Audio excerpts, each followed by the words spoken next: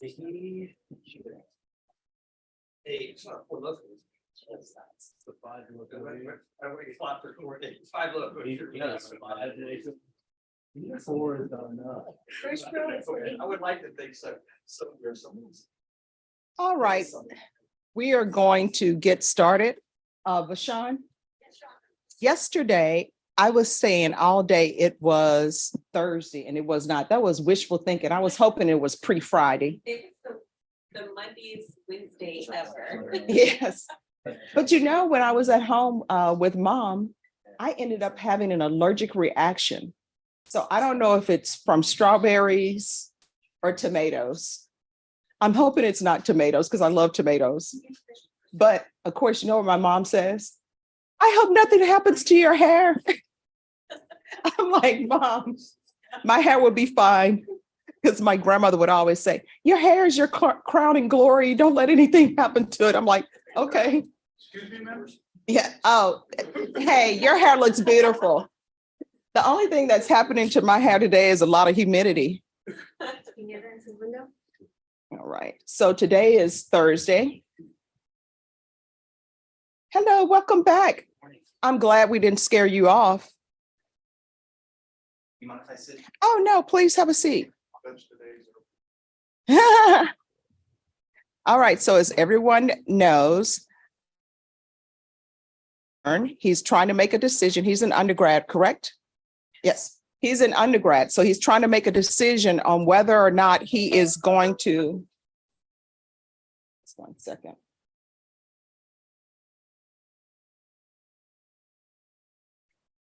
All right. I'm sorry, you all. You know, when mom calls, you got to answer.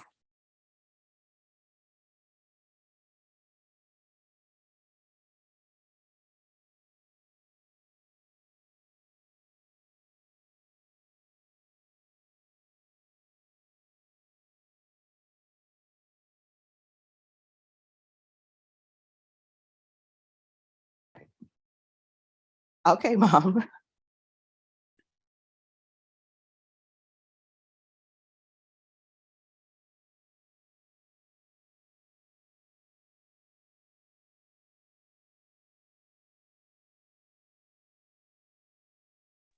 You know, that's my mom. And you know why she was calling?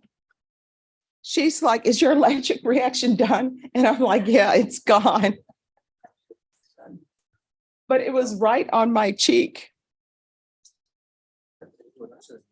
All right, so everyone, this is the intern. So attorneys, please share advice with him and let him know what you do and let him know whether or not you like it and what's the best thing about your job and the worst thing about your job. When I teach at UTSA and have people come, I always have them tell the students, what's the worst thing about your job? What's the best thing about your job? So they can really know if this is an occupation they want to go into before they end up with the equivalent of a mortgage for loans. All right, everyone, I'm going to call the docket. Please let me know that you are here. If you don't answer, then I'm going to assume you're not here and a warrant may be issued for your arrest. In custody, we have Kent Sturgis, Jose Coronado, Atalano Carrillo, Stephen Salinas, Blas Casimiro, Rafael Anthony Soto, Antonio Casablanca. Thank you. Thank you. Candace Cox. In custody, we have Patrick Sanchez, Jose Sanchez, Dominique Nicholson, Wilbert Villa, Jose Romero, Wesley James Crawford, Michael Herrera, Mario Pineda. Your Honor, they're present on the scene. Okay, just give me a moment. Gracie Segunda. Okay.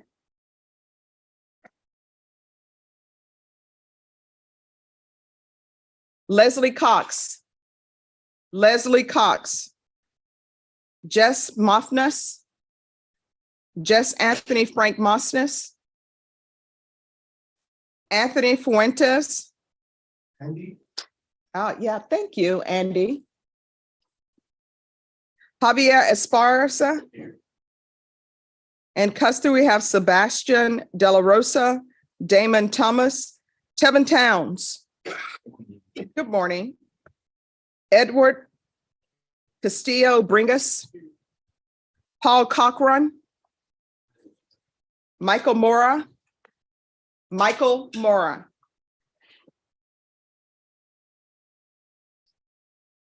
In custody, we have Adias Hernandez Rivas, Marco Marino, Orlando Cuevas, Rodolfo, how do you pronounce that last name? Aceves. Thank you. Jason Wilson.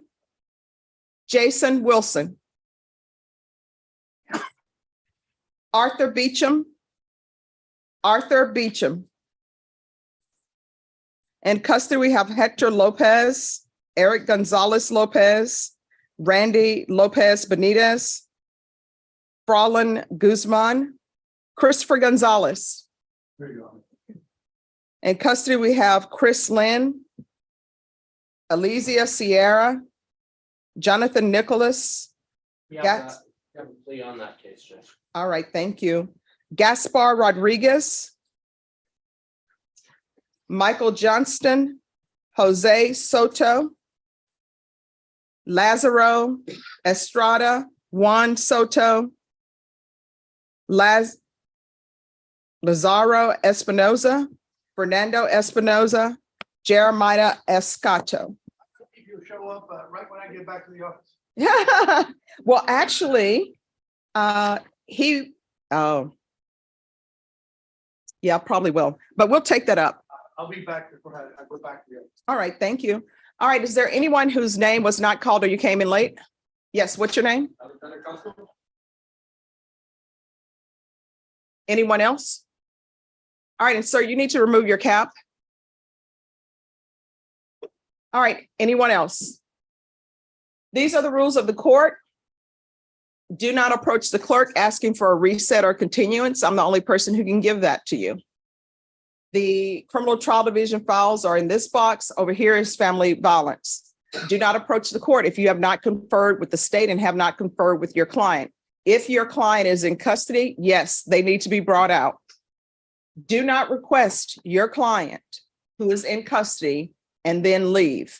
Because of security reasons, the deputies are only allowed to bring out so many inmates. And if you ask for your client to be brought out and he's brought out and you're not here, in the words of my mom, you're being selfish, because that means another attorney cannot have their client brought out.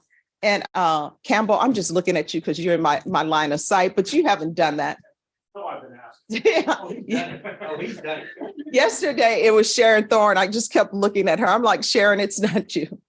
If your client is more comfortable speaking in another language, when we call an interpreter, do not leave, because we have a limited number of interpreters and they're only here for 5 minutes or so. Then they have to go to another courtroom. Does everybody understand the rules? The other thing, when we are on the record, please, if you are in the box, do not talk behind the court reporter. How do you know we're on the record? Because I will call the style of the case. All you have to do if you're talking to the court, if you're talking to your client when I call the case, just ask the deputies to have your client move to that end. They're very accommodating with that. Number one, the other thing, Vashon, can you raise your hand? Please do not congregate with your back to Vashon, because if she's sitting down and your back is to her, guess what she's looking at? I'm trying to get her some doors so that can be a true office for her. And please do not go over there and move her papers around and rearrange things to make it more comfortable for yourself, because that's considered her office in the courtroom. Just think about it if somebody were to come to your office and move things around. And she's going to let me know what attorneys do that. And if attorneys do that, I am going to make it my business to come to your office. I'm just going to walk in and start rearranging things on your desk and sitting on your desk. And I'm going to bring her with me. We may have lunch in your office. So today is Thursday, or as we call it here, pre-Friday. Let's be nice to each other. Let's be kind and considerate. Everyone, please confer.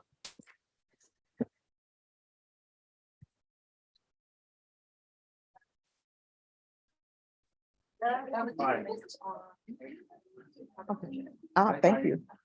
Oh, and can you do me a favor? There are cases, this attorney, he says two of his clients are by Zoom today. But, they just showed in. Okay, all right, got it. Thank you.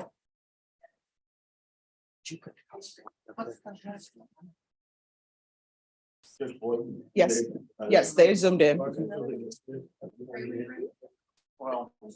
ready to let you know what happened. Where's your client? Mental health hospital. Okay, You didn't call her, but it's on my document. okay, sure.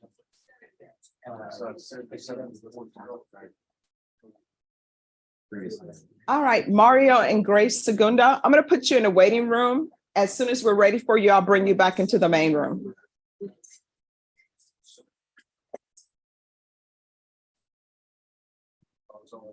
What did I do now? No, you were in my line of vision. Usually it would be me looking at Robert. Oh, well, yeah, but why would you invite me?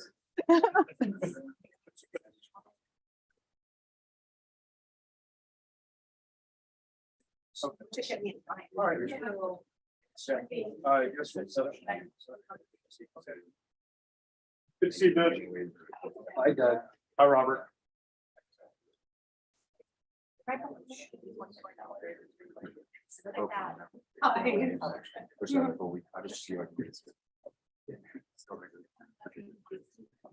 And Robert, have you spoken to the intern? Hello. Yes. Robert, how are you doing? Yes. Robert's son was just licensed. He works for you now. Mm. Yeah.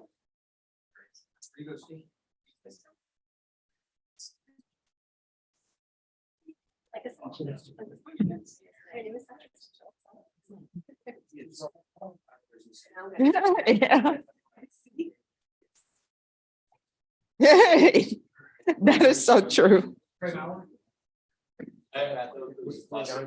Oh, yes. Yeah, he was at live shows. He did that live stuff. Yeah, he did for a bit, now he's doing. Okay. Nice to meet you. Hey, Karen. What's your last name? Karen? Yeah. He was part of the. No, it's the guy who's standing there. No, I'm good friends with Oscar Kazin and. Oh, okay. Yeah. Oh, yes, if you can give it to me. Thank you. All right, and if you have any questions about anything, just let me know, okay?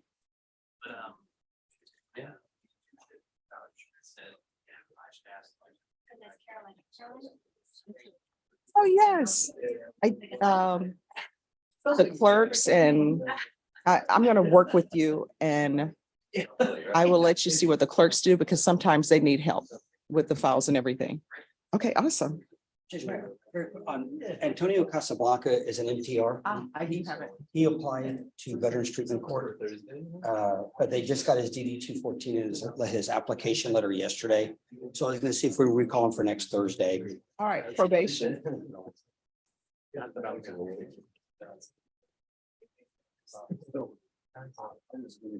All right, I do see on July 6th that there was on this Casablanca thing, it was for him to be interviewed for VTC.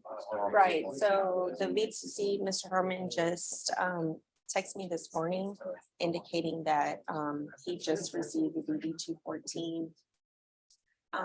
The documentation he was given before was not adequate, so he just received the DD 214. He said it's gonna take about a week to a week and a half to get him screened. All right, so we'll know by a week and a half. Yes. Okay, let me look at the calendar. Not the 20th, but if we're not gonna do anything, if we can come maybe the 18th or 19th, just so we can make sure he's been approved. Okay. All right, where's Mr. Casablanca? Antonio.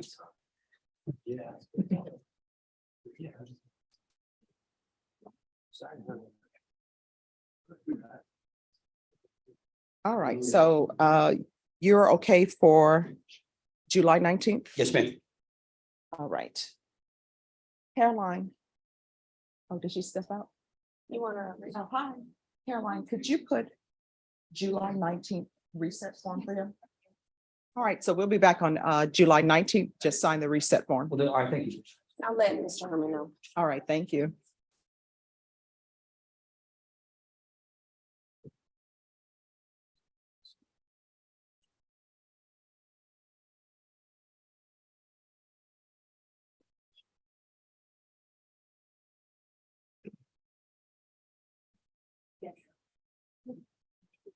Castro, Alexander? Yes. Okay, thank you.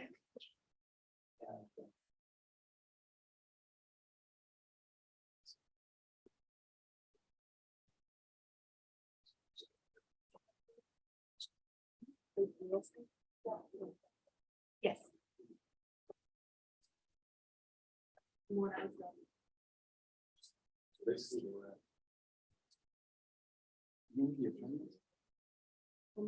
Yeah.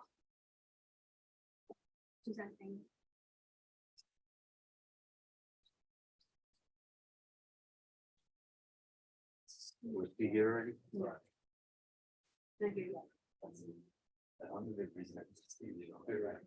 Not yet. We had to think about the rule. This is Carolina. Good morning, Carolina. Thank you, ma'am.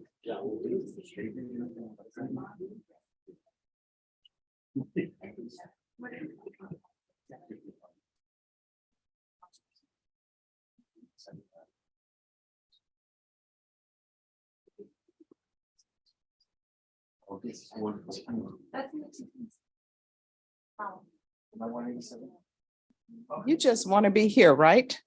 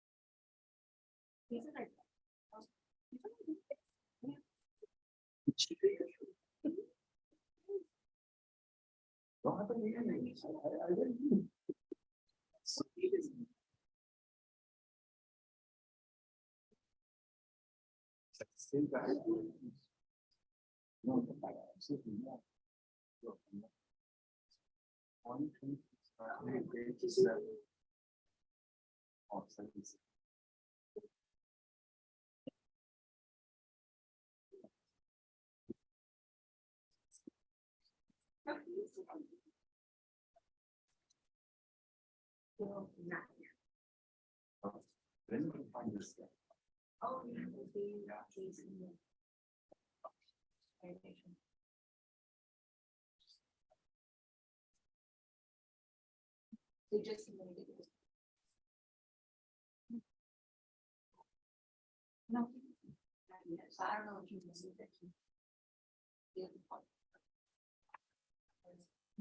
Well, let me see, he's gotta be.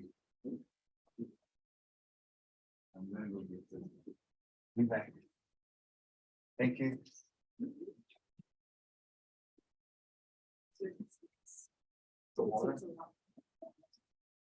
Carolyn, that's coming in printer. That's for me. So. Yes. Wait. Okay.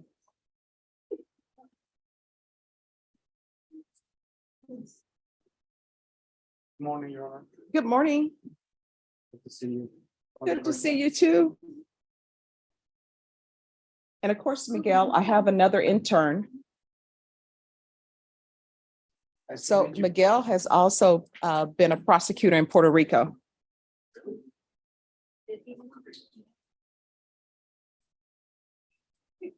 All right, the person who's here on Caballero.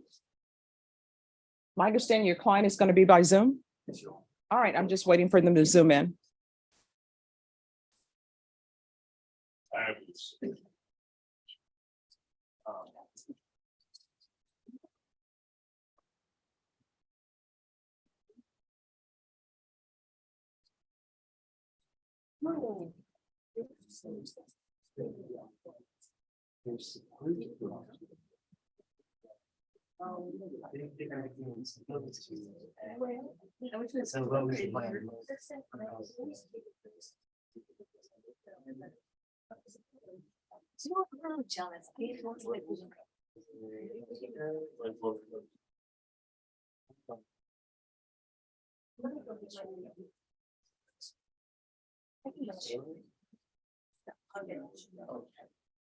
We're gonna find out if there should be.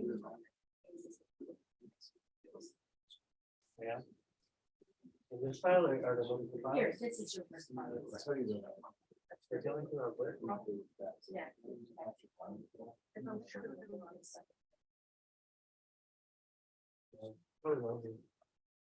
I can't read it.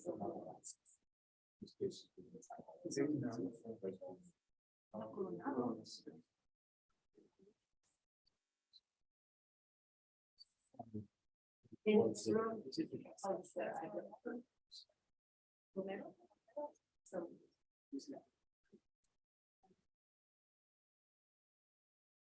I think they may have two. Caroline may could tell you that. Caroline, could you-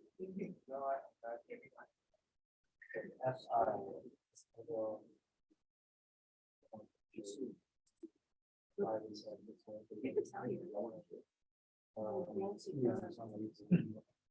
So there we go. I think. Yeah, but one of them is from a place out there. Sam's house. Yeah. I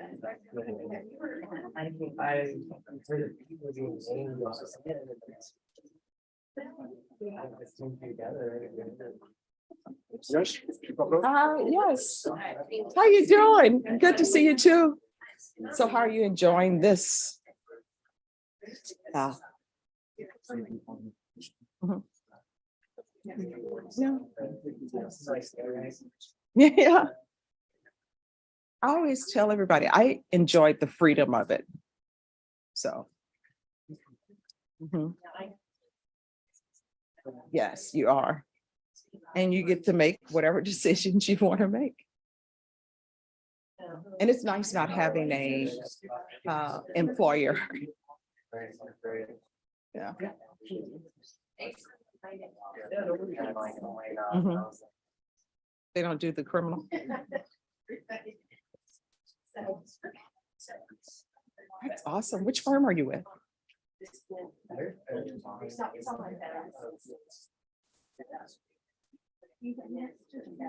Oh, that is awesome. Okay. That's awesome. Oh, well, you're going to be starting the new division then, the criminal law division. That's always nice. Oh my gosh, that looks so beautiful.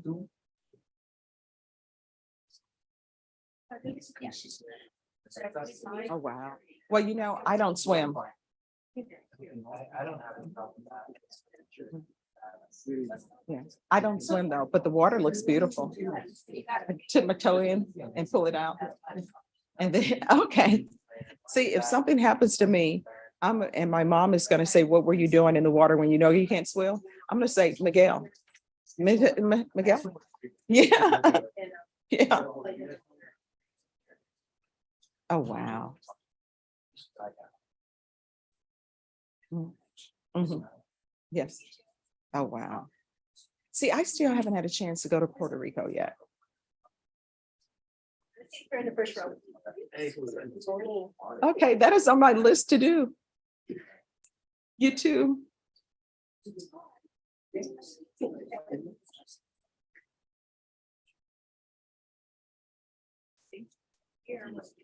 They're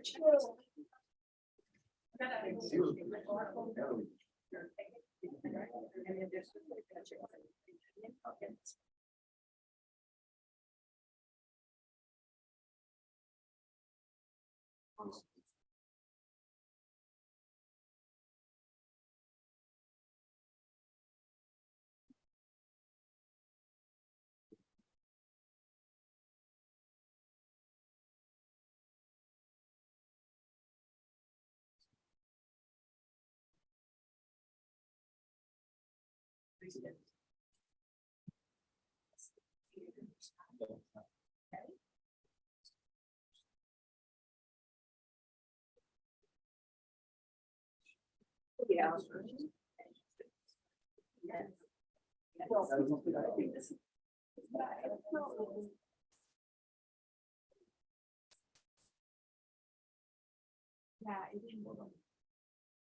I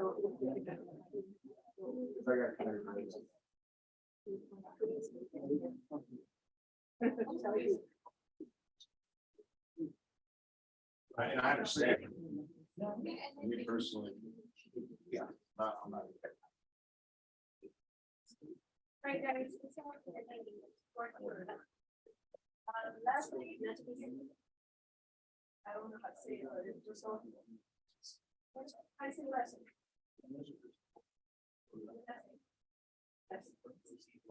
Oh.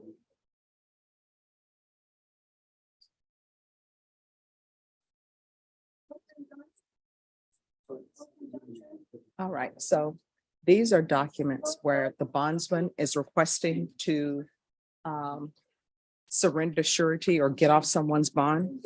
And usually the bondsmans will issue that when a defendant is not abiding by their rules. So the court has rules, but the bondsman has their rules for their contract. So that's completely separate from the court. But sometimes bondsmen will say, you have to call in once a week, or you need to come into the office once a week. And when defendants don't do that, then the bondsman will want to get off their bond because they think that means that they're not going to show up for court. So let's say someone has a bond that's $100,000.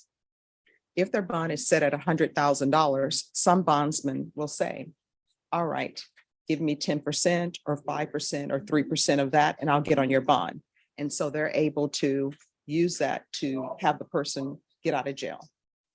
And if a bondsman is making a bond for $100,000, they have to have some sort of collateral to back that up. So you just can't write a bond for $100,000 and you don't have a property that's worth that much or something to show that you'll be able to make that bond. So, yes. No, not to the court. There's a whole section in the code about what the bondsman must abide by. So you just have to have a record for it. For example, if a bondsman were to make $100,000 bond, they wouldn't come to me and say, here's my property that shows I have 100,000. That's a completely separate division. All right.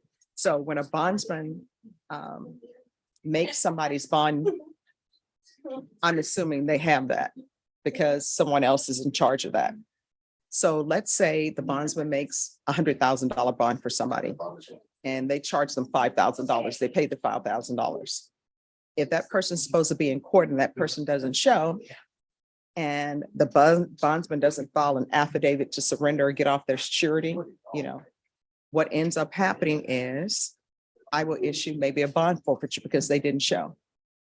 And usually when bond forfeitures are issued, that means that the bondsman usually has about a week to get their client in and ask the judge, maybe, hey, here he is now. Can you recall it? Because even though that person may have paid the bondsman $5,000 or $10,000, if the bond is forfeited, that bondsman is on the hook for the full $100,000. We once had when I was a defense attorney, there was an attorney who made $1 million bond for his client. When I first started practicing, attorneys didn't do bonds really. You either were going to be an attorney or you're going to be the bondsman. And so this attorney made $1 million bond for a client. And it was all over the courthouse because courthouse is like high school, that the attorney was on the hook for $1 million. And his client left and went to Mexico. And he had to find him and get him back here. Otherwise, he was going to be on the hook for $1 million. Yes. Yes. And yes. And bondsman, being a bondsman, it's sort of like gambling a little bit because you're hoping, hey, my client, the person I'm a bondsman for, they just paid me $5,000. Ooh, great. I got $5,000. Hopefully that person shows up to court, because if that person doesn't show up to court, we may be on the hook for $50,000. So it's gambling in the sense that you're hoping that that person is going to show up on time. Now, sometimes some bondsmen will have people as a collateral. They want their client to put up some property for collateral. So sometimes it's a car, you turn over the title. Sometimes it's a home. When I was a defense attorney, I would always tell parents, look, don't sign over your home, because if he doesn't show, this bondsman is going to take your house and there's going to be a lien on your house. So don't do that. but that would happen a lot. So.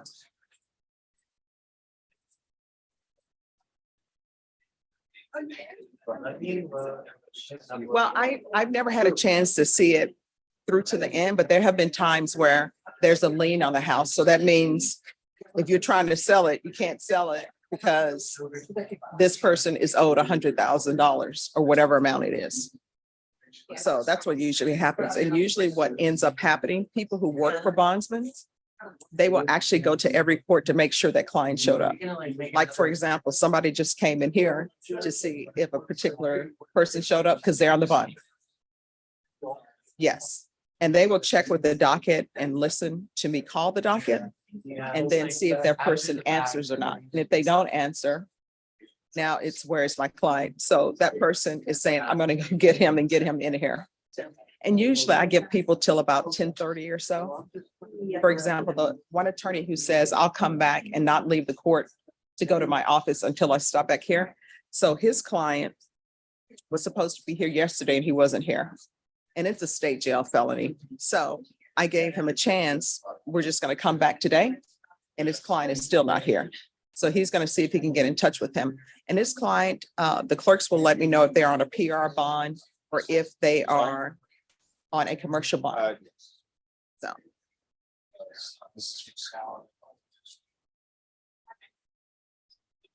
Oh, no.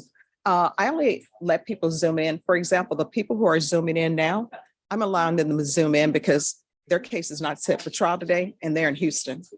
When people are out of state or out of town, unless we're in jury trial and you need to be here for a jury trial, I'll allow them to appear by Zoom because to me, it makes no sense to make somebody get in a car, burn up gas, come down here for a reset and you're coming out of county. Now, if you live in Bexar County or surrounding county, you need to be here because this is court. But I do make allowances for attorneys' clients who are out of state or out of San Antonio, and sometimes for defense attorneys who are not in state, because sometimes there may be trying a case in another county as well.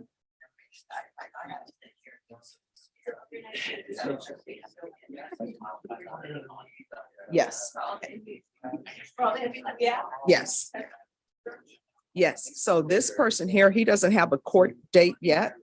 So the bondsman, because they haven't been in contact, he hasn't been in contact with the bonds, and the bondsman's like, he's not going to show, let me not be on the hook for whatever amount this is. And the other thing they have to do when they want to get off the bond, if the person has an attorney, they have to notify the attorney. So you can notify the attorney by email or fax. So. Good morning. I made the judge. All right, who's here on Gracie Segundo and Mario Pineda? Your Honor, I'm here on behalf of Javier Oliva, or with Javier Oliva, rather. I believe he's the attorney on record. Yes, he is. Judge. No, they're in Houston. All right. So where are we with the medical records? So those should have been dropped off at the court floor. I can double check. I think they had to get redacted, so it was just going through everything. All right, so has that been done? We received some of them, and then they were uploaded, and then I think they were taken back so that they could be redacted, some of them. And I could do that right away, Judge. Sorry. Okay, no problem. All right, Norma. And Judge, one more thing. We just need about a week really to make sure that we can get in contact with two witnesses. They've been traveling, so we've never really been able to establish a place for them to zoom in and, you know, go over things with us. But next week, apparently, they're going to be in a place for about a month. So they're going to be somewhere stationary where we're going to be able to actually get them on Zoom. All right. So Ms. Ferguson, on these cases, set this for mid-August. For another compliance, right? No, this is going to be state, you are going to have to confer off docket. So the state is going to give you an offer.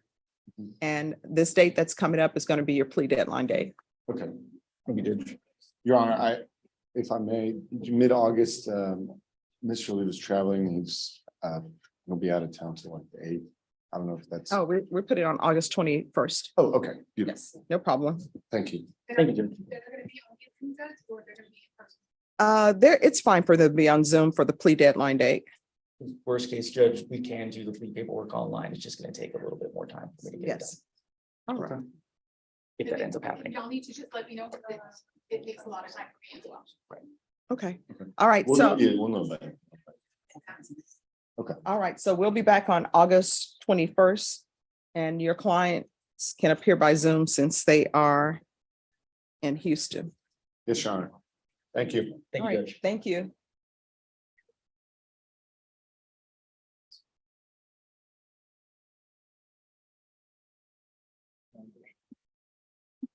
Jordan, how's it going?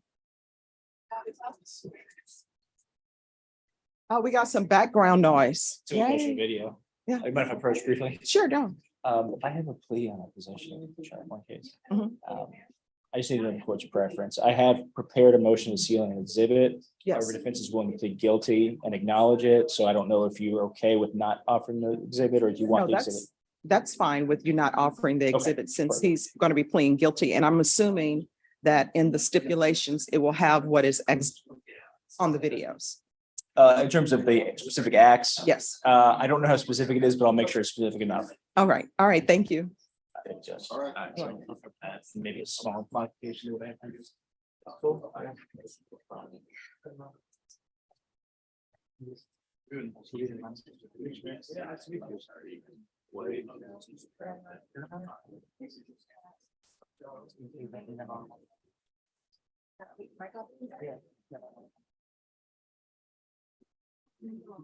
And are you already on Caballero? Who's the attorney on Caballero? Can you let him know when he comes back? His clients have not zoomed in.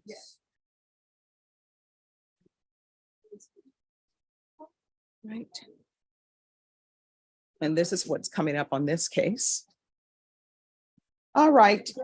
Who's here on Michael Mora? Judge, I am Sam.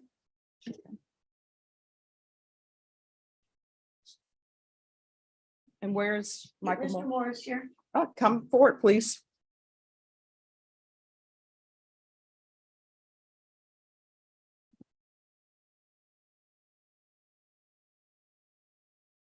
Hello, Mr. Mora. Oh. All right, the first thing we're here on is a violation report. And so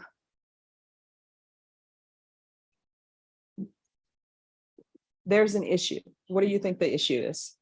No problem. Yes. So they are trying to help you, but they're saying that you're not showing up. Can't help you if you don't show up. No, it's still reporting, because I got to report to like 4 different places. Mhm. At the same time, I enrolled in classes, I got the classes already enrolled. I'm just waiting for my time. Ms. Ferguson, Yes, ma'am. can you see if you can have Angelica Sosa, the pretrial service officer, zoom in?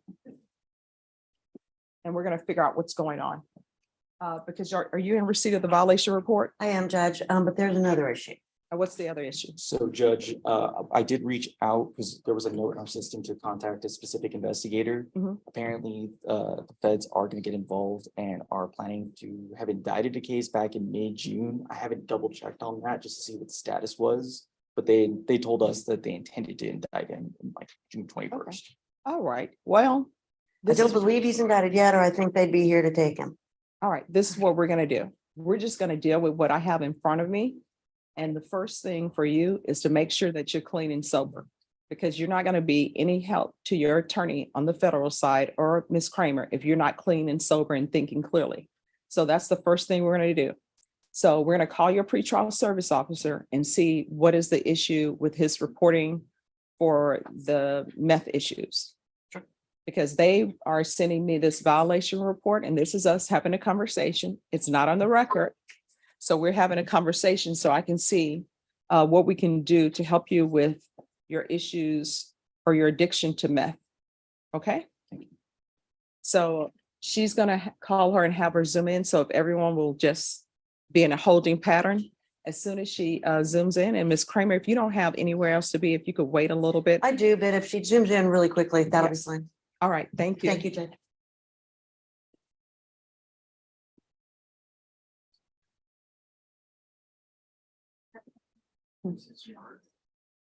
Yes.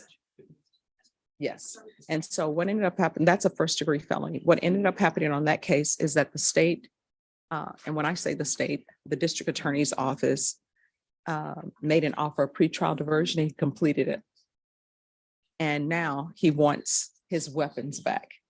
And there are a lot of weapons. And so I had them leave to do research. And I did, of course, I did my own research as well to see whether or not he's entitled to the weapons back. And whether I think he should have his weapons back or not, the whole issue is whether or not legally I'm supposed to get them back. So that's where we are.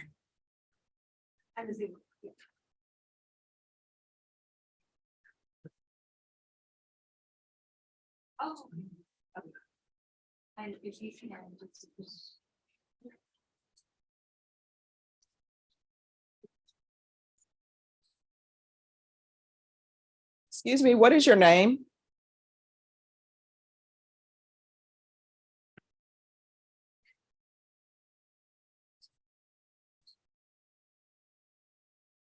Is this your client? All right. Sir, you need to have a seat somewhere. Could I see that, please? All right, we're going to go on the record. Court is calling 2019 CR 10379, State of Texas versus Christopher Caballero. Can I have parties announced for the record for the state? Hank Wilkins for the state, Your Honor. Defense? Reuben Villa for Mr. Caballero. And are you Christopher Caballero? You need to unmute.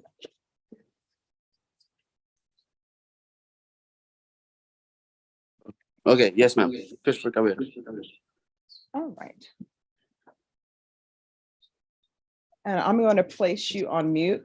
Your client is appearing by Zoom. Any objection from the state? No objection, Your Honor. And defense, I'm assuming you have no objection. No objection, Your Honor. And Mr. Caballero, if you could unmute again, please. Okay. Can you raise your right hand for me, please? Do you solemnly swear or affirm the testimony you give will be the truth and nothing but the truth, so help you God? Yes. You can lower your hand, state your name for the record. Christopher Ryan Caballero. All right. Do you have any objections to appearing by Zoom? No. All right. And you understand that you do have the opportunity to appear in person in court? Correct. All right. Thank you. All right. We are here for a motion to return of seized property. And the property that the defendant is asking be returned is a loaded Springfield Armory XD 9mm handgun with 1 magazine and 12 live rounds. A Saiga SAIGA 7.69mm rifle with 1 magazine and 10 live rounds. And those are the weapons that you're asking to be returned, counsel? Yes, Your Honor. And you're not asking for the magazine to be returned, are you? Not the live ammo, but the magazine and the weapon. So you're not asking for any of the live rounds? No, Your Honor. All right, we previously had a hearing on this and I asked everyone to review any case law because I don't think your client should have these weapons back, but I know what the law is. And of course I will always follow the law. I think it's odd that someone has a drug case and now he's concerned about some weapons. And I don't even think these weapons are antiques or some weapon that you can't find everywhere. Is it just the expense? Why does he want these weapons back? Yes, Your Honor, just because he did purchase them legally under his name and they are his property. They're relatively valuable, probably around $2,500. So that's a substantial amount of money for him. Your Honor, I believe, was there some case law you had? Yes. So I believe the defense has some case law that he cited in his motion. I was unable to find any case law that says that to cite to bring before the court today. It is our policy to oppose these types of request to get weapons back, Judge. And there was a version of the defense motion that requested the weapons be returned to defense counsel rather than the defendant himself. So we would request, if you were gonna order the weapons be returned, that they be returned to defense counsel rather than the defendant, Judge. Do you want them returned to you? Your Honor, if that's what the court wants, as long as the court allows for us to then return them to him. No, I mean, it's just either yes or no. Do you want the weapons returned to you or do you want them returned to your client? To my client, Your Honor. All right, so the court has reviewed case law. And under Article 18.19 about seized weapons, if you all want to review it and look at it, it says, weapons seized in connection with an offense involving the use of a weapon or an offense under Penal Code, Chapter 46, shall be held by law enforcement agency making the seizure subject to the following provisions.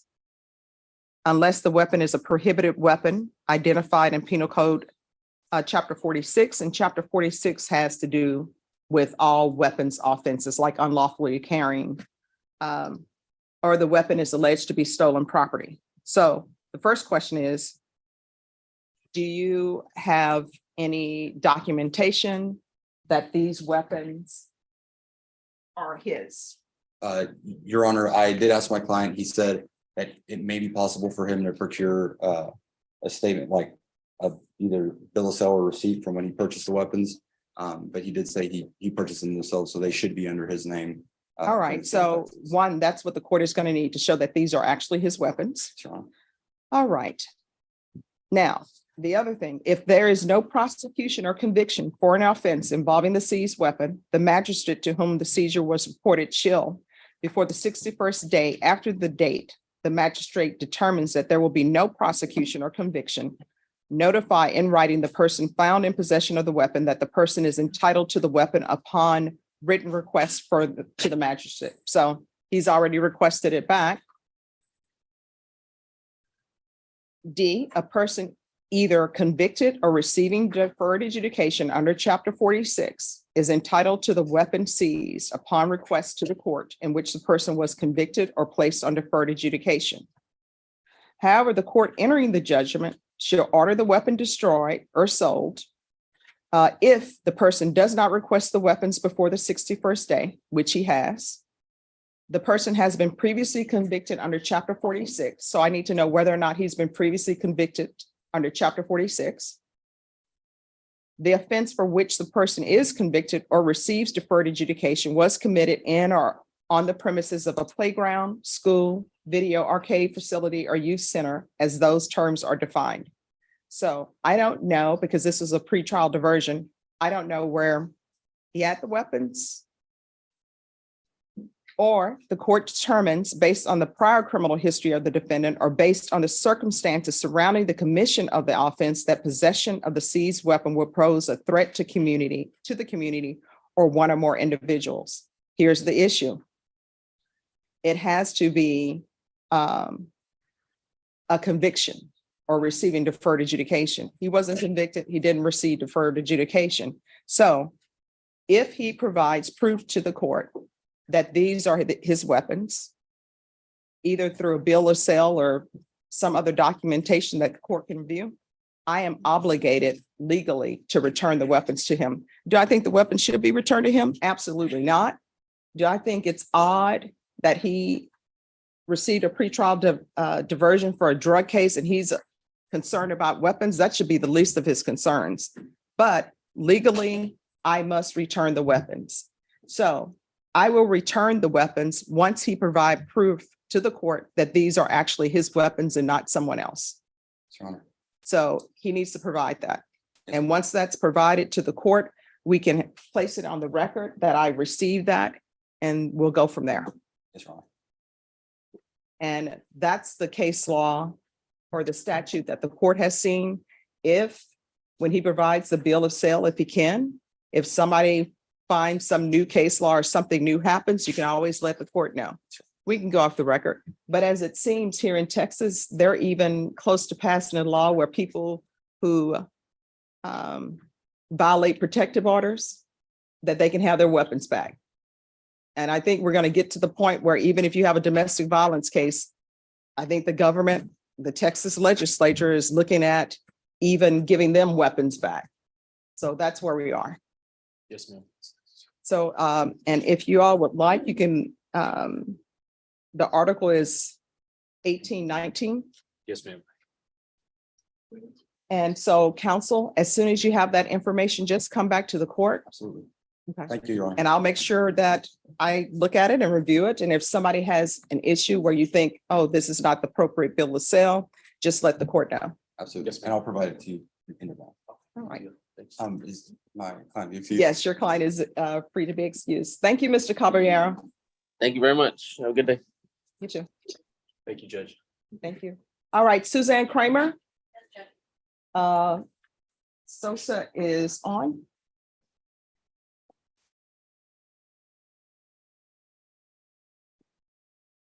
And Mr. Mora.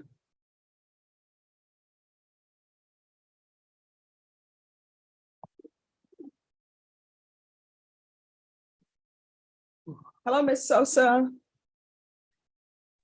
Good morning. Good morning. Thank you for popping in. I love pretrial service. You all just pop in when the bat signal goes out. This is Michael Mora. Were you able to pull up information on him? Yes. All right. So I received the violation report for testing positive for methamphetamine. Both the state's attorney and the defense have informed me that this may end up being a federal case, but Okay. I want to make sure that he's clean and sober. So he's informed me that he's already signed up for whatever he needs to sign up to help with his drug addiction. Has that happened or no? I have not received any paperwork from him nor the counselor or whoever he went to get the assessment done. I know I sent him to either Escada or Lifetime and told him to choose which one, but I have not received usually if it's Lifetime. All right, everyone, please whisper. Yes. If it was Lifetime will usually send me the assessment when it's complete. Or Escada, usually the defendant would have to provide proof that they enrolled into Escada. But I have not received any documentation whether he's in class or not. All right. So Judge, if I may, he Yes. just told me that he did email, I don't know who, Miss Sosa, proof of enrollment. all right, who are you enrolled with? Wow. It's a class, it's for the Zoom class, it's a 1-day class. It's on the. Oh, no, 12th. you need more than one day. And then I have an assessment with, what is it, outpatient? And on the 19th. All right, what classes, that one class is not going to be enough for you. That's the class that they told me that was on the paperwork. That's the class they told me to. All right, which class is he talking about? That's one class. The 1-day. So he has to do the 1-day behavioral health orientation, but then Okay. Lifetime, the outpatient treatment, Lifetime recovery, it's usually a 30-day to 45-day program and it's 3 classes a week. So again, I don't know what he enrolled into because I have not received any documentation. I did receive an email from him this morning stating that he enrolled, but that was it. All right, so you need more than an email. I mean, No. I mean, when I say more than an email, you just can't send them an email and say I enrolled. You've got to send them documentation. All right, so if you enroll with Lifetime, just sending them an email saying I enrolled in Lifetime, that's not good enough. You need to actually send them the documentation from Lifetime. So are you with Lifetime or not? Yes. All right, so this is what I'm going to do. Ms. Kramer, I'm going to give him 3 days. And he needs to provide proof to his pretrial services officer that he is enrolled with Lifetime Recovery. So let me see here. And I don't want you to throw up your hands just because you've heard that the federal government is going to be picking up cases. You still need to be clean and sober. Because the last thing you want to happen is you're using drugs, you get a bad batch, you end up ODing and your attorney hears about you on the news. Do you have any children? Who do you have in your life that's supporting you? Me and my girlfriend. All right, so your girlfriend doesn't want to read about you being found somewhere, you understand? All right, so I'm going to give you I'll give you till Wednesday. All right, so he needs to have this information to you by Wednesday. And that's July 12th.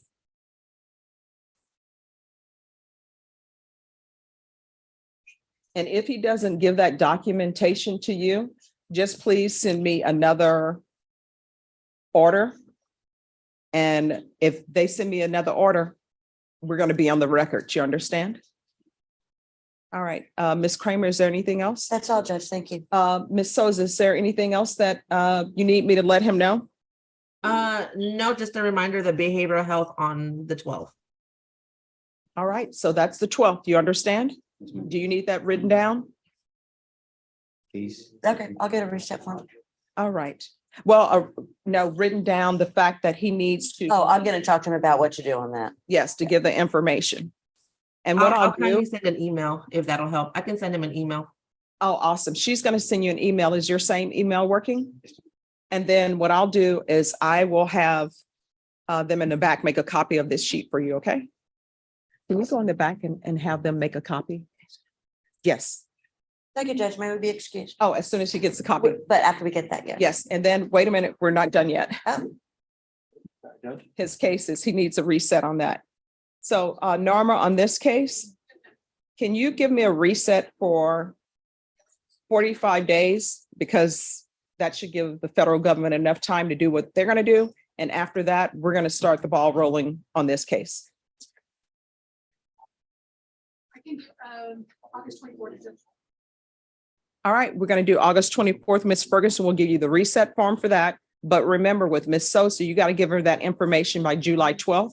And she's going to send you an email and they're going to make a copy of that form for you in the back. Okay. All right. Is there anything else you need help with? All right. It's probably best for you to start doing NA or AA classes. They're all around the city. You can do one a day. Is your girlfriend using as well? She's trying to get me off. All right. Well, maybe she needs to go to classes for, what is it? Al-Anon. Yes. Okay. All right. Good Okay. luck. Thank you, Judge. All right. Am I good to go, Judge?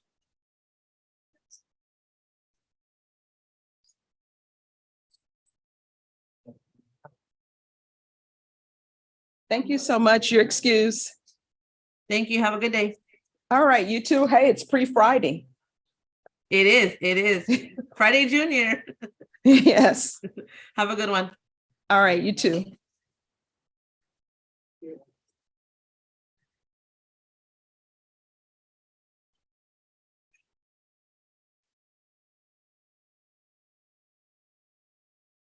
Thank you.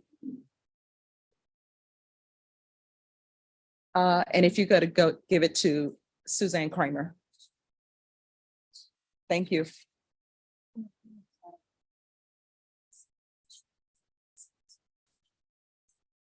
All right, we're going to take up Leslie Cox and then we'll do Kent Sturgis. Leslie Cox. Who's present, right, Judge? Oh, wait a minute. This is Kimberly Burley's daughter. Hi. Judge Burley's daughter, I should say. All right, so where are we on this case? You have all the discovery? I don't, Judge. There, it's the Live Oak PD case. I have that discovery. And I have all the okay. discovery. So some videos were sent to the DA's office. Those are going to be uploaded today. Mhm. I'll need some time, of course, to get those, review those, et cetera. It's our first setting. We do have an offer. We have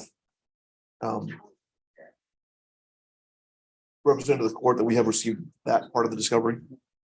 Okay. All right, Ms. Ferguson. On Leslie Cox, can you give them a 30-day reset for discovery?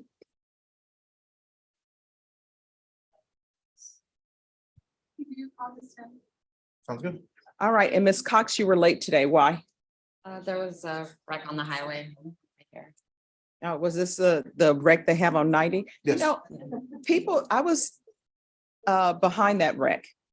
So that's why I always tell people you need to leave early to anticipate this thing. And everybody thinks they're going to get $1 million. So nobody wants to move it to the shoulder. So everybody, accidents, move them to the shoulder. People can tell you were hit behind by your bumper. So, all right, so we'll see you then. You're welcome. Just sign the reset form, then you're excused.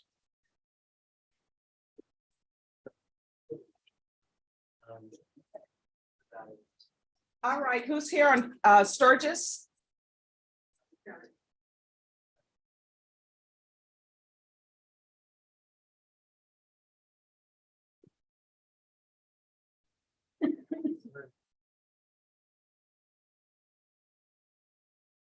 All right, State, before we go on the record, have you had a chance to review the PSI report?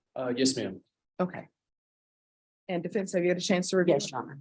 All right, court is calling 2023 CR 3132, State of Texas versus Kent Mitchell Sturgis. Can our parties announce for the record for the state, Hank Wilkins for the state, Your Honor. for the Sure. defense? Cheryl Patterson for the defense. And are you Mr. Sturgis? All right, you entered a plea of no contest on May 22nd to the offense of possession of a controlled substance, penalty group 1, 4 grams to 200 grams. According to the plea bargaining agreement, punishments be assessed at 7 years in the prison, and the state is silent on your application. Have both parties had a chance to review the PSI report, state? Yes, Your Honor. Defense? Yes, Your Honor. Any objections to the PSI report, state? No, Your Honor. Defense? No. All right, the state is silent. Defense, do you have any witnesses? No, Your Honor. I would like to ask Mr. Sturgis a few questions, please. All right, can you raise your right hand? Do you solemnly swear or affirm the testimony you give will be the truth and nothing but the truth, so help you God? Yes, ma'am. All right, you can lower your hand, state your name for the record. Ken Sturgis. All right, defense? Mr. Sturgis, in the PSI, they are recommending some sort of treatment, inpatient or outpatient. Would it benefit you if you were to be allowed to go to drug court? Yeah, no, I have a problem, so I like to do something. Outpatient, drug court would be great. Okay. All right, I'm sorry, you're gonna have to speak up so the court reporter can hear. Do you have a place that you can live while you're going through this treatment? Yes, ma'am, I do.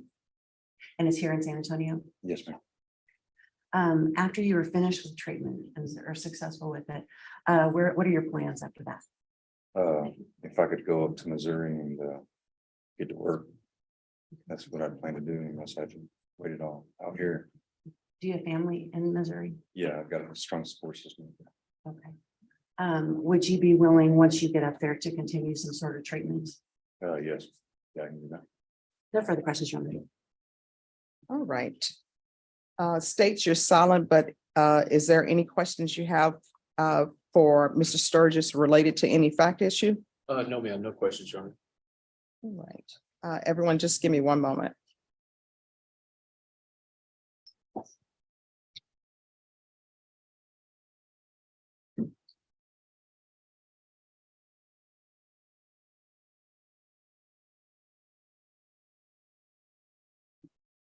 All right, so Mr. Sturgis, how long have you been using drugs?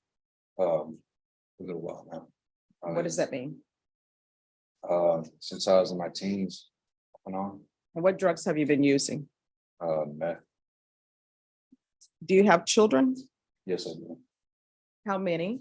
I've got 3 boys and a daughter, What are their ages? 15, 12, and 10, and I got a 2-year-old girl And who do they reside with? with her mom. Okay, same mother? I've got 3 different baby moms.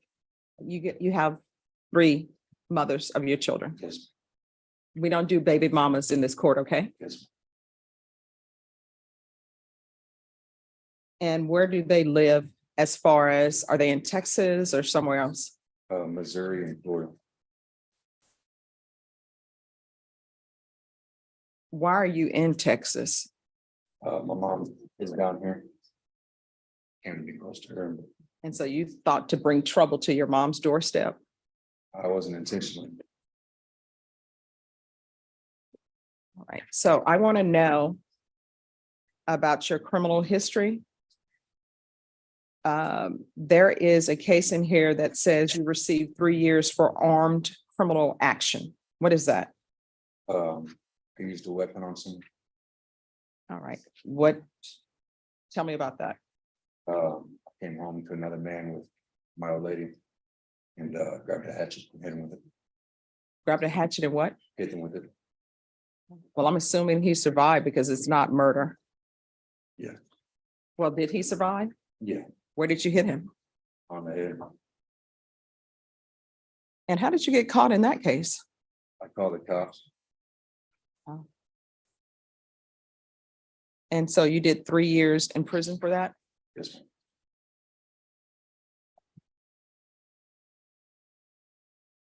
Okay. And do you want drug treatment? Yes, ma'am. And that armed criminal action case, what state was that out of? Missouri? Yes, ma'am.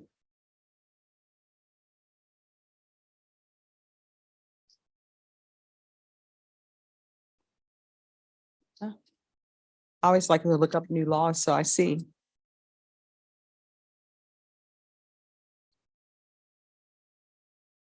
Okay. Any other questions for your client? No. All right, I always review everything before sentencing.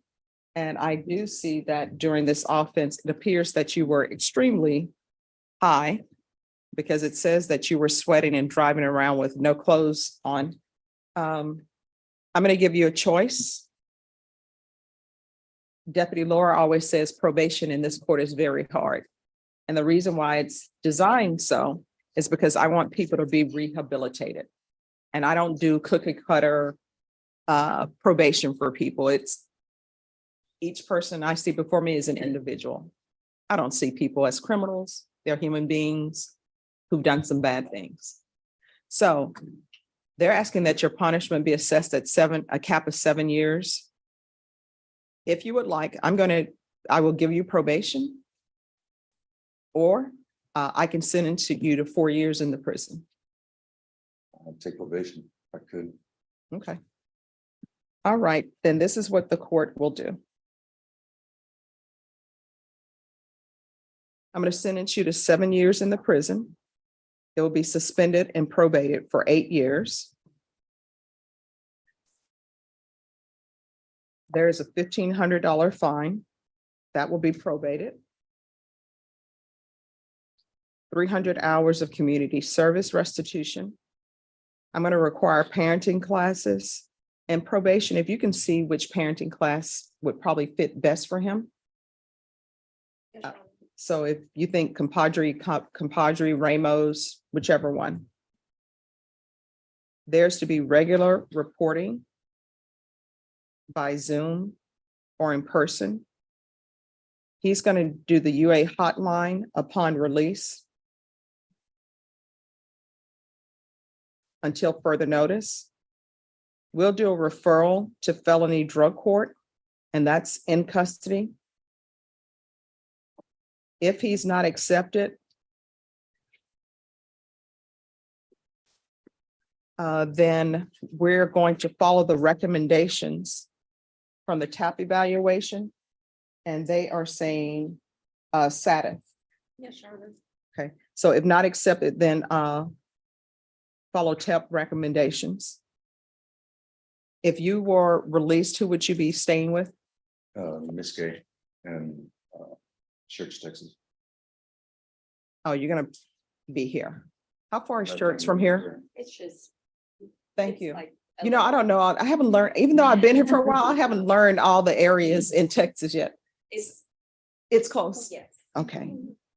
But Sean, you know, when I first came to Texas and I was trying to find St. Mary's University, my mom was driving, and it was such a long drive from Louisiana because we went through Houston and we never should have done that. It would say, there would be a sign that says, "You are leaving San Antonio."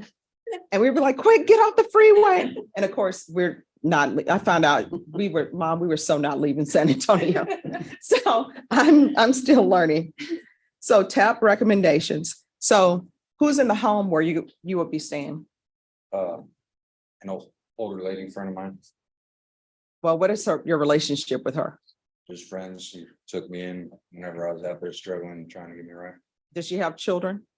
Yeah, she has a son, Age? my age. Oh, He's 36. She has a 36-year-old. When are grown people going to get their own place instead of living with their mom? At some point, kick people out of the nest. So when is she planning on kicking him out of the nest? Now she has 2 grown people living in her house. All right, check on that location to see if it's appropriate. And I'm going to want field visits 1 time per month until further notice. Proof of employment within 30 days of release. There's to be no employment as a home health care provider or with minors. Actually, I'm going to give him 45 days because his criminal history is such, it's going to be a little bit difficult for him. So 45 days upon release. Ms. Abrams, is there anything else he needs? Your Honor, in regards to his community service hours, are you going to give him any credit for his parenting class? Yes. So once he completes parenting classes, he will be done. Yes, Your Honor. And nothing else on my end. All right, is there anything you need from the court to be successful on this probation? All right, any mental health issues or anything like that with you? All right, I'm going to show you what's entitled Trial Court Certification of Defendant's Rights to Appeal. Did you review that with your attorney? Did you understand it and did you sign it? Yes, ma'am. Because this is a plea bargain agreement, because I followed your plea bargain agreement and because you waived your right to appeals, you do not have the court's permission to appeal. Because this is a felony conviction, you're not allowed to own or possess any weapons or ammunition. If you have a question over what a weapon or ammunition is, you'll need to speak to an attorney. Do you understand? All right, we can go off the record. Good luck to you. You're gonna have to do better. If you don't do better, you're looking at 7 years in prison. So from here on out, everything you do, you need to ask yourself, is this something that could result in me going to prison for 7 years? If the answer is yes, don't do it. If the answer is maybe, don't do it. And that lady who decided to take you in and now she will have you, a grown person, and her grown son live in the house, make her life easy. Don't bring drama to her doorstep. Don't be fighting over what people get to watch on television. Mow the lawn, do something to help her to earn your keep. You understand? Yes, ma'am. All right, good luck to you. Thank you. Thank you. Who's here on Jeremiah Escada Martinez? May we approach? Yes. Yes, sure. We travel or lack thereof. Yes. Yes, Your Honor. This young man is been recommended for pretrial diversion. This is my 4th trip here attempting to get that done. He typically arrived with in company of a big brother, big sister volunteer. In fact, she's the one who paid for his lift to come here today. He doesn't own a bicycle. He works at night at Burger King. Apparently, I talked to my staff and they tell me that his volunteer for pretrial this morning, but nothing has been submitted. All right, so let me ask you something, Mr. Escada Martinez. Sir. How old are you? 19, All right, so you have a big brother or big sister? so. All right, so I understand that, and I understand people need help, but you're gonna have to take the VIA bus maybe. Are you able to do that? Yes, ma'am. All right, so sometimes you have to do that because this is important, because I was this close to issuing a bond forfeiture, which means you would be in the Bexar County Jail. You understand? When you have a court date, you have to show up for that court date. And I know you knew about this court date and you had a reset form. You understand? No, Your Honor, please. But I understand though. All right, you're gonna get a reset form today. You need to fill out the paperwork for pretrial diversion. If you don't fill it out, and if it's not given to them today, when you come back here the next time, I'm not doing that. This case is gonna move for a jury trial. You understand? Yes, Your Honor. Is there anything that you do not understand? Any of my instructions? No. All right, so Ms. Ferguson, can I give me a date for pretrial diversion? Yes, ma'am. I can do August 14th. All right, so you're going to get a reset form for August 14th. That means you need to be here on August 14th at 9 a.m. If you are taking the VIA bus, You just need to make arrangements and see what the bus routes run. 3 mile walk, he can walk. Wouldn't Yeah. take that long. Yeah, I understand. I used to walk. Believe it or not, I used to walk every day to the Bexar County Jail because I didn't have a vehicle, and I would see my clients walk. There was a bondsman who had a Coke machine, and I would grab a soda from him because it would be so hot. And I would take the VIA bus. And for people who are afraid to be on the bus because, oh my gosh, I don't know if I'm going to get on the right route or not. You know, my mom would always tell me, she's like, Stephanie, when you get on the bus, ask the bus driver, does this go here? They'll tell you and say, no, you need bus number 23 or whatever. So you just have to ask, okay? And what I can tell you is, if you're running late, if you can get the 90 bus, which is the Babcock bus, that's the bus that goes on the freeway. It'll get you downtown quickly. If you want to do a leisurely ride, maybe you have some lunch or you're eating breakfast, take the 92. That's the Frederick Burke's bus, and you'll get to see a lot of people. If you get on the Looper, you're in trouble because that Looper is exactly what it says. I made a mistake and got on the 551 time, and it's the Looper. It will take you all the way to the bases. And I just sat back and enjoyed the scenery. I'm like, oh, well, here I am. But yeah, so you can do that, okay? All right, Ms. Ferguson, if you give him his reset form. Wait right there. Thank you, Your Honor. You're welcome. Wait right there. Thank you. Yes, sure.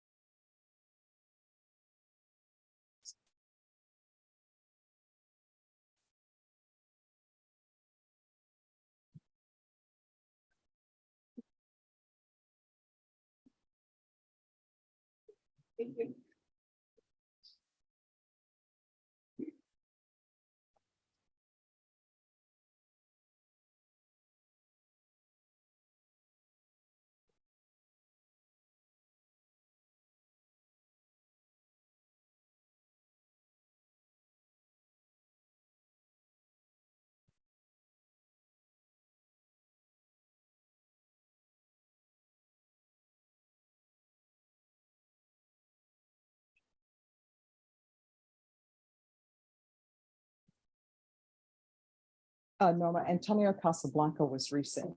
Yeah, I got that. Okay, thanks.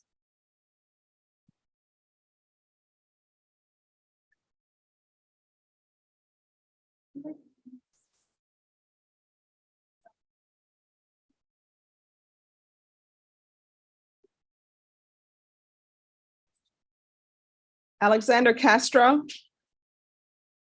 All right, thank you.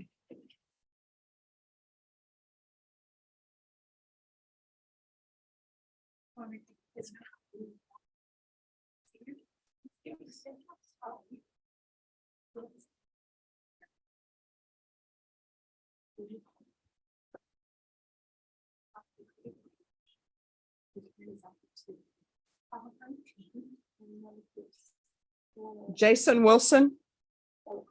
Jason Wilson.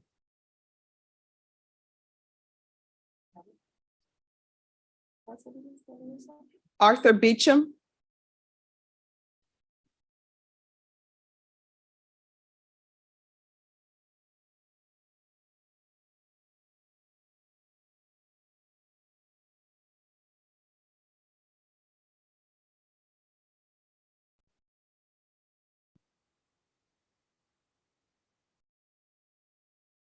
Deputy Laura, I got off track with my water intake, so I'm back on it.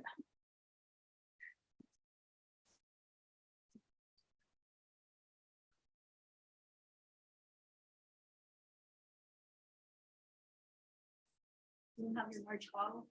Yeah. Hey, it's behind.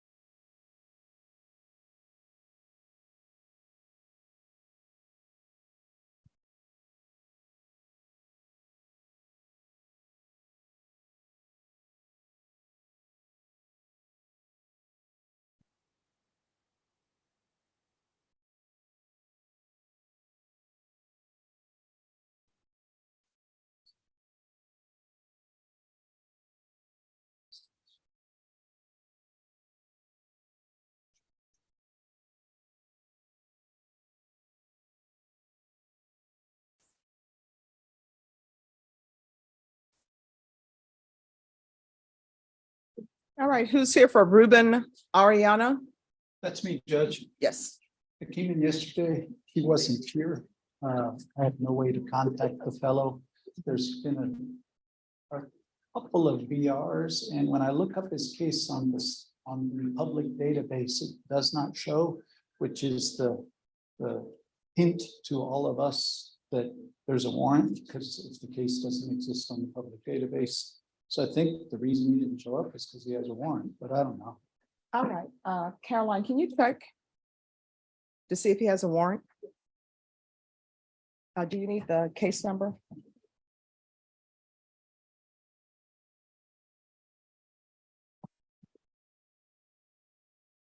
No.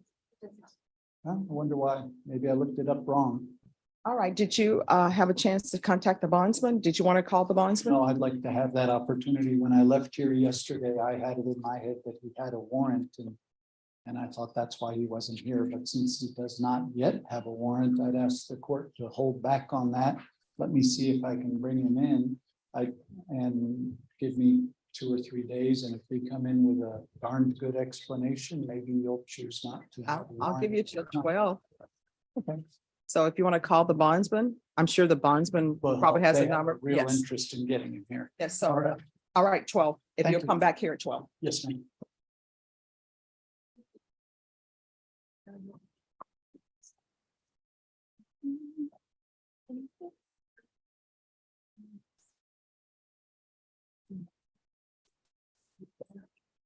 And sometimes we're just waiting for attorneys to show because they have a lot of cases. So they have about maybe 8 courts to be in. Yes. Oh, they're moving through all different courts. Yes. And then sometimes they're on the civil side.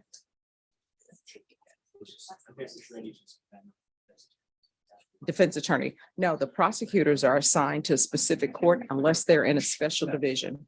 For example, Jordan Brown, who came down, he's in a specific division. So he goes to different cases, different courts, but everybody else, they're usually assigned to a specific court. Yes.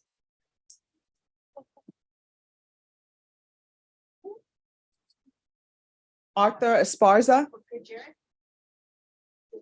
I'm sorry, Javier Esparza.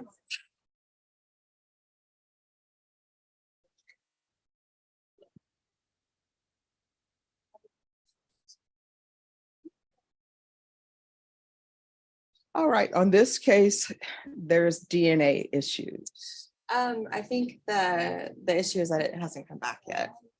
And I was just calling, I was in the back calling multiple people, and I still don't have a firm answer, but from what I can tell, it has not been returned. So when are they anticipating? Where is it in the lineup? It was submitted March 3rd. So March or April? March. Okay. March 3rd. Okay. I did get confirmation of that. The analyst who's handling it is apparently on vacation right now. So hopefully I can get a firmer answer, but I can't give the court an exact. Well, people need response. their vacation so they can do it correctly. I would agree with that, Your Honor, and I desperately need one. I forgot my iPad this morning, hence I'm just standing Oh, here. you're just standing here. So, That's okay. I- You have it up there. That's what everybody's telling me, so we'll fake it. But the lab is not DPS, so that makes me think that might be quicker. All right. So it's a lab. There's someone at the door who wants to come in, Yeah. but I guess he doesn't want to knock. Ms. Ferguson, can you reset this for September? It should be in by then. It should be here by then. Yeah, hopefully it'll be here by then, and of course I'll get my e-discovery notice and I'll bring in, well, I'll confer with Brittany off docket and see if we can get more answers before court. All right.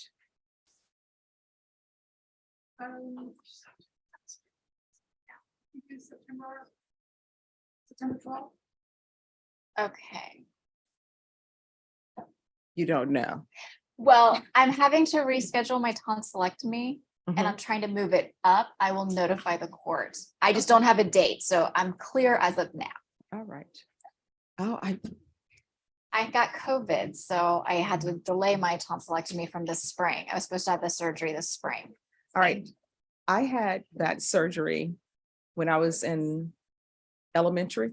Okay, then we can't talk, but okay. But let me just tell you what happened. So I needed it done. And I don't know if my mom really needed it done or not. I'm pretty sure she did, but you know what she did? She scheduled hers the same time as mine was scheduled. So we were actually in the room together. And that whole thing about eating ice cream, it doesn't work. It's very painful. So my mom was pretending as though it wasn't painful. So she's talking. I tried to talk and just no. I started, but it helped me with spelling because I started writing everything down. So I will come and talk to you, because if your mother had it as an adult, I've done my research and have learned that the recoveries are very different between children and adults. Well, you just have to pretend as though there's a child next to you and you've got to pretend like it doesn't hurt, but I'm sure it was painful. But you just got to pretend, oh, Stephanie Boyd as a child is next to me in this bed. So I got to pretend like it's okay. Let's eat. I would not eat anything. The Jell-O, no. When they say, oh, you get all the reason a child should worry whenever somebody says, you can have all the ice cream you want from this surgery. That's because they know you can't. To swallow hurts. It was just very painful. And you're just like, My mom has lots of funny, I was 8 when I had mine out, and apparently I woke up from anesthesia, I was saying, Mommy, I'm dying. oh my gosh. And then Yeah, I was I mad feel because they don't let you eat ice cream because the dairy will make Yeah, mucus or something, Mucus, so yeah. I had a bunch of orange yogurt. Yeah, It's my memory. you guys are making me feel a lot better. No, it's going to be painful. I mean, but I'm each okay time with- you get ready to complain or you don't want to talk because it's too painful, just imagine It's a the child. elementary school age Stephanie next to you and you're trying to make her think it's okay. See, my thing, I'm okay with pain. I'm not a baby when it comes to pain. I'm fine with the pain. It's the not eating part of it that's really scaring me, because that's a whole nother level of, The whole swallowing, that's just off the table. yeah, that's what I mean. Like there's no way to get around eating food and taking in protein and nutrients without At swallowing. least I think as an adult, you can probably have more like lidocaine or something. Maybe that's what it is, but they Don't still do it. say, Just do it no. old school. My mom did it No old school. pain. You can too. We shall see. We All shall see. right. But I'm calling the doctor today to find out. So Okay. I'll let the court know. if I You have to change come it. back and let us know how it was. Well, I'll be back eventually. Knock on wood. Like, that's the ultimate goal. I'm coming Yes. back. When you come back though, let us know how it was. So excited. All right, Ms. Ferguson, we'll give you a reset Okay, form. go ahead and have state for the record. Tevin Towns. Thank you. Present. Yes. Where- that's where I was with the phone. So I'll go back and grab it. Hello. And counsel, you're on this side and your client's in the Yes, middle. ma'am. All right, so where are we? We were set in May 15th and I brought you all Back in July, so you had the whole month of June, and Yes, it was CPS records and a video of the complainant statement. yes, Your Honor. CPS records, it's been determined they do not exist. Okay, So that question has been answered, Your Honor. and the complainant statement. I don't remember still receiving anything in regards to the complainant statement, Your Honor. Oh, let me see here. I think the complainant was in court last time, Your Honor, and provided information to the state. But it's supposed to be a video I of the believe that complainant is, statement. I believe that's correct, Your Honor. All videos in the state's possession are uploaded to e-discovery, Your Honor. I can't speak to whether that video in particular is on there, but All right, let's see.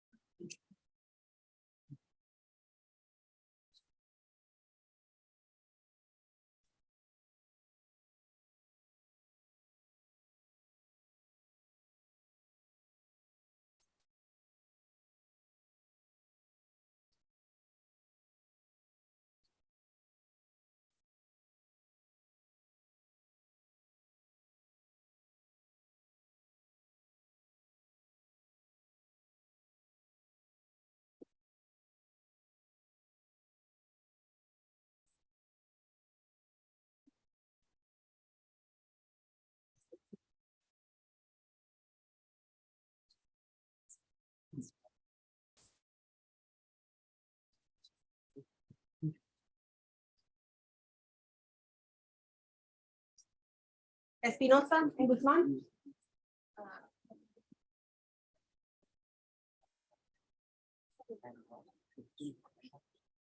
All right, we're gonna see if we have the statement.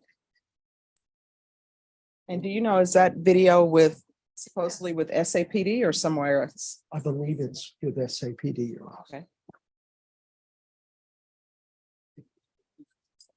In addition, Your Honor, just educate the court, an offer has been made. Okay. We have countered that offer. They are going to try to determine if that is something that they are willing to do, if it's within their power to do. All right.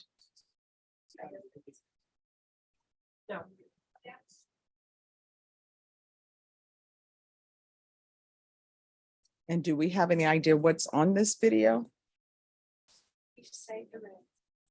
The only thing I know, Judge, is in the written report, it states that there was a video made with, concerning. I mean, I can say, Your Honor, there's over 20 videos that have been uploaded. I can pull them all off e-discovery and we can go through them one by one and see if I don't know if you want me to do that right now with the court here or. Ms. Just one second. Ms. Ferguson, this case, can we recall it for the week of July 24th? Will you be here, counsel? If you could give me an opportunity to check very quickly, Your Honor. That will give you all 2 weeks for this video. I will be available on that date, Judge. All right, the week of the 24th, Ms. Ferguson? All right, so July 24th. That's for the state to have the video, and it's also the plea deadline date. Of course, if the state doesn't have the video, then your plea deadline date will be extended because I know you need to see that. Okay. So July 24th will be your plea deadline date if you've received the video. And you all need to confer off Docket for him to give you the video. I will do that, Your Honor, but I appreciate the court's time, Judge. All right, is there anything else that's needed? Nothing at this time, Your Honor. All right, once you sign the reset form, you and your client are excused. Thank you very much, Your Honor. You're welcome.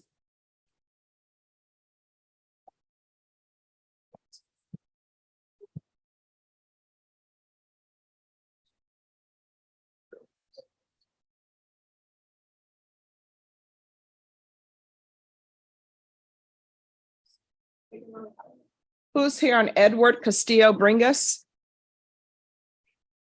I am, Your Honor.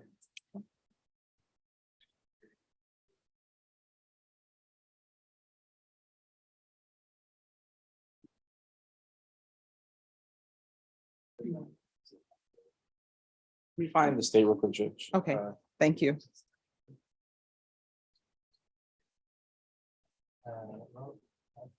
All right, good morning. You want to have a seat? He's trying to find the prosecutors on this case. Sure. So PTD is a pretrial diversion program that they have. So what happens in pretrial diversion is, let's say you were to have a criminal charge, maybe a drug case, and usually I see them a lot in drug cases.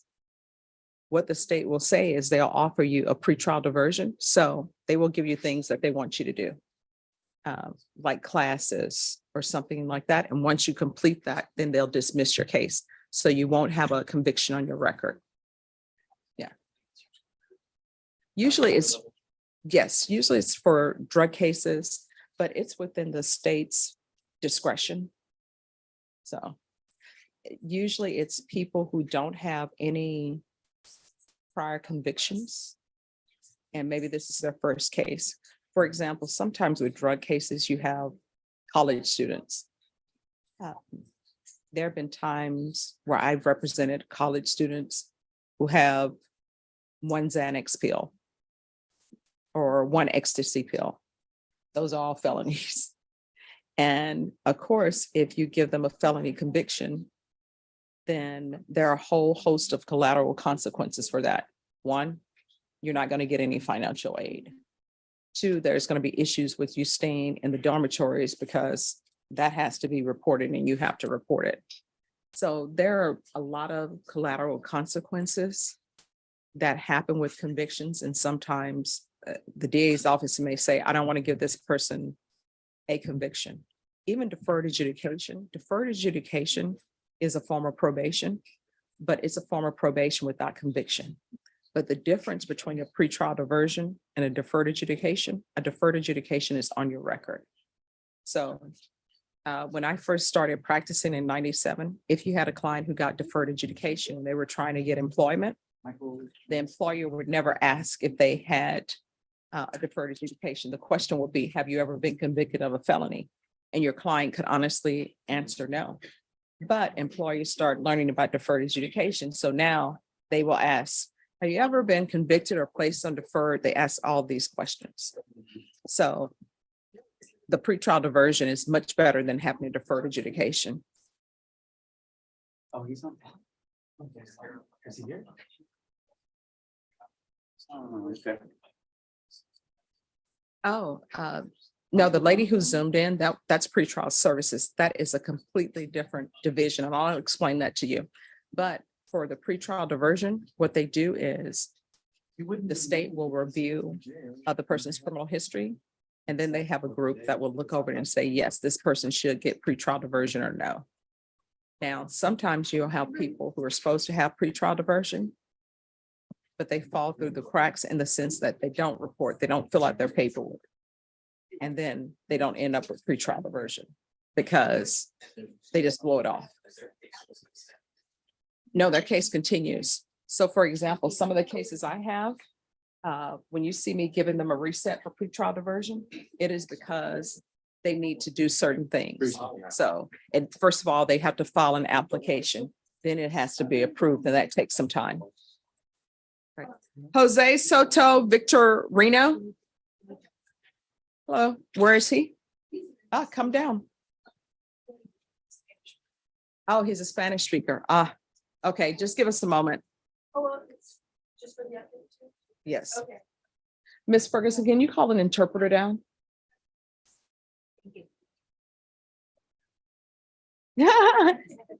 Richard Garcia. I'm going to tell my mom you said that. You know, I was supposed to be in Louisiana, so French is my thing. You know, a year ago, we were in Barcelona. Yes. Oh my gosh. You know, that's popped up on my feed. They had some of the best shrimp and the best mussels. I have to go back to Barcelona.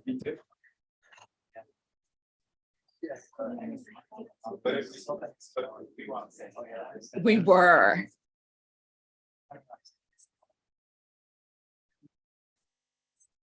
All right, could I see Paul Cochran? Yes, Judge. All right, where's your client? He's right here. Paul.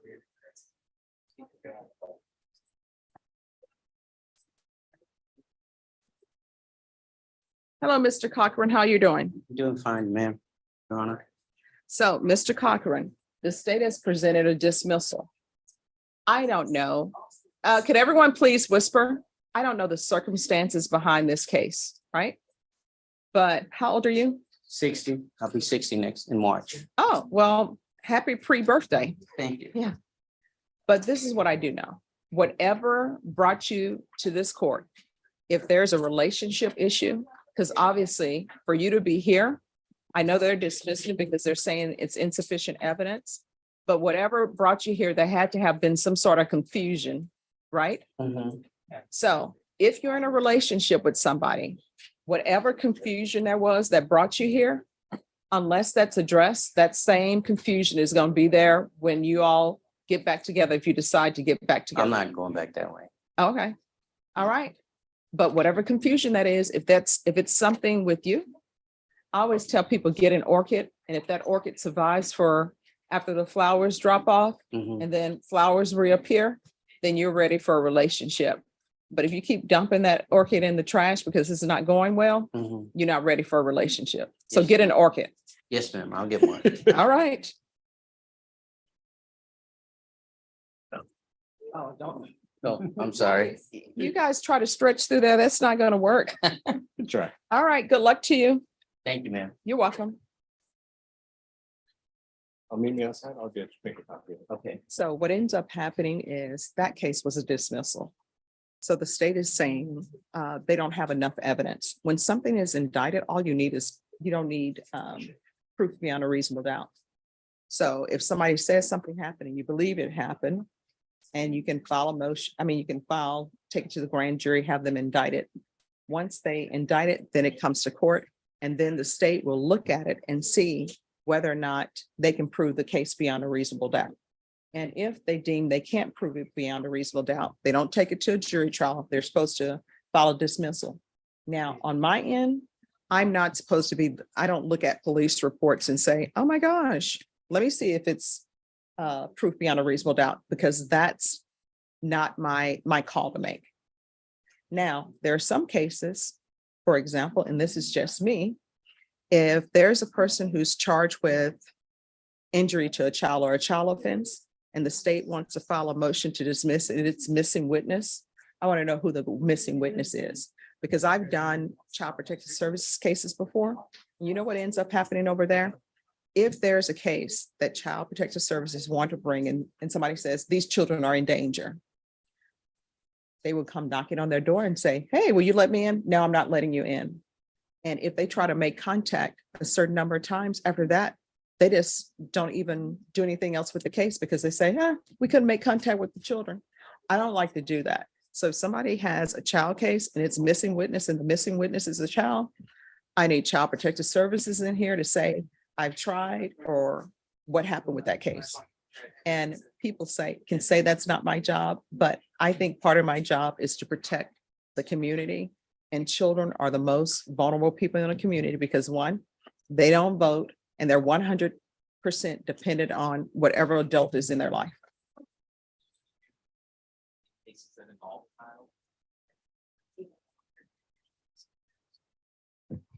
It depends. For example, I've had people come to court and they're high. And when I say high, meth, marijuana, opiates, everything. And then they tell me, oh, I'm going to go pick my children up from school. I'm like, somebody please call CPS. And so we had someone come in before and CPS came in and talked to them and they wanted the help. They got the help. CPS got in contact with the children, because the last thing I want happening on my watch is because I didn't do something, a child dies. My mom always reminds me all the time when she was growing up, there was a case where a mother was high on drugs and she thought her child was a pig and put the child in the oven with an apple in its mouth and killed the child. I don't want that on my watch. So. Yeah. Here's the fun thing about this case. Mhm. It was actually indicted. Didn't have any kind of shame. Yes.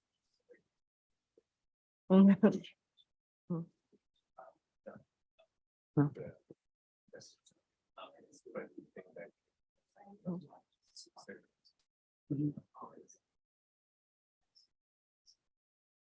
So,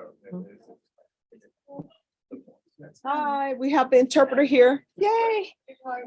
Good morning. It's always great to see you. I know it's going to be a good day when you come down. Oh, you're gonna make me cry. I feel exactly the same way. Oh, thank you.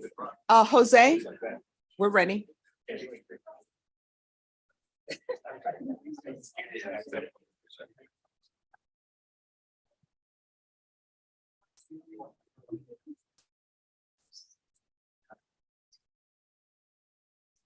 I'm loving the colors today. Thank you. The pastels. The pastels are great. You know, I always believe that there's a specific color that is somebody's color. You know, you just pop when you wear it. That's your color. Thank you. Well, All I'll right. take note of that. You're I think this is welcome. the only thing I have in this color. Hey, now you need to get more. Right. I always think when people look great, you need to tell them they look great. You know, people have a great day. Thank you. All right, so let me ask you, could everyone please whisper? On this case, is he a citizen or no? He is not. All right, so do you have an immigration attorney or no? No, he does not. He does have an ICE hold. He understands that probably despite any result in this case, he will be transferred to ICE custody, and he would like to just ask for voluntary departure to Mexico, his home country. He doesn't have any intention of like pursuing an immigration case or anything like that to try to remain here. Okay, all right, even though that's the case, I still want him to have an immigration attorney unless you're going to do the immigration work to let him know what will happen in these cases. Okay, I am not going to do the immigration work. I can reach out to he's court appointed. I can Yes. reach out to the MAC office to see if they have the resource to do that. Oh, they do. So we'll make sure that he has an immigration attorney. Okay, perfect. Now, the last time we were here on May 1st, we were to come back on June 29th, then we reset it because I wasn't here. Yes, sir. And it's to see whether the feds are picking this up or not. My understanding is no, Judge, from what I've at least been taking a look at the case, no one's made it apparent to me that that was gonna happen. All right. So counsel, do you have all the discovery? We have lots of discovery, Your Honor. And Judge, that's kind of what we were gonna talk about specifically in this case. So we have about a box full of discovery specifically related to this case. And it's taken quite a bit of time to even get through a good chunk of that. Okay. And so specifically, I'm trying to look at the discovery in regards to this defendant and his involvement. Okay. So what I want to make sure that we do is I don't want him to get picked up because sometimes the federal government does what they want to do and then we'll just have this case out here. So how long do you think it will take you all to work through that or? A couple weeks, not an excessive amount of time, 2 to 3 weeks, just because I really just need the time just to have a chance to sit through and look through everything. All right. So Ms. Ferguson, on this case, one, if we can make sure that Mac knows he needs an immigration attorney, see if they can bring somebody down now.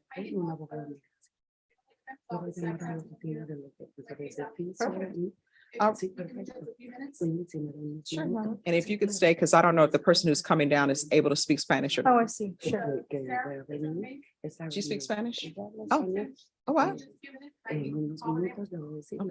So, and then can I get 30-day reset for discovery? And if you all have it sooner than then and you want to come back, just have Ms. Ferguson and she'll put it on the docket. Okay, perfect. All right, August 30th. Mr. Soto, is there anything else you need? Any questions? No. All right, thank you. Thank you, Your Honor. Thank you. It's all good seeing you. Thanks for coming down. It's my pleasure. All You right. made my day. May I be Oh, excused, thank you. Your Honor? Yes, have a great one. Thank you, you too.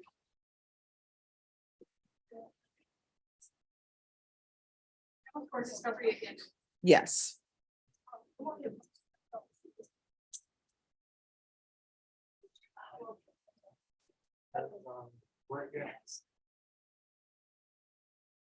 All right, whenever you all are ready on bring us, let me know. Yes. All right, the party's on Blas Casimiro.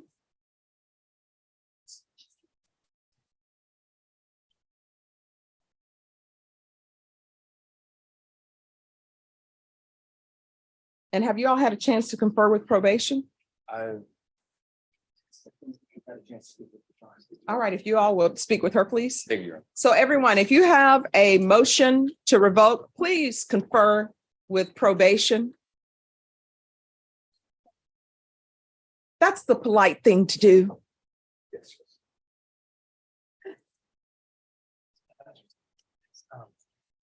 And the people on Stephen Salinas, did you confer with probation? We have to. Yes, Your Honor. Ah, thank you.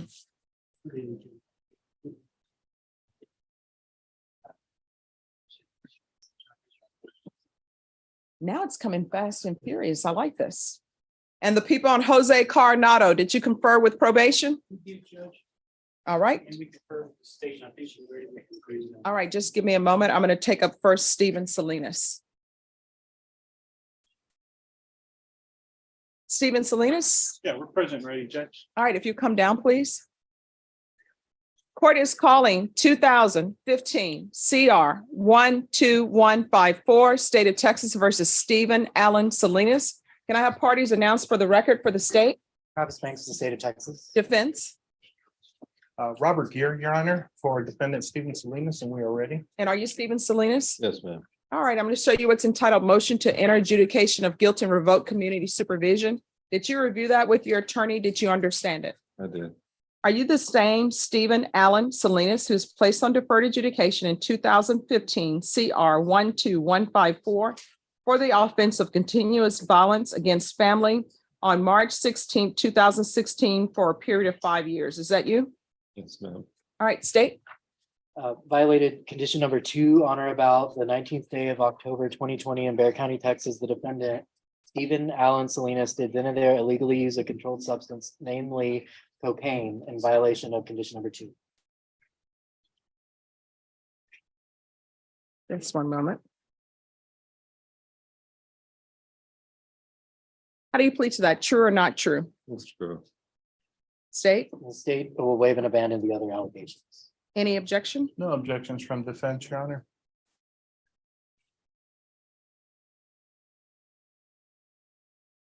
All right, did you understand by pleading true to violation of condition number 2, the court could find it true, grant the motion, find you guilty, sentence you up to 10 years in prison and up to a $10,000 fine? Yes, ma'am. Knowing that, do you still wish to plead true to violation of condition number 2? That's true. Do you still wish to plead true? Yes, ma'am. All right, the court will find violation of condition number 2 true. Is there an agreement?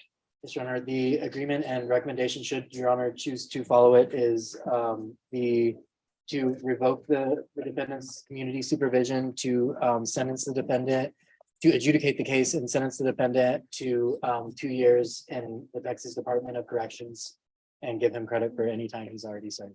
All right, why should I sentence him to the minimum? Has he done anything on probation? Yes, Judge, may it please the court. Defendant was charged with continuing violence.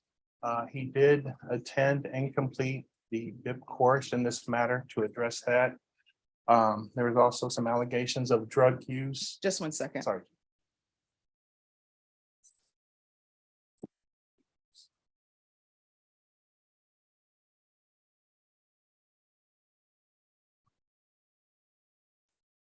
All right, you may continue. Yes, Judge, sorry.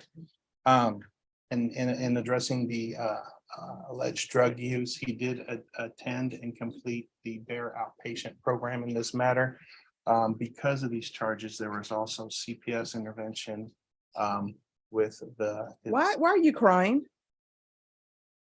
Because I lost my son. In what way did you lose your son? Did he pass? No. All right. Because of this. All right, so you lost your son because you didn't do what you were supposed to do. That's what these are called consequences. No. You may continue. Yes, Judge, thank you. CPS intervened and he had to take multiple classes in regards to CPS, parenting, counseling, the whole works over there. He also did complete 117 hours of community service in this matter, Judge. The one allegation of drug use was from October of 2020. Judge will look at the back page. From then until he was expired in March, there was a whole page full of negative tests between then and the expiration of his probation. We understand that we're here because he was not a perfect probationer, but we will front to the court that he did do quite a bit of what he was required to do, including the classes, the community service hours, and pending to the issues made the basis of this case. Thank you. All right, state, why should I follow this agreement? Your Honor, I would echo what defense said, because he completed many of the terms on probation and drug treatment. And at the end of his probation, he was providing negative drug tests on his UAs. All right, probation, is there anything you wish to say? Your Honor, the case expired in 2021, so we're past the year mark, jurisdiction and so forth. The recommendation from probation is to revoke or terms unsatisfactory if the balance is paid in full. All right, so where, you want to raise your right hand for me?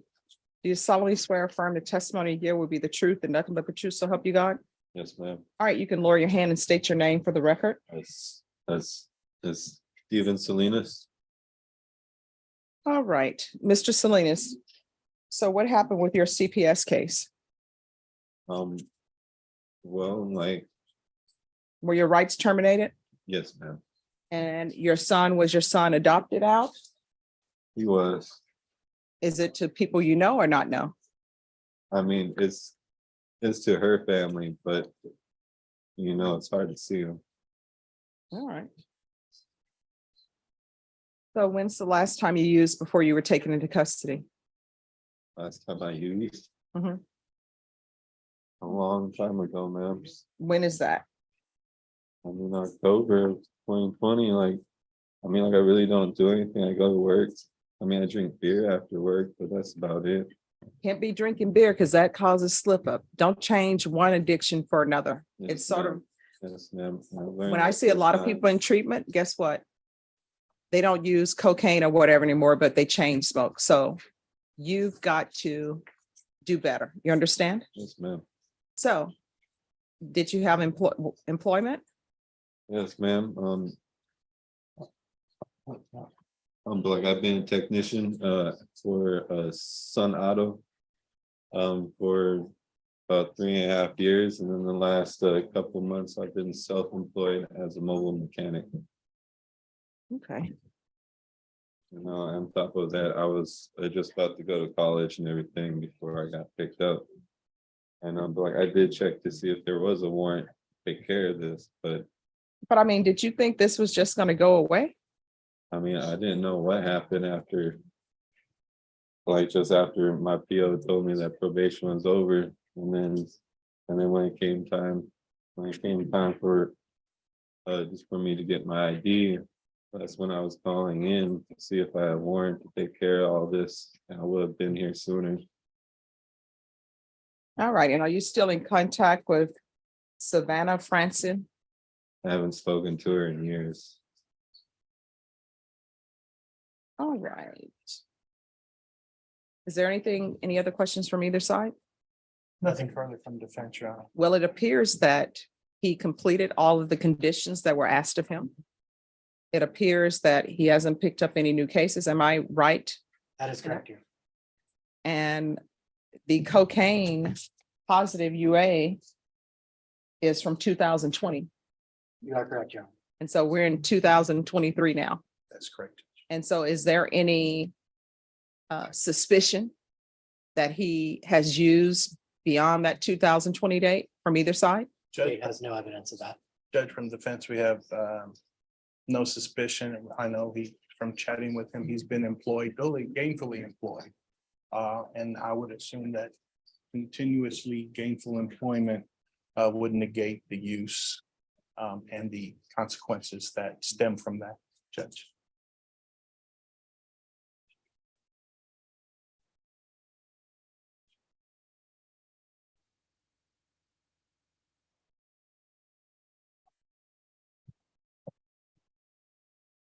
All right, this is what the court is going to do.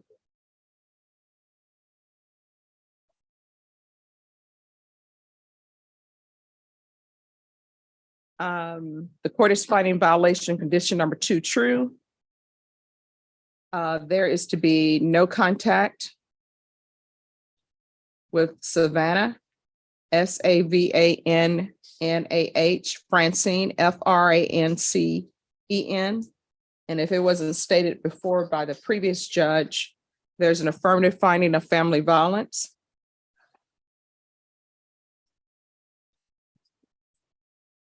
Court will deny the motion and terminate you on set. Is there anything else from either side? Nothing further from the state. Your Honor. All right, we can go off the record. You are going to have to make better decisions. You understand? Yes, ma'am. When you have an obligation, you can't just think, oh, I'm doing great, so I don't have to answer to the obligations. Part of drug treatment is making amends. And part of making amends is making amends to people that you've entered into contracts with. You understand? Yes, The ma'am. only reason why I'm terminating you on set because these allegations are from 2020. According to the probation report, it shows that you've done everything that you were supposed to do on probation. Yes, you owe some court fees, but it's not due to restitution. Are we off the record? Okay, I just want to make sure. All right. With regards to your child, you know the people who have your child. Yeah. Sometimes in CPS cases, strangers adopt children and you don't know who have them. I know. So you need to straighten out your life. I don't know what your relationship is with your in-laws or what's going on, but I do know that sometimes if someone has a child who was with you, right? And they are not the child their parent wanted to be, sometimes the parent blames the person who was with them. So you need to better yourself, and maybe if you get your life together, 100%, they'll let you see your child. You understand? Yes, ma'am. All right, good luck to you. Thank you. You're welcome. Jose Coronado? I be excused. Yes, you may be excused. You're welcome. Oh, Coronado, who's the attorney for Jose Coronado? Oh, thank you. Court is calling 2022 CR 11927, State of Texas versus Jose Coronado. Can I have parties announced for the record for the state? Hank Wilkins for the state, Your Honor. Defense? David Andre Woodard for Mr. Coronado. And are you Mr. Coronado? Yes, ma'am. Showing you what's entitled motion to enter adjudication of guilt and revoke community supervision.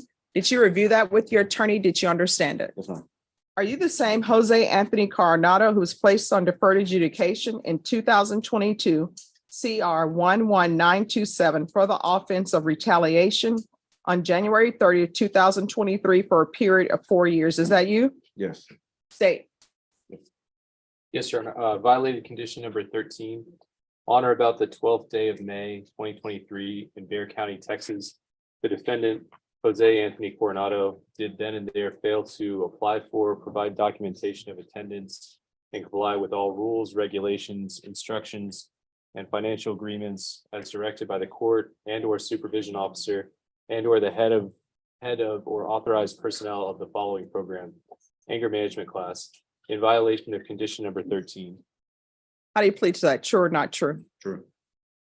Judge, we waived the other violation alleged in the MTO. Any objection? No, Your Honor. Did you understand by pleading true to violation of condition number 13, the court could find the true, grant the motion, find you guilty, sentence you up to 10 years in prison and up to a $10,000 fine? Yes, ma'am. Knowing that, do you still wish to plead true to violation of condition number 13? Yes, ma'am. Court will find violation of condition 13 true. Is there an agreement? There is, Judge. The agreement is for 2 years incarceration. All right, is that the agreement? That's our agreement, Judge. I'm just asking the court to follow it. All right, why didn't he do the class or sign up for the class? I believe talking to my client, Judge, there was financial issues with paying for the class and things just spiraled. And he just never enrolled in the class. And what is going to happen to the alleged new offense? It's going to be dismissed. Yes, Judge, that's right. Okay. Thank you.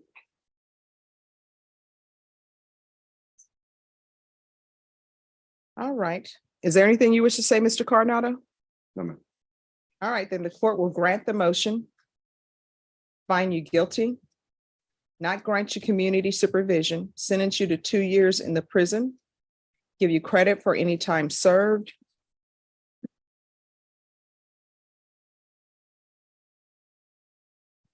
and there's $1,000 fine.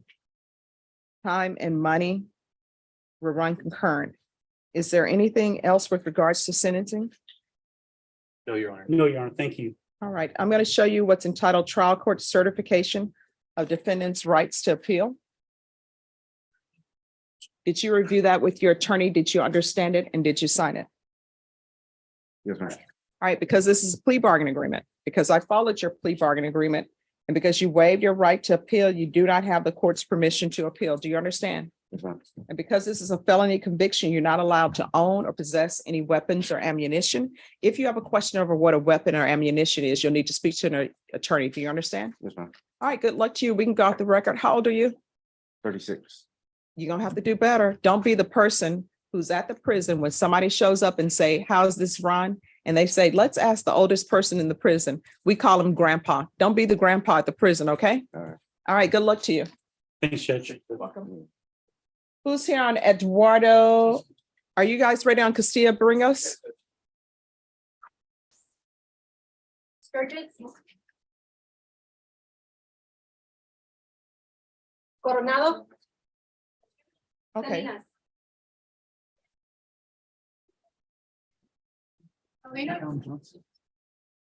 All right, what is happening on this case? Judge, we've submitted an application for a pretrial diversion. The DA's office is going to review it and get back to us whether or not it's been accepted.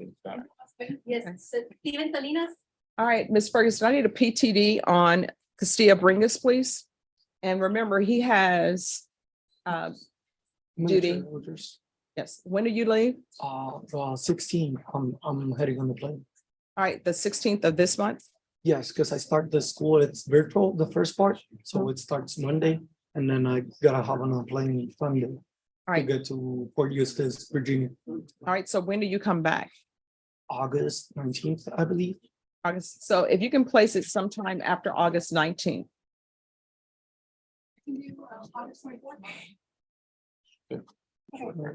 All right, does August 24th work? Yes, Judge.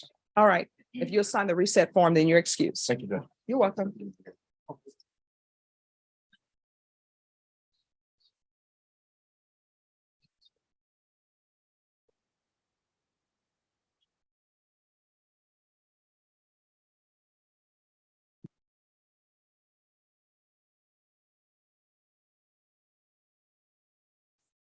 Who's here on Blas Casimiro?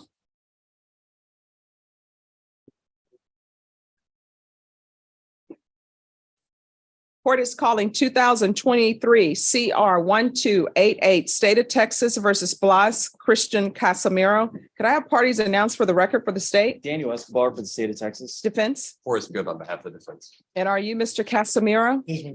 Showing you what's entitled motion to enter adjudication of guilt and revoke community supervision. Did you review that with your attorney? Did you understand it? Yes, Your Honor. Are you the same Blas Christian Casimiro Jr. who was placed on deferred adjudication in 2023 CR 1288 for the offense of evading arrest or detention 2 or more on April 25th, 2023 for a period of 4 years? Is that you? Yes, Your Honor. All right, state. Violated condition number 4. In Bexar County, Texas, the defendant, Blas Christian Casimiro Jr., the defendant there failed to report to the supervision officer as directed on May 25th, 2023, in violation of condition number 4. How do you plead to that? True or not true? True. That state waives all the violations, Judge. Any objections? No, Your Honor. All right, did you understand by pleading true to violation of condition number 4, the court could find it true, grant the motion, sentence you up to 2 years in the state jail facility and up to a $10,000 fine? Yes, Your Honor. Knowing that, do you still wish to plead true to violation of condition number 4? Yes. Court will find violation of condition number 4 true. Is there an agreement? Judge, there's no agreement. We're going over to the court. All right, state, what are you requesting? We're requesting 18 months in the state jail.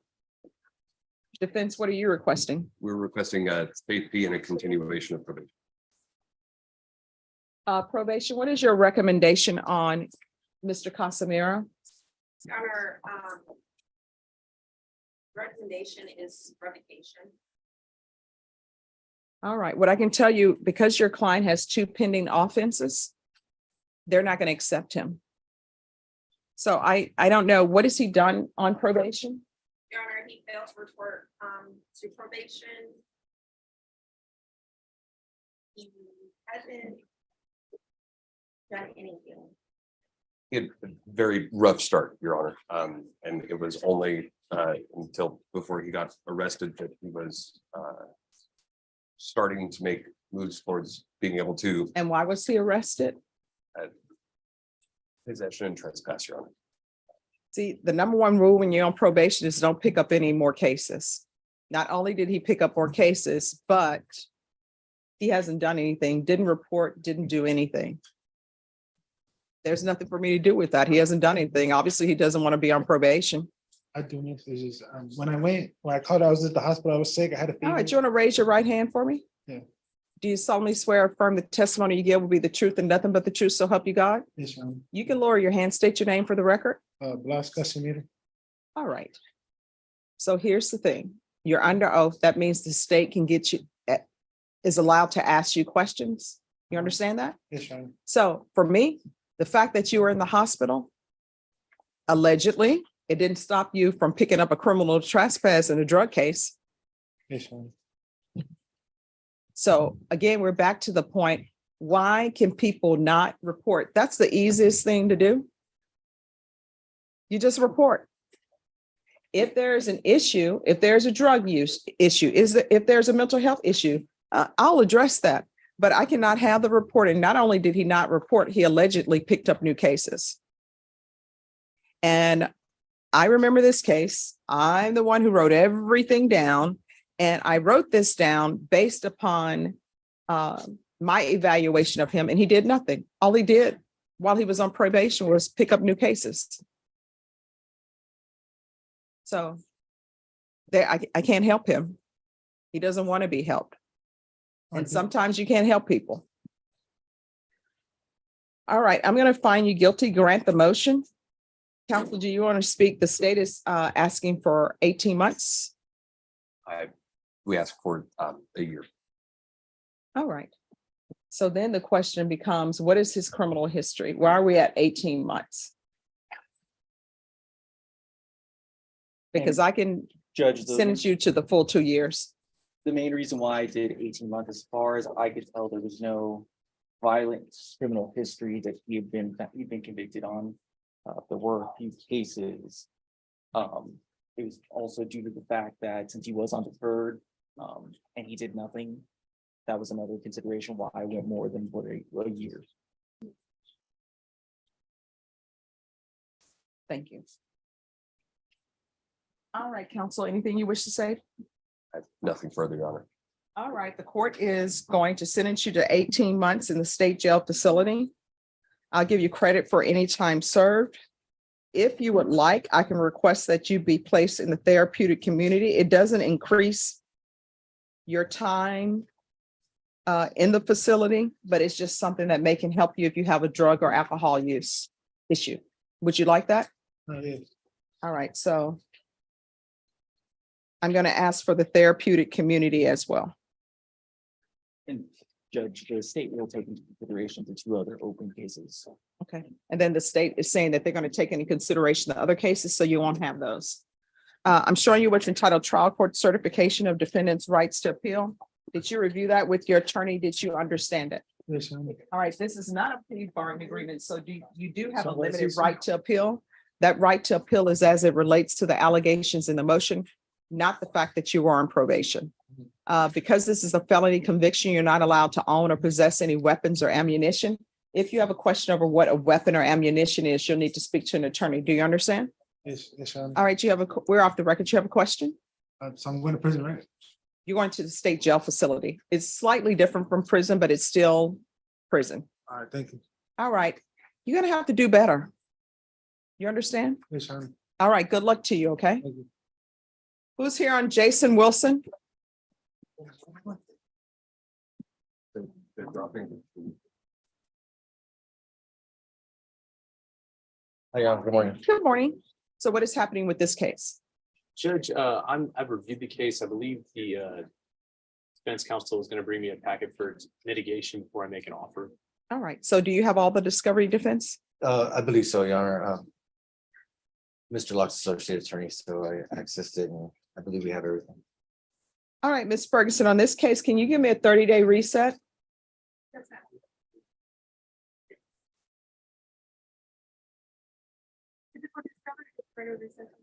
No, it's going to be for the state to make an offer.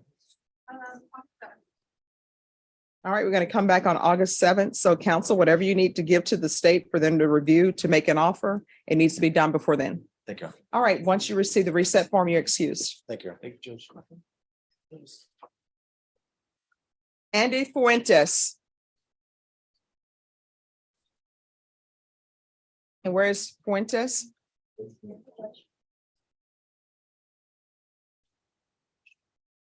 All right, we were here last time. The state wanted to speak with a witness. So where are we? Yes, Your Honor. We have we have been in contact with SAPD and the detectives that were handling this case and canvassing for potential other witnesses, Your Honor.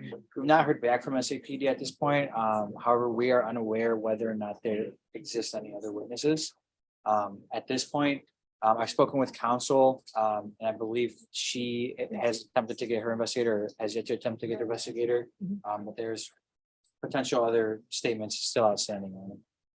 And Judge, we will be scheduling a meeting with my investigator, but he has interviewed some. We have some others that are still not interviewed. And basically, Judge, this case is still under investigation. I'm hoping that you will just allow us to have another reset and let us make sure what needs to get done on this case does get done.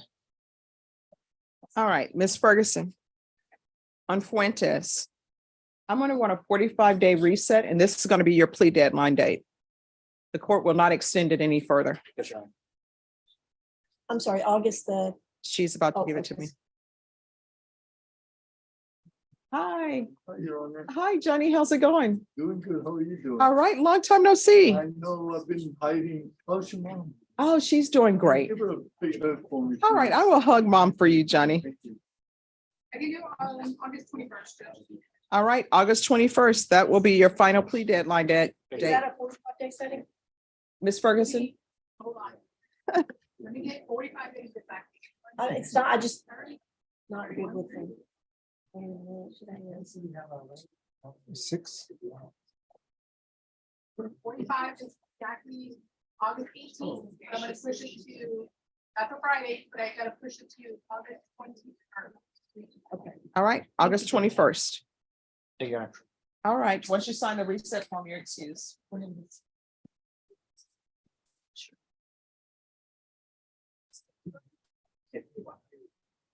Gaspar Rodriguez.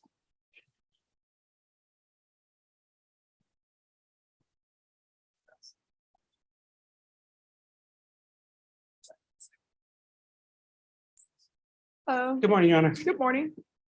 Hi, so what's happening with this case? Good morning, Your Honor. I asked to get put on the docket today. He's an inmate. State saying they do need to contact the victim in the case, make sure they're whole before we can receive an Why is offer. he in red? I don't know that, Your Honor. We'd have to ask. An inmate fought with me in the jail and tried to take my plate and told me it's a long story, so I just got into a struggle. All right. Do you need me to let the deputies know anything? No, I'm okay. All right. All right. So state on this one. So Judge, on this one, there are 2 victims that we have not been able to contact yet. I did see that there was some contact information in the police report, and so I did ask our victim advocate to reach out to them. All And right. then, Your Honor, as far as I took myself off the felony wheel back in April, taking a sabbatical started on Monday. So I was really helped. Mr. Rodriguez had been on warrant status for a while. He just came in, so we set him today, hoping to take care of it. I didn't file a motion to withdraw, but I'm gonna be literally in Europe for the next 2 months. So I'd ask. Oh, a sabbatical in Europe? Where are you going? It's my 10-year anniversary for being an attorney. It was in May. That was my 10-year passing the bar. So we're gonna go take it. My girlfriend's never been. We're gonna go to Paris and Lisbon, Barcelona. Oh my gosh, I love Paris. So I've never been. So I've never been on a good vacations first. So it's my 10-year anniversary as an attorney. So Oh my gosh, why didn't we, excuse me, how many attorneys who were out for 10 years, you decided you were going to Europe for 2 months? Oh, Richard Garcia, we know you went. hey, Rich is my role model. That's why Yeah. we do CPS together. Yeah. All right, so this is what we're gonna do. Norma, can you have Matt come down? All right, if you'll remain, we're gonna see if we can get an attorney to switch out. Yes, Your Honor. Thank you. Okay, all right. And Joy, Gonna try. I love Paris. If you want any advice or whatever, let me know. I try to go to Paris every year. Yes. We'll do that. Yes, I love it. It's my favorite place. Now, if you want Paris, Barcelona, and other places, Richard Garcia. Yes, Your Honor. We'll take a seat. Thank you. All right, thank you. Sure.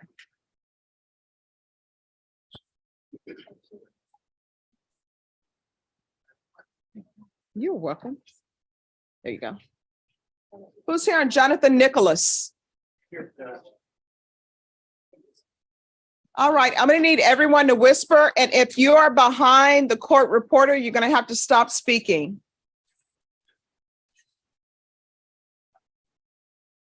Court is calling 2023 CR 5714W, State of Texas versus Jonathan Nicholas. Where's the prosecutor? Thank you. All right, court is calling 2023 CR 5714W, State of Texas versus Jonathan Ryan Nicholas. Can I have parties announced for the record for the state? Jordan Brown, state. And for the defense? Alex Scharf, ready. All right, if you all are behind the court reporter, there's no talking when we're on the record because it makes it difficult for the court reporter to hear. And one thing I try to do, if possible, is make everybody's job as easy as possible. So no talking in the box when you're behind the court reporter and we're on the record. All right, counsel, have you received all the discovery and did you review it with your client? Yes, Your Honor. Court will find that the state is in compliance with discovery. Mr. Nicholas, I'm going to show you what's entitled waiver indictment, reading of information and rights under Article 1.051 and 26.03 of the Code of Criminal Procedure. Did you review that with your attorney? Did you understand it and did you sign it? Yes, Your Honor. Did you understand you have a right to have a grand jury hear the evidence in this case and make a decision on whether or not to indict? Yes, Your Honor. Did you understand your attorney has certain rights, mainly the passage of 2 entire days from the presentation of the information, and also he has 10 days to prepare for trial. Did you understand? Yes, Your Honor. Did you understand by entering this plea bargain agreement, you were giving up those rights? Yes, Your Honor. And did you intend to give up those rights and enter into a plea in this case? Yes, Your Honor. And counsel, it's the court's understanding that you've been representing Mr. Nicholas for longer than 10 days? Yes. And were you aware about these charges for more than 10 days? Yes, Your Honor. And have you received the discovery for more than 10 days? Yes, Judge. All right, the court will find that defendant has knowingly and voluntarily waived indictment, reading of information and rights under Article 1.051 and 26.03 of the Code of Criminal Procedure. Showing you what's entitled information. Did you review that with your attorney? Did you understand it? Yes, Your Honor. Counsel, do you waive the reading of the information? Yes, Your Honor. State, are you proceeding on the information as presented? Yes, Judge. Okay. I'm going to show you what's entitled court admonishments and defendants waivers and affidavit of admonitions. Did you review that with your attorney? Did you understand it? Did you sign it in all the appropriate places? Yes, Your Honor. Did you understand you're charged with possession of child pornography? That's a 3rd-degree felony. The range of punishment is anywhere from 2 to 10 years in prison and up to a $10,000 fine. Yes, Your Honor. If you have a plea bargain agreement with the state, the court does not have to follow your plea. If for any reason the court doesn't follow your plea and gives you more than you bargained for, the fact that you entered a plea will not be used against you and you will be allowed to withdraw your plea. Did you understand? Yes, Your Honor. Did you understand you have a right to jury trial, a right for you or your attorney to cross-examine and confront any witnesses the state would call in the right to remain silent? Yes, Your Honor. Did you understand by entering this plea bargain agreement, you were giving up those rights? Yes, Your Honor. Did you intend to give up those rights and enter into a plea in this case? Yes, Your Honor. Counsel, has your client been able to provide you with any defenses? Yes, he has. Do you believe he has a rational as well as a factual understanding of the charges against him? Yes, I do. Do you believe he's currently competent and was legally sane at the time of the offense? Yes, Judge. Mr. Nicholas, has anyone threatened you, coerced you, or placed you in fear to get you to enter this plea? No, Your Honor. Has anyone promised you anything other than the plea? No, Your Honor. Are you satisfied with the way you've been represented? Yes, Your Honor. Are you a U.S. citizen? Yes, Your Honor. Court will find that defendant has knowingly and voluntarily waived his right to jury trial. Showing you the plea bargain page. Did you review that with your attorney? Did you understand it? Yes, Your Honor. According to the plea, punishment is to be assessed at 10 years in the prison. There are no applications. This will run concurrent with 2018 CR 3 520W. The state will take in consideration the following CM numbers: 105406, 105408, 105409, 10510. And there's to be Chapter 62 compliance. Did you understand that to be the plea? Yes, Your Honor. Defense, is that the plea? Yes, Judge. State, is that the plea? Yes, Judge. Showing you the paragraph entitled waiver of appeal paragraph. Did you review that with your attorney? Did you understand it? And did you sign it in both places? Yes, Your Honor. Did you understand by signing that you're waiving your right to appeal? The only items that can be appealed are written pretrial motions that have been filed, heard, and ruled upon by the court. Did you understand? Yes, Your Honor. Oh, you're not gonna make it. Oh, yes. Let's get along around. Counsel, have there been any such motions? No, Your Honor. Then to the offenses charged, how do you plead? Guilty, not guilty, or no contest? Guilty, Your Honor. State any evidence? Yes, Judge. State would offer states one with attachments. No objections. Mr. Nicholas, I'm showing you what's entitled waiver and consent to stipulation of testimony and stipulations. Did you review those documents with your attorney? Did you understand it? Did you sign it in all the appropriate places? Yes, Your Honor. Again, did you understand you have a right to jury trial, a right for you or your attorney to cross-examine and confront any witnesses the state would call, and the right to remain silent? Yes, Your Honor. Did you understand that today the state will be presenting evidence in the form of witnesses' statements and police reports, but most importantly, there will be no live testimony? Did you understand? Yes, Your Honor. Court will find that defendant has knowingly and voluntarily waived and consented to stipulation of testimony and stipulations. Court will accept into evidence states exhibits 1 and attachments, and the court will review the same.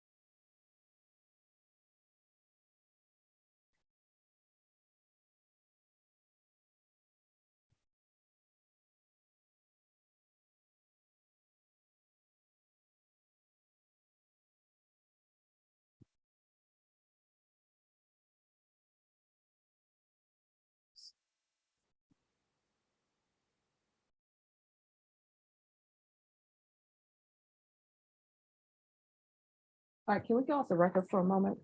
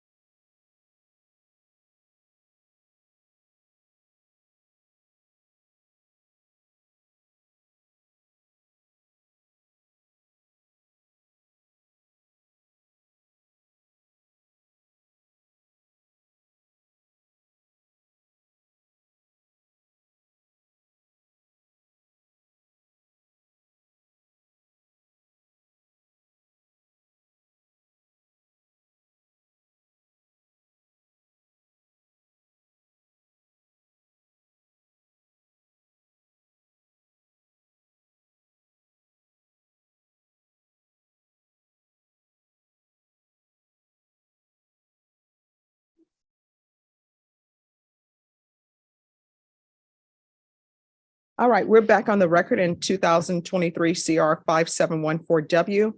State, is there any other evidence you would like added to the record? Yes, Judge, just for the clarity of the record, the report filed as an attachment states Exhibit 1. Most of the dates listed on that are March of 2022. Yes.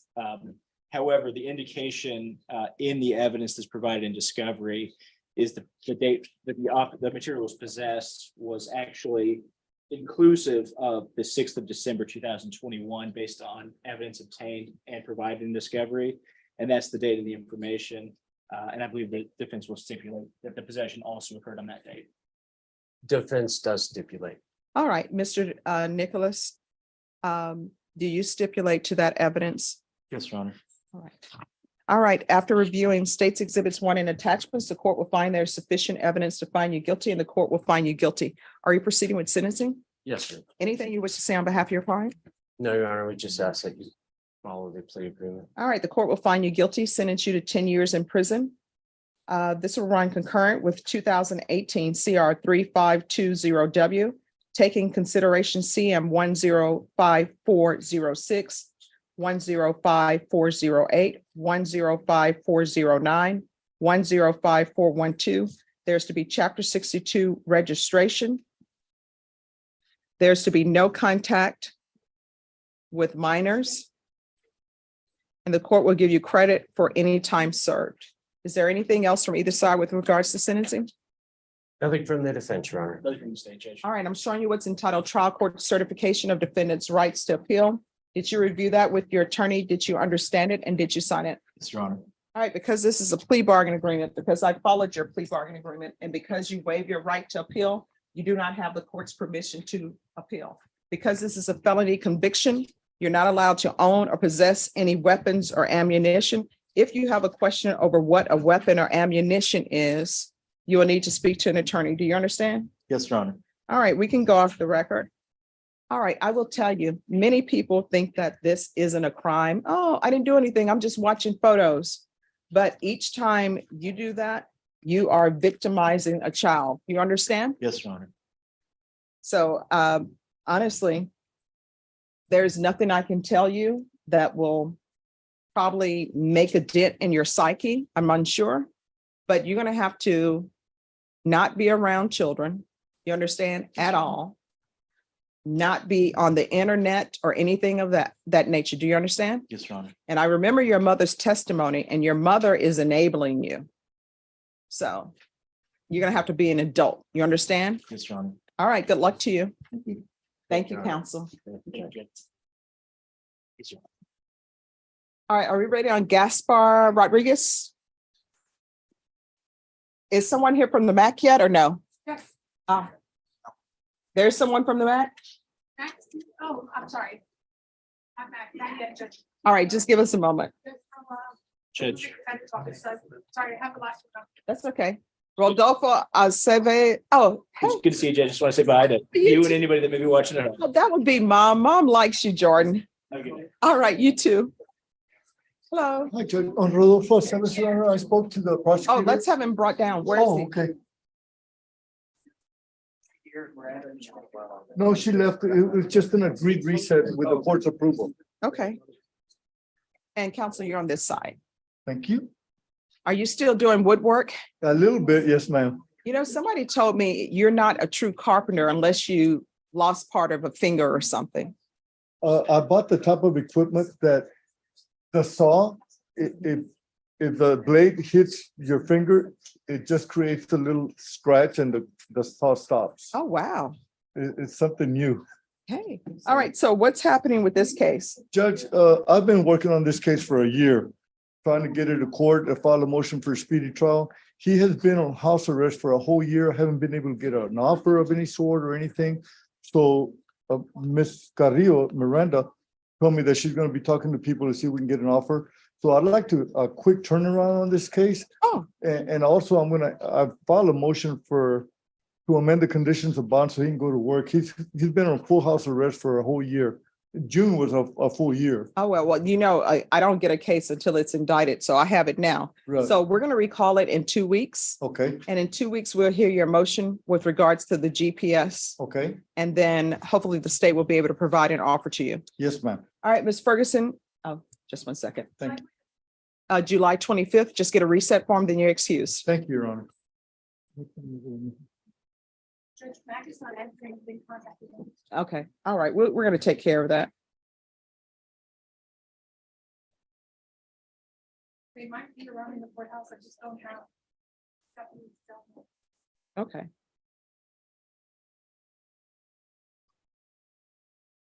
Judge, I would like to say that it's not Miranda's fault that we haven't gotten an offer. She has to coordinate with other people and they haven't been helping her get this thing in order. Oh, She's been- who do I need to subpoena to come down here? Do I need to I subpoena a don't know, prosecutor? but she's been very gracious with me the whole time. I don't want it to look like I'm throwing her under the bus. Oh, It's no. not her. I know you would never do that. No, ma'am. Sebastian De la Rosa. Morning, Ron. Norma. Yes, ma'am. Just see if Manny Rodriguez is available. He's over there. Manny, could you approach and speak with Ms. Ferguson? Oh, yes. And counsel you on this side. So where are we on CPS records? This is Sebastian De la Rosa, right? Yes, Your Honor. All right. So the issue we were here last time was for CPS records. So we were here in May. And I gave you all that amount of time to get the CPS records. I'm told that there are no CPS records. Okay, there are none. Okay. That's what I'm told by the DA. There's a grand jury subpoena for CPS records, but I'm not finding any reference in my conversation from either Brittany or Travis that there are in fact any CPS records. All right. Other than that, do you have all the discovery counsel? I think so. We just got an offer today, Your Honor. Okay. So we'd ask you to give us some time to consider it. The other issue I have is we have a motion for bond reduction on file. Would you let us hear that? All right, Ms. Ferguson, can you send them to Judge Nahara for a motion for a bond reduction? It's filed. It's on file. We have to send a referral over to. Thank you. All right, and then can we do a plea deadline date on this case? Give me, how much time are you asking for a counsel? For him to think about it. How old are you? 20. You're 20? All right, if you can give me 30 days for a plea deadline date. August 8th. All right, we'll be back on August 8th. On August 8th, you need to let the court know whether or not you're accepting the state's offer. You understand? Do you have any other questions? All right, thank you. Thank you, Judge. Norma, if you can give him a reset form for August 8th, because he may or may not be out of custody.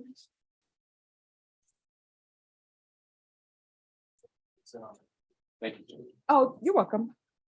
I still watch for you to see if you're posting I do, photos of flowers. Do you take the thumbs up as being positive on this? Yes, Thumbs up, yes, like a positive thing. yes. Atalano Carrillo. Who's the attorney for Atalano Carrillo? All right, I'm sorry, just have a seat. We'll get to you as soon. All right, come on down. Are you all ready? Yes, sir. Did you all confer with probation? Thank you. All right, the court is calling 2022 CR 5344, State of Texas versus Atalano Carrillo. Can I have parties announced for the record for the state? Hank Wilkins for the state, Your Honor. Valentina Colbert for Mr. Carrillo. And are you Mr. Carrillo? Yes, ma'am. All right, I'm going to show you what's entitled Motion to Enter Adjudication of Guilt and Revoke Community Supervision. Did you review that with your attorney? Did you understand it? Yes, ma'am. Your Honor, if I may, we Yes. were going to ask for continuance for type of violation to be done in custody. No. Because we were here on June 22nd, and this has been reset for July 6th. So we're going forward. Are y'all ready to go forward? We could have a short, can we do it later this morning, Judge? Sure. Thanks, Judge. So.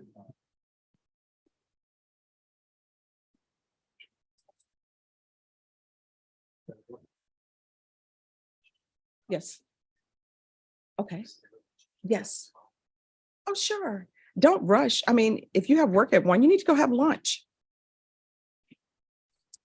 You shouldn't rush and, your food, as my mom would say, your food has to digest. Okay. Somebody is here on Jose Ramirez. Off docket matter?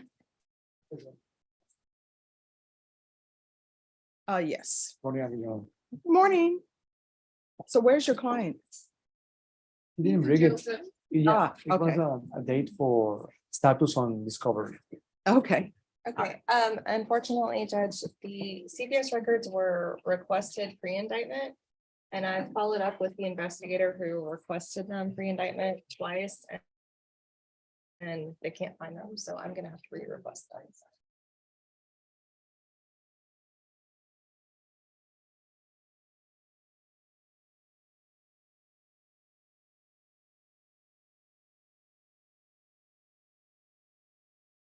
I need to look into as well. All right. So how much time are you all asking for? I would say 30 days. I'll get I know that's being optimistic. Okay. All right, Ms. Ferguson, can you give them a 30-day reset on Jose Ramirez? I'm pretty sure, Your Honor, that if the AD needs to reach me before that, she will do. So, Yes, we've been confirmed. All right, we're going to come back August 8th. thank you. You're welcome. Have a good day. All right, thank you. You Always a too. pleasure to read this court. Oh, thank you so much. And I'm going to send out a message. It is extremely hot in this court. Are they trying to burn us out? I'm close to just not having the robe on. Yeah. Okay.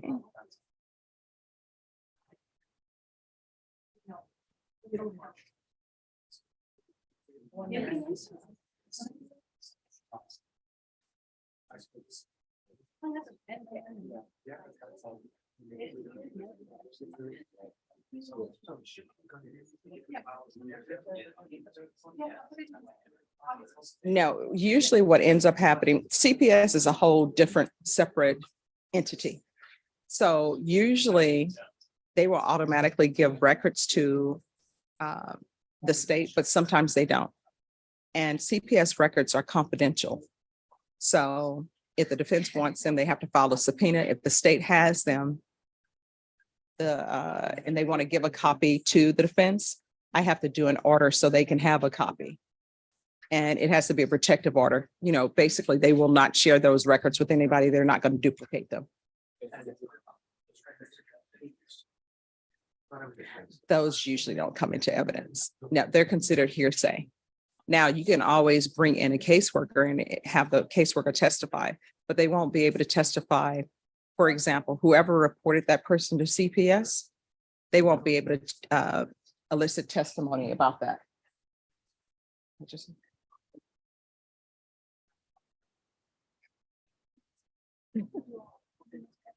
Yeah, so they won't do that.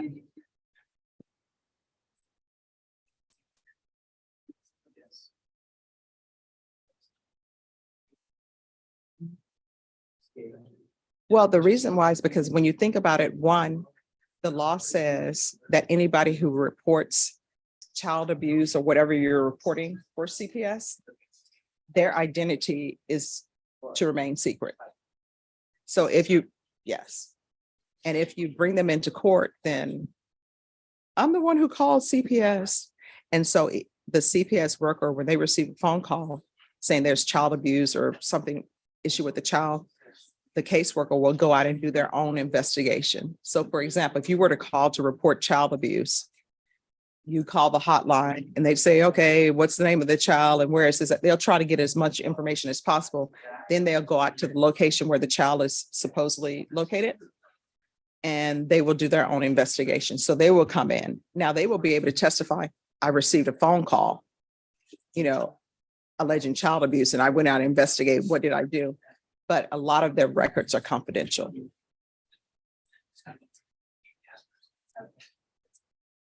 Well, when I was a prosecutor, if there is some information that the CPS caseworker had that I wanted brought in, I would have them testify. But normally I see other prosecutors don't call the caseworker. Yeah.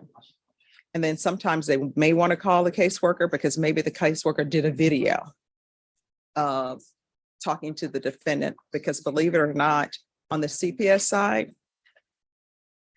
one thing that makes it different from criminal law is if you are on the CPS side and you take the witness stand and you decide to invoke your right not to give testimony, they can hold that against you.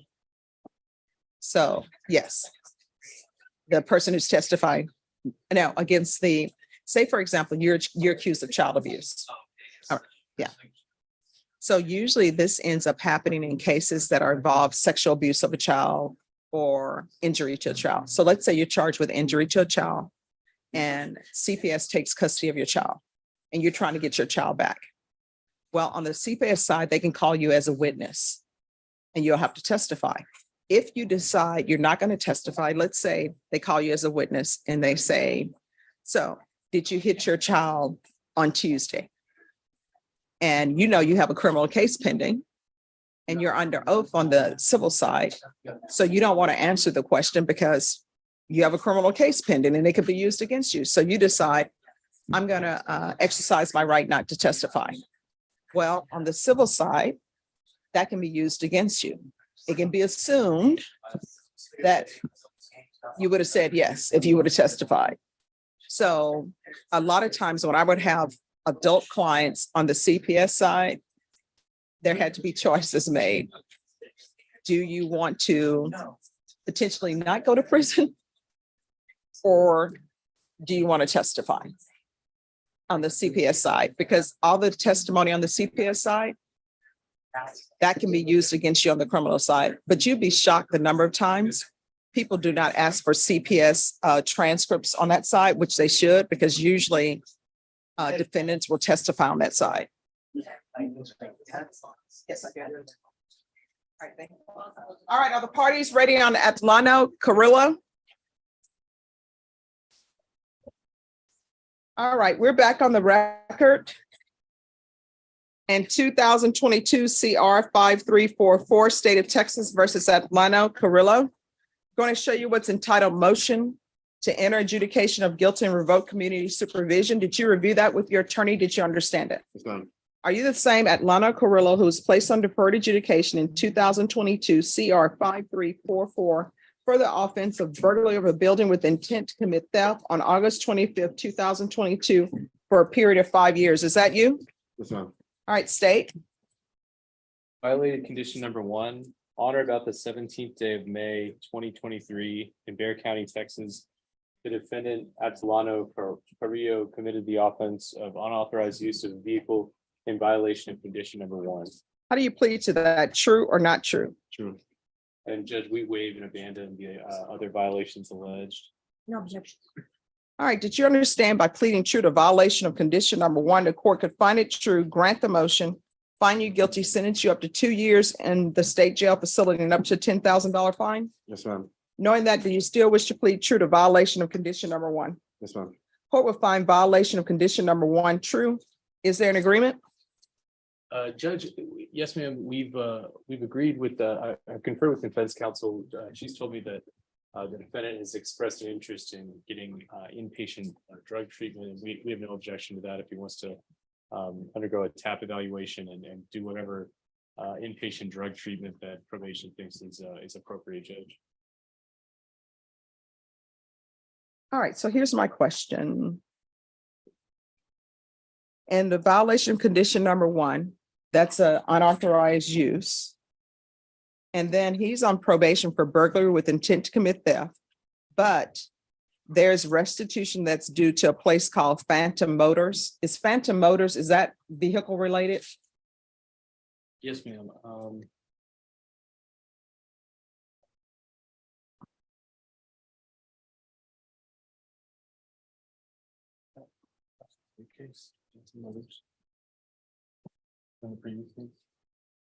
All right, is Phantom Motors a place where they sell vehicles? Yes, ma'am. All right, I don't see a reason to continue him because he's on probation for burglary of a building with intent to commit theft. And one of the cases that was taken in consideration was 2022 CR 5345.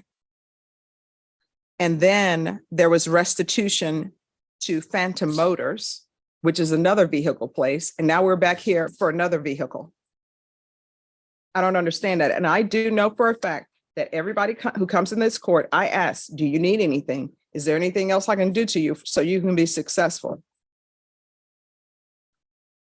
And this was a case where I wrote down that he was allowed to reside with his mother for 3 months because he was old enough to have his own place. And he was to do parenting classes. And what has he done other than pick up a new case? What have you done, sir, other than pick up a new charge? No. Nothing. He hasn't done anything. So I'm not inclined to continue him. I'm not going to continue him. I'm going to find him guilty. And I'm going to revoke him. Does anyone want to speak to the amount of time that's being requested? State, what are you requesting? Judge, I believe the underlying is the 5 years. Is that, No, he's I'm sorry. on 2. Yes, ma'am. We'd ask for the 2 years, Judge, for the reasons that the court laid out. He really, he stopped reporting, I believe, a couple months after he was on probation. Judge hasn't done much while he's been on supervision, Judge. All right, you want to say anything to the court? No.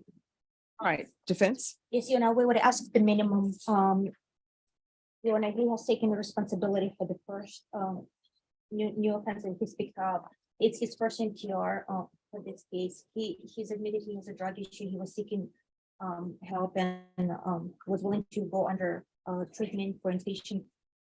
But was he seeking help after he picked up a new offense and got this motion to revoke? Or did he call his probation officer and said, oh, by the way, I need help with my drug issue. I have a drug issue. Yes, Your Honor, we understand, but it's better late than never.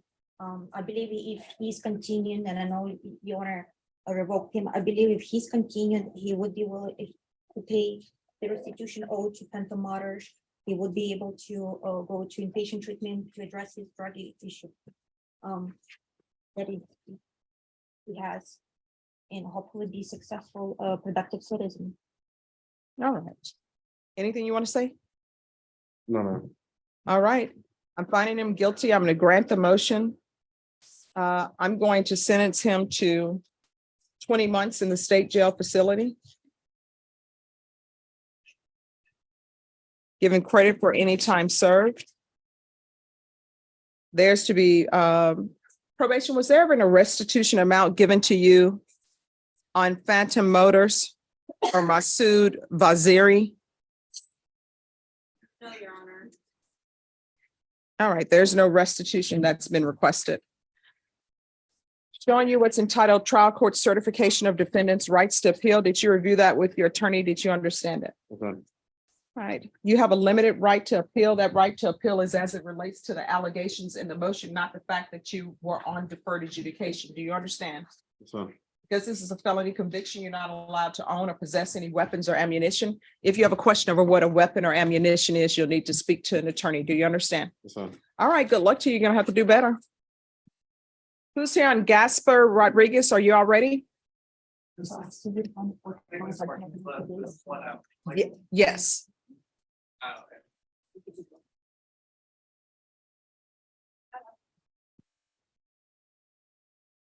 All right, have a good one.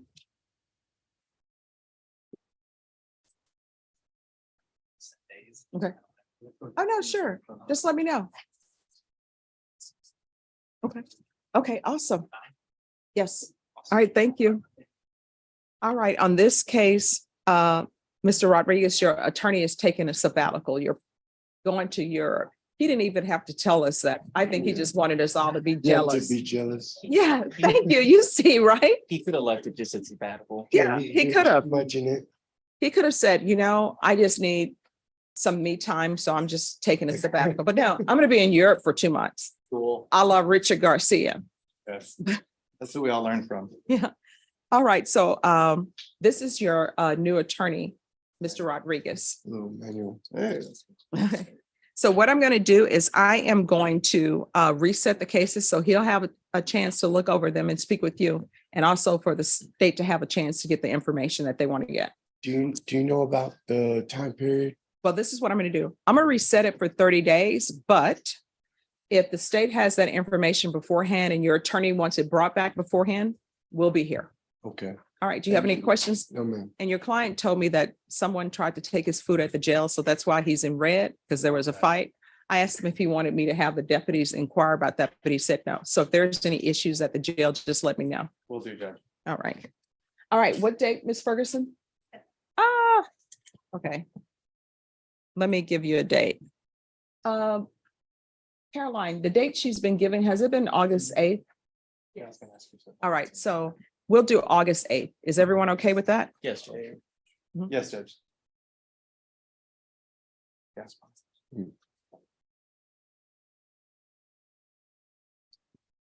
Okay, and I don't mean any disrespect by saying this because I think it's great. You remind me of Bruno from the cartoon. Oh, Popeye. No, you know, we don't talk about Bruno. You have that curly hair and everything. And honestly, I thought he was a great guy, so I don't care what anybody says. But I was just like, who does he remind me of? Yes, Encanto. Yeah. Do you get that a lot or no? No, since I went into the jail, I've been getting like, when I take a shower, my hair falls down, like Jesus, look. But Hey, that's okay. yeah. So tell me, with the hair thing at the jail, are they still just using shampoo that says shampoo on it, or they give you real shampoo? No, you gotta buy the real shampoo on the commissary, but they give you little bars of soap. That's it.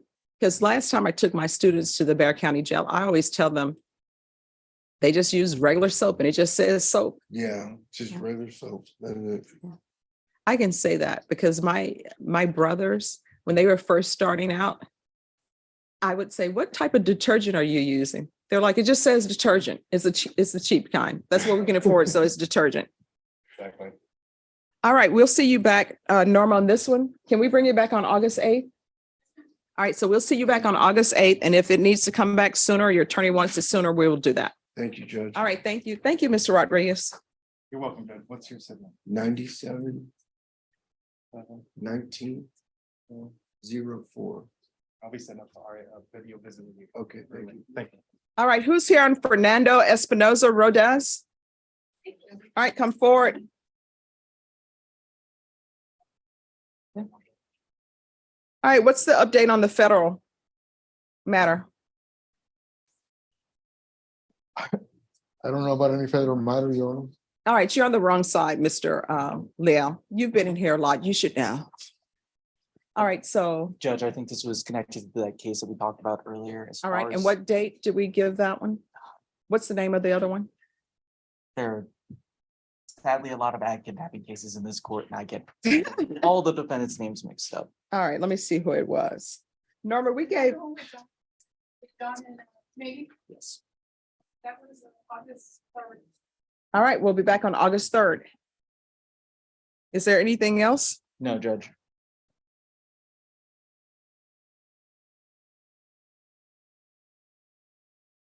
Any other day, Judge? I got a conflict.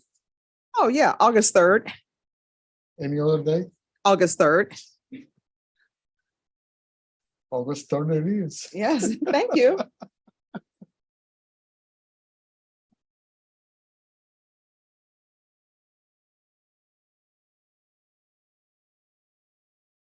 Fraulein Guzman. Fraulein Guzman. Oh, just have a seat. Your attorney's not here. Oh, there you go. All right, what's happening on this case? There was supposed to be a discovery. Defense attorney was supposed to provide the state with a hard drive. Did you do that? Yes, I did, Judge. And When? I just received it. I Okay. haven't had time to review it, but I'm in the process. All right, Ms. Ferguson. On this case, state, did you make an offer?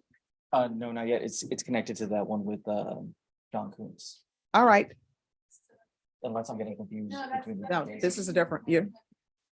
This is Fraulein Guzman Velasquez. Yeah, see, now you guys get what I'm talking about. Okay. On this one, again, we're still going through discovery. It's that entire box that's over there. All right. We're going to put it at August 3rd. On August 3rd, states you need to be prepared to make an offer. Yes, Judge. All right, anything else? No, Judge, thank you. All right, thank you.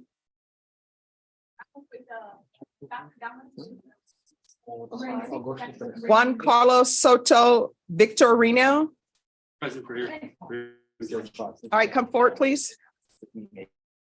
Where is he? I believe he's in custody, Judge. I just walked in. Oh, did you ask for him to be brought out? I just walked in the door, Judge. I'm sorry. All right.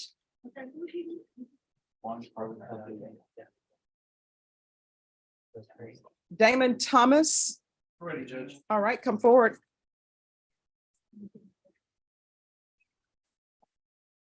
All right, on this case, an offer is supposed to be due today. We did make an offer, Judge. Okay.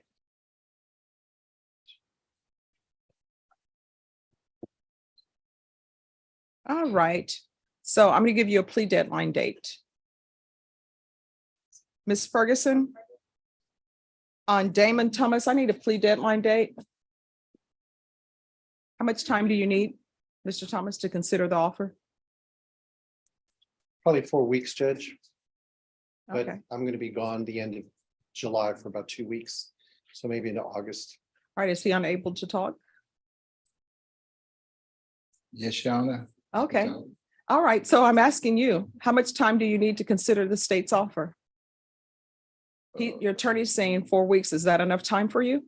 Yes, ma'am. Okay. All right, Ms. Ferguson. On Damon Thomas, can we put it in 4 weeks' time? When are you going to be gone, counsel? The last 2 weeks of July, so into August. Okay, And then Judge, initially, Charles Bunk represented him on a separate charge. Mhm. He worked out a deal, took a plea on that. Because of that, on this case, his bondsman got off the case since he was gonna go to TDC. Mhm. And so there's no bond set at this point, but that parole's about to come up, we believe. And so the state and I have agreed, or we have agreed to a bond amount. oh, you all have to let Judge Nahara hear that one. Okay. Okay. All right, what date, Ms. Ferguson? Okay, August 7th, we'll be back for a plea deadline date. And counsel, if you'll get with Ms. Ferguson, if you file your motion, Judge Nahara will hear it right away. Thank you, Judge. All right, you're welcome. Is there anything else? Nope, good. Okay. Who's here on Villamil? I'm present.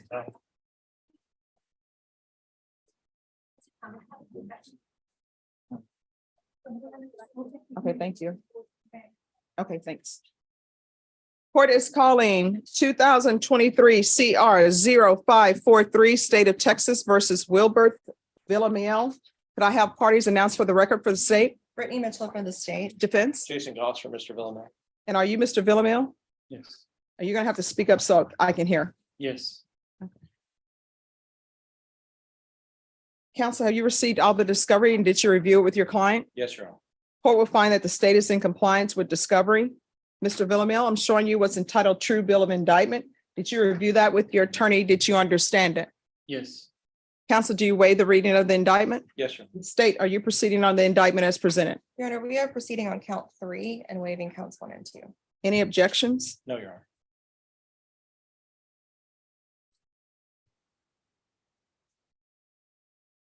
Showing you what's entitled Court Admonishments and Defendants Waivers and Affidavit of Admonitions. Did you review that with your attorney? Did you understand it? Did you sign it in all the appropriate places? Yes. Did you understand you're charged with the offense of aggravated sexual assault of a child? That's a first-degree felony. The range of punishment is anywhere from 5 to 99 years in prison and life and up to $10,000 fine. Did you understand? Yes. If you have a plea bargain agreement with the state, the court does not have to follow your plea. If for any reason the court does not follow your plea and gives you more than you bargained for, the fact that you entered a plea will not be used against you and you will be allowed to withdraw your plea. Did you understand? Yes. Did you understand you have a right to jury trial, a right for you or your attorney to cross-examine and confront any witnesses the state would call in the right to remain silent? Yes, Your Honor. Did you understand by entering this plea bargain agreement, you were giving up those rights? Yes, Your Honor. And did you intend to give up those rights and enter into a plea in this case? Yes, Your Honor. Counsel, has your client been able to provide you with any defenses? Yes, Your Honor. Do you believe he has a rational as well as a factual understanding of the charges against him? Yes, sir. Do you believe he's currently competent and was legally sane at the time of the offense? Yes, Mr. Villamil, has anyone threatened you, coerced you, or placed you in fear to get you to enter this plea? No. Has anyone promised you anything other than the plea? No. Are you satisfied with the way you've been represented? Yes. Are you a U.S. citizen? No. Counsel, has your client had a chance to confer with an immigration attorney? I have conferred with an immigration attorney. I have informed him that a plea to this is, he's actually a permanent resident. A plea to this would be a certain denial of future permanent residency and deportation after serving a prison sentence, which is what he's pleading to. All right. Mr. Vial, did your counsel advise you of the consequences of pleading no contest or guilty in the application of federal immigration law? What was that again? Sorry. I said, did your attorney advise you of the consequences of entering a plea in this cause number, either no contest or Yes. guilty, and how that applies to federal immigration law? Yes, Your Honor. Did that advice include possible consequences such as deportation, exclusion from the United States, or the denial of naturalization? Yes, Your Honor. Do you understand the consequences of entering a plea in this case as it relates to your immigration status? Yes, Your Honor. All right. Court will find that the defendant has knowingly and voluntarily waived his right to jury trial. Showing you the plea bargain page. Did you review that with your attorney? Did you understand it? Sure. According to the plea, you're pleading on count 3. Punishment is to be assessed at 15 years in the prison. There are no applications. There's to be no contact with the complainants, and there's Chapter 62 compliance. Did you understand? Yes, Your Honor. All right. Here's my question, because I see that affirmative finding of family violence has been crossed through. Is this Exactly. complainant his relative or not? Yes. Okay. Yes. All right. Did you understand that to be the plea? Yes, Your Honor. Defense, is that the plea? Yes, sir. State, is that the plea? Yes. Showing you what's entitled waiver of appeal paragraph. Did you review that paragraph with your attorney? Did you understand it? Did you sign it in both places? Yes, Your Honor. Did you understand by signing that you're waiving your right to appeal? The only items that can be appealed are written pretrial motions that have been filed, heard, and ruled upon by the court. Did you understand? Yes, Your Honor. Counsel, are there been any such motions? No. Then to the offenses charged, how do you plead? Guilty, not guilty, or no contest? No contest. State, any evidence to support the defendant's plea? I know we offer states exhibit number 1 and all attachments. Okay.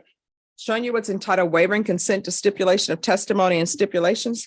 Did you review that document with your attorney? Did you understand it? Did you sign it in all the appropriate places? Yes, Your Honor.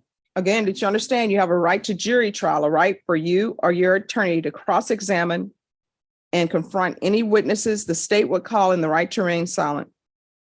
Yes, Your Honor. Did you understand that today the state will be presenting evidence in the form of witnesses' statements and police reports, but most importantly, there will be no live testimony? Did you understand? Yes, Your Honor. Court will find that the defendant has knowingly and voluntarily waived and consented to stipulation of testimony and stipulations. Court will accept into evidence states exhibits 1 and attachments. Court has reviewed the same. The court will find there's sufficient evidence to find you guilty. Court will find you guilty. Is there a reason I should accept this agreement? Why am I accepting this agreement? Well, Your Honor, in this situation, what he has pled to is a single count of a single time of sexual assault of a child, which is aggravated sexual assault of a child. He has agreed to do this early on in his process. He is not contesting his guilt, and he is not contesting what's going on. He's agreed to go to prison, and 15 years is a substantial amount of time. State, why should I accept this agreement? Your Honor, the child is very young. She's in therapy right now. This was, I discussed it with the mother.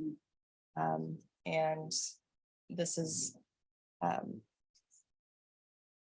there is a desire to get closure early on in this case, Your Honor. So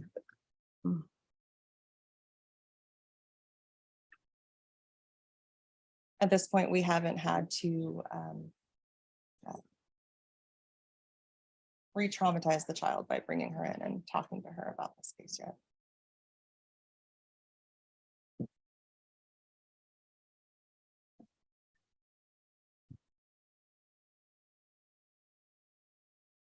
This case is horrible.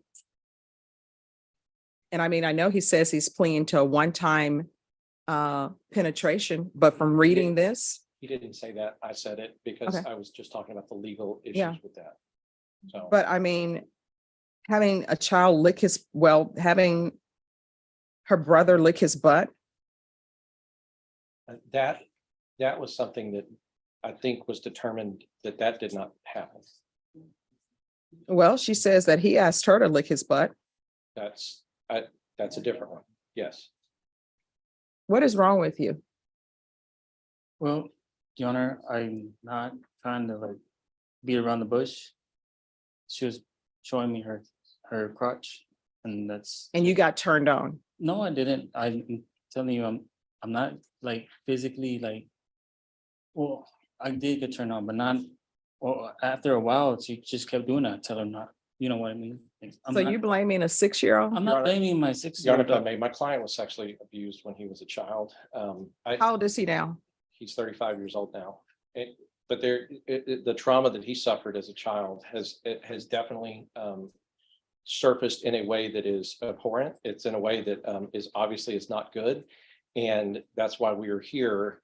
And he is willing to go to prison, be a lifetime registered sex offender, almost certainly be deported. He'll never live. He's been in this country since he was 2 years old. He will never live in this country again legally. And he will. So have to he's live being released after he does his time, released to go somewhere else and deal with his trauma that may result in him molesting some other child? Well, he has, what he is hoping to do is, as you know, the TDCJ system offers a pretty comprehensive sex offender counseling and treatment. And of course, you know, he will at some point be wanting to go on parole. He knows that he's going to have to complete that to do that. We have talked about it, explained it. He's going to take the opportunity to do that, as well as other programs that are offered in TDCJ. He is motivated to do that. And you know, at some point when he is released, as I said, he's going to go to a country that he has basically never lived in his entire life. What country would that be? Mexico. They have nice beaches there. So again, we go back to the point. What were you thinking? Yeah, I can just say sorry, but like the only thing I can tell you is that I didn't like, I try not to hurt her. You know what I mean? Like, Wait, are you saying that you were molesting her, and as you were molesting her, you were molesting her in such a way because you didn't want her to hurt her? no, I asked her, you can put this in your mouth. That's it. And she said no. I said, that's fine. Okay, that's it. No, this is a penetration. Your Honor, if what he has pled to is, and what he confessed to is by penetrating the anus with his finger. Mm-hmm. And he had told the police when they asked him that he told the police that he did that at the time, which is another thing. He was honest with the police. He told them what he did. You know, and at this point, we're asking for this because we have agreed early on not to leave this on a docket, not to go through the process, not to have his daughter have to come in and, as the prosecutor said, be traumatized by this, have to come in and talk to prosecutors, have to get the phone call from the DA's office.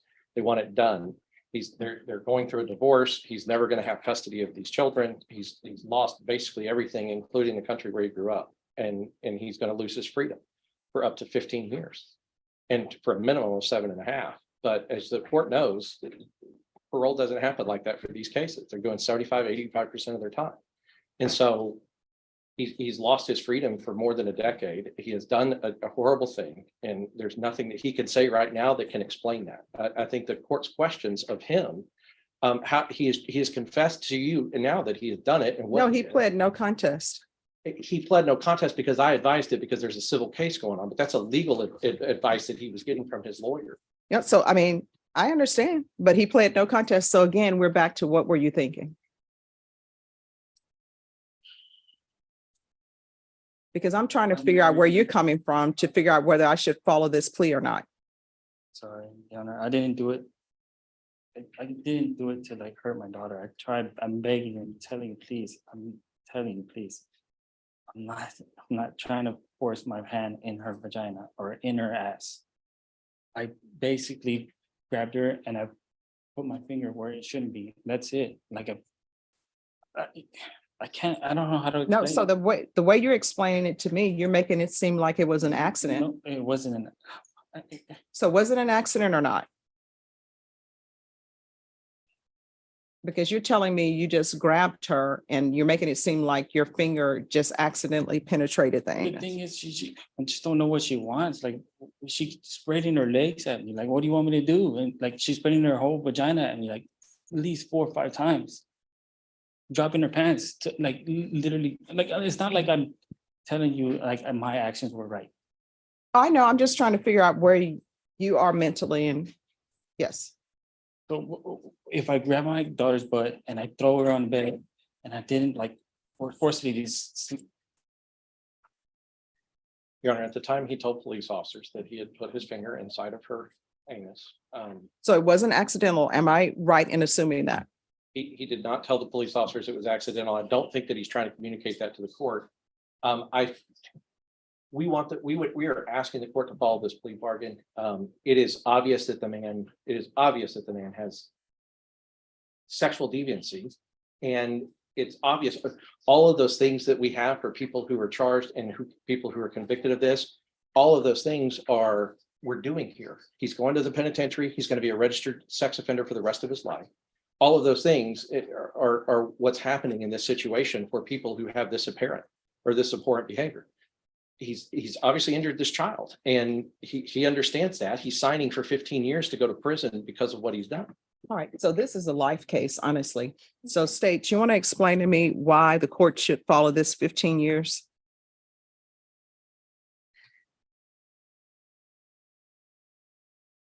Your Honor, this was done, having been in this position, I have seen these cases that languish for 4, 5, 6 years. And I had discussion with the mother, and the benefit of the child was to get this done, have no right to appeal, so the child could move on. It's up to the court's discretion. I'm happy to reconfer with defense counsel as well on this. All right, if you all want to reconfer, the court would be willing to accept a plea of 20 years, not 15. If you all want to reconfer on that, you can. Okay. All right. Your Honor, 2 things. I'm set in jury trial in County Court 13. They're starting to pick the jury now. Oh, tell them you're in felony court. I'll call County Court 13. It's Judge Skinner. It's County Court 13 impact. I'll call them.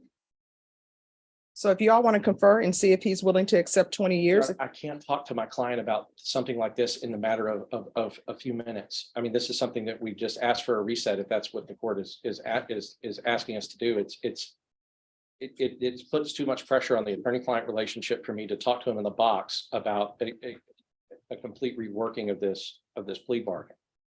I spent hours with him in the jail, going over discovery, doing all this stuff, and this is. I'm asking for a new setting. All right, Ms. Ferguson, recall this for tomorrow. And if I am in jury trial. Oh, tell 13, you need to be here tomorrow. And have her jury wait. Yes. This is district court. So I'll see you all tomorrow. Adias Hernandez Rivas. Adias Hernandez Rivas. Who's the attorney? All right, where is he? I believe he's an inmate. All right, did you all ask for him to be brought out? Oh, I'm sorry. I thought I did. This Hernandez Rivas. Christopher Lee Gonzalez. Who's the attorney for Christopher Lee Gonzalez? Just have a seat. Your attorney's not here. Oh, Judge. You were supposed to hire an attorney. Oh, come forward. Did you hire an attorney? I'm in the middle of that. No, you either have an attorney or you don't. Do you have an attorney? Hopefully by Friday I will. I'm gonna go ahead and go with I think his name is Robert Mauer. So I talked to him today. I just gotta go and bring him some money Friday. All right, Norman, see if Robert Mauer can come back here. Just have a seat. Okay.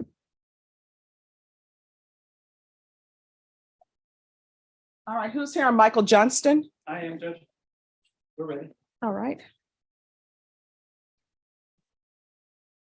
Court is calling 2023 CR 1649, State of Texas versus Michael Keith Johnston. Can I have parties announced for the record for the state? Hank Wilkins for the state, Your Honor. Defense? Richard Garcia for the defense. Ready, Judge? Are you Mr. Johnston? Yes, ma'am. Counsel, have you received all the discovery and did you review it with your client? I did, Your Honor, yes. Court will find that the state is in compliance with discovery. Mr. Johnston, I'm showing you what's entitled application for deferred adjudication or community supervision. Did you review that with your attorney? Did you understand it? And did you sign it? Yes, ma'am, I did. Showing you what's entitled true bill of indictment. Did you review that with your attorney? Did you understand it? Yes, ma'am. Counsel, do you waive the reading of the indictment? Yes, we do, Your Honor. State, are you proceeding on the indictment as presented? Yes, Your Honor. Mr. Johnson, I'm showing you what's entitled court admonishments and defendants waivers and affidavit of admonitions. Did you review that document with your attorney? Yes, Did you understand it? Did you sign it in all the appropriate places? Yes, ma'am, I did. Did you understand you're charged with possession of a controlled substance penalty group 1 gram to 4 grams? That's a third-degree felony. The range of punishment is anywhere from 2 to 10 years in prison and up to a $10,000 fine. Did you understand? Yes, ma'am. If you have a plea bargain agreement with the state, the court does not have to follow your plea bargain agreement. If for any reason the court doesn't follow your plea and gives you more than you bargained for, the fact that you entered a plea will not be used against you and you will be allowed to withdraw your plea. Did you understand? Yes, ma'am. Did you understand you have a right to jury trial, a right for you or your attorney to cross-examine and confront any witnesses the state would call in the right to remain silent? Yes, ma'am.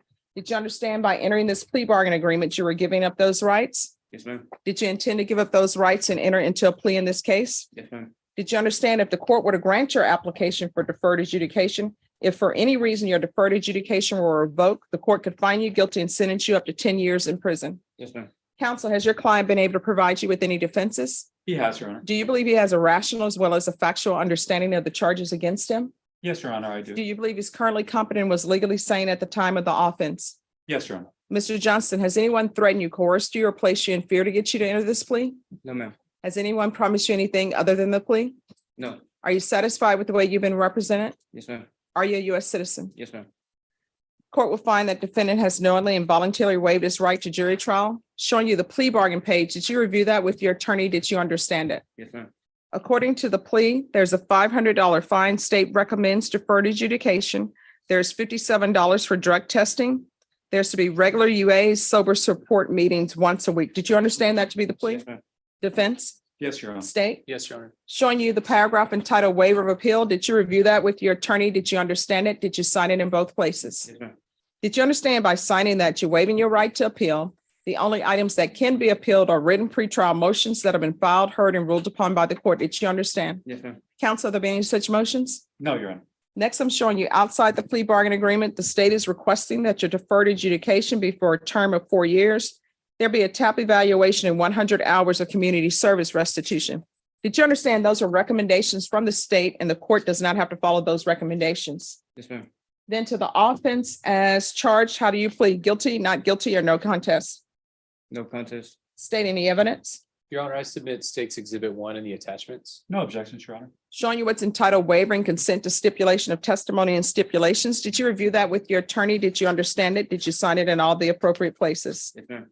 Again, did you understand you have a right to jury trial, a right for you or your attorney to cross-examine and confront any witnesses the state would call in the right to remain silent? Yes, ma'am. Did you understand that today the state will be presenting evidence in the form of witnesses' statements and police reports, but most importantly, there'll be no live testimony? Did you understand? Yes, ma'am. And I'm sorry, State, you can continue to confer. Thank you. Court will find that defendant has knowingly and voluntarily waived and consented to stipulation of testimony and stipulations. Court will accept into evidence State's Exhibits 1 and attachments. Court has reviewed the same. The court will find there's sufficient evidence to find you guilty. Court would defer finding of guilt as you applied for deferred adjudication. Are we proceeding with sentencing? Yes, Your Honor. We're asking that you waive the PSI. Anything you wish to say on behalf of your client? No, Your Honor, we just ask that you follow the plea bargain agreement. All right, Mr. Johnson, when's the last time you had employment before being arrested? It's been a while. What's a while? Years. Why are you not working? Me and my grandmother we were having issues at the time, and she had my my paperwork. How old are you? Me, they're 29 going on 30. Do you have any children? No, ma'am. So if you were released, do you have a place to stay? Yes, ma'am. Who would that be with? My grandmother's house. Does she want you there? She's told me time and time to come back. Okay. He takes care of his grandmother, Judge. Okay. All right, what's your drug of choice? So I prefer to use meth. Okay, how often have you been using before being arrested? Once or twice, about every week. All right. How far did you go in school? High school. What are you planning on doing with the rest of your life?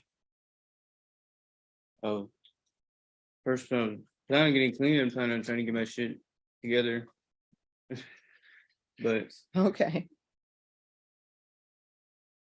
You know, somebody told me a joke about that. They said they don't want it, and they don't have it. Right. Just use that in your mind. The worst thing is to go up creek yeah. and you know, my mom explained to me, she's like, if you're going up there without a paddle, that means you have to use your hands. That's right. So, all right. 4 years deferred adjudication, $57 restitution for drug testing. I'm going to want a referral to felony drug court. That's to be while in custody. If they don't accept him, then I'm going to want a TAP evaluation while in custody and to follow TAP recommendations. There's to be proof of employment within 45 days of release. There's to be no employment as a home health care provider or with minors. I'm going to want 90 sober meetings in 90 days upon release. 100 hours of community service restitution. Regular UAs. Well, regular random UAs. Field visits, 1 time per month for 3 months. And if everything is okay after that, then 1 time per month, every 3 months. Probation, is there anything else he needs? Is there anything else you need from the court to be successful? No, ma'am. All right, I'm going to show you what's entitled Trial Court Certification of Defendant's Rights to Appeal. Oh, you have to go around, Richard. No. Did you review? It's an invisible wall there, right? Did you review that with that document with your attorney? Did you understand it and did you sign it?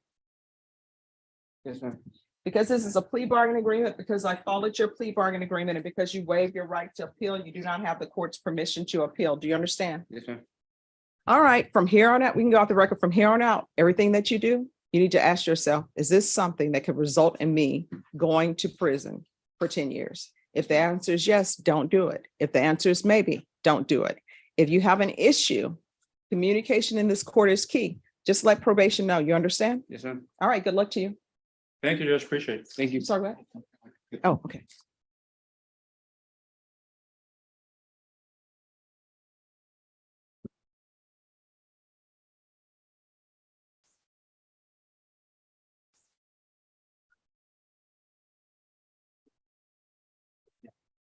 Okay, I'll get to that in a moment. Who's here on Chris? Oh, not that. Jose Romero.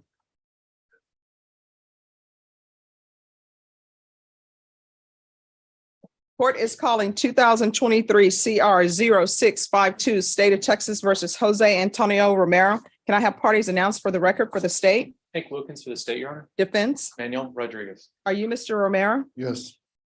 Counsel, have you received all the discovery and did you review it with your client? Yes, Judge. Court will find that the state is in compliance with discovery. Mr. Romero, I'm showing you what's entitled True Bill of Indictment. Did you review that with your attorney? Did you understand it? Yes. Counsel, do you waive the reading of the indictment? Yes, we do. State, are you proceeding on the indictment as presented? Yes, Your Honor. All right, and you're proceeding with a repeater count? Yes, Your Honor. Okay. Mr. Romero, I'm showing you what's entitled Court Admonishments and Defendant's Waivers and Affidavit of Admonitions. Did you review that document with your attorney? Did you understand it? Yes. All right, you're charged with the offense of criminal mischief, 2,500 to 30,000. Normally, that's a state jail felony with a range of punishment of 180 days up to 2 years in the state jail facility and a $10,000 fine.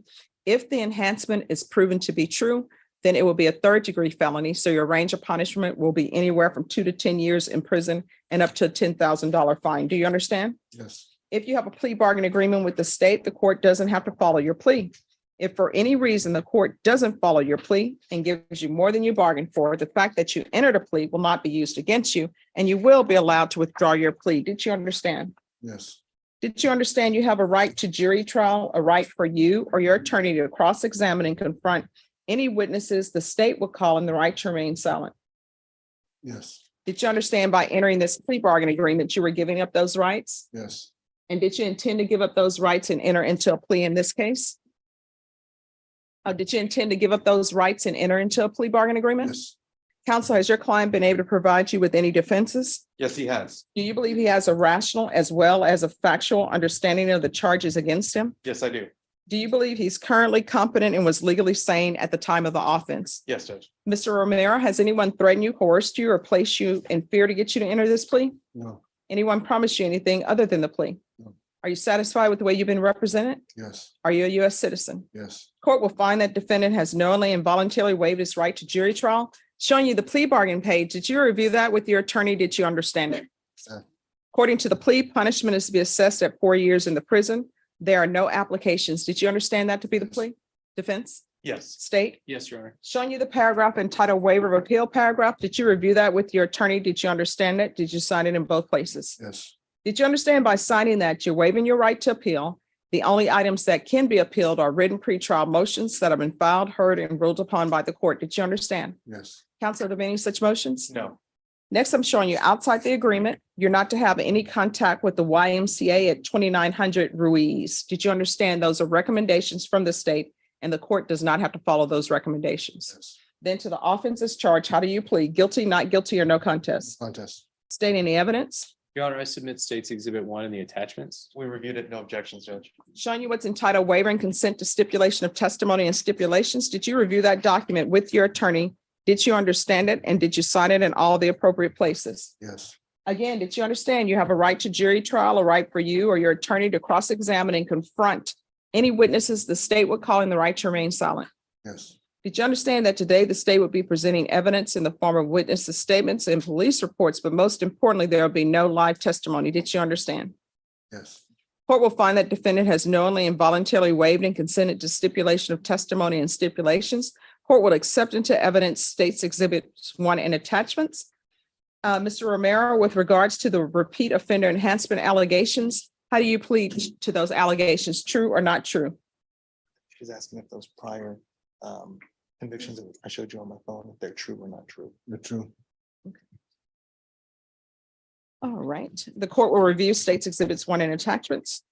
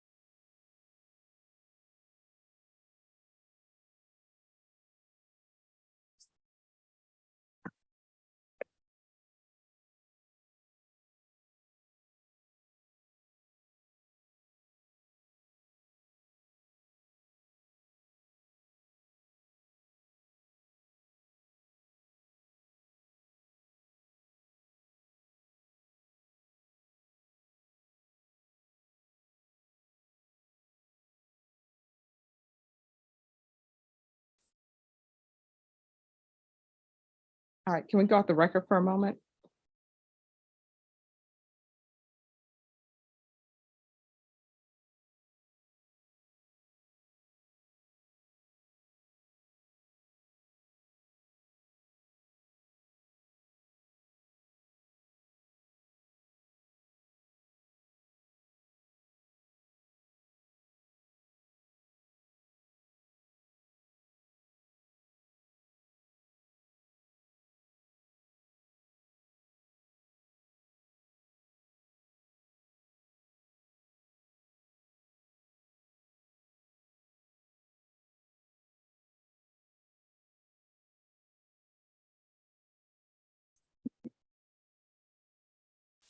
Okay, while that is happening, I have reviewed the record. Why did they ask you to get out of the pool at the YMCA? What's going on? I have no idea, but I assume that it was for to get my things as a prize because people pick on me on the streets. Okay. So if I follow this plea bargain agreement, what are you going to be doing with the rest of your life? Do you have people to stay with? What are you? Your plans? Rollerblade. Rollerblade. I get a government check. Okay. All right.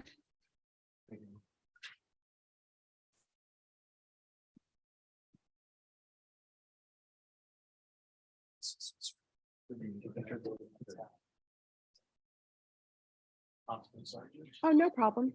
So any objections to the state reopening the case to produce more evidence, counsel? None, Judge.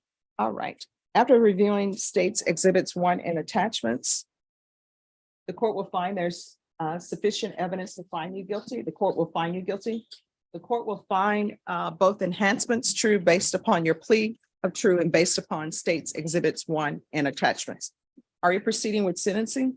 Yes, Judge. Anything you wish to say on behalf of your client? My client's requesting all the credit first time served, which I asked the clerk this morning, came out to 241 days credit in Bear County Jail. And we'd ask that you follow the plea bargain. Judge, thank you. All right, thank you. All right, the court will follow your plea bargain agreement. The court will sentence you to 4 years in the prison. Give you credit for any time served. Is there going to be restitution? No, Judge, we reached out to the complaining witnesses in this case, and they were the ones that we were able to get a hold of were reimbursed through their insurance. Okay. All right. There's to be no contact with YMCA at 2900 Ruiz. And as previously stated, the court is finding enhancements true. Is there anything else with regards to sentencing?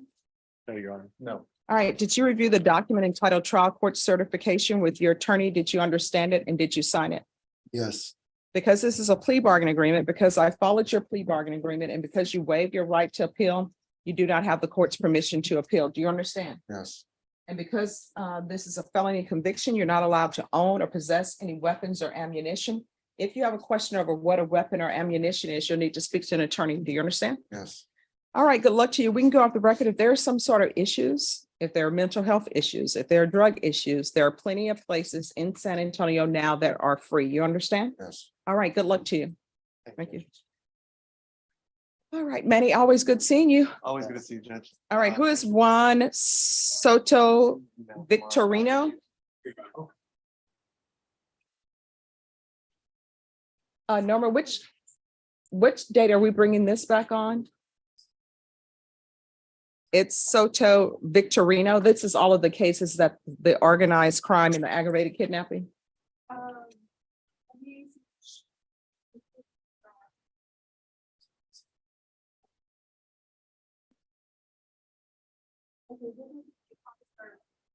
All right, we're going to be back on August 3rd. Got it, Judge. Thank you. Okay.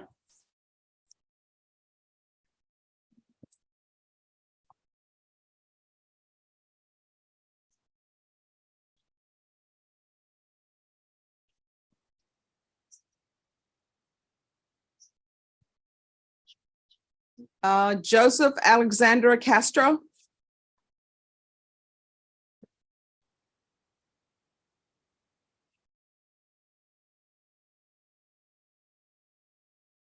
All right, on this one, an offer is due. So was an offer tendered or no? That's not currently. Judge, not yet. It's because I was promoted pretty recently. This wasn't my case before that, so I really haven't had a chance to look at this. Okay, how much time are you asking for? 2 to 3 weeks, Judge, to have time to meet with some witnesses and to talk to the family. All right, Ms. Ferguson. On this one, can you give them a 1-month reset, please? And if you all are off docket and come back sooner than that, you can just let Ms. Ferguson know. Yes, sir. I would be excused. You need to get a date. Yes, sir. All right, August 10th. Once you sign the reset form, you're excused. Thank you, Your Honor. You're welcome. Adias Hernandez Rivas. Come down.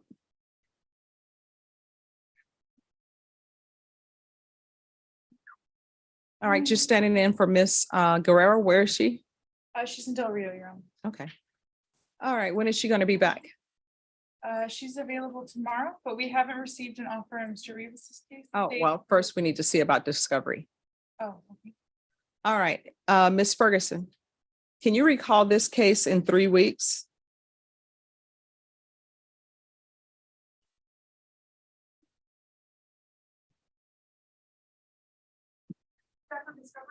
Yes. All right, August 3rd. It's Adias Hernandez Rivas.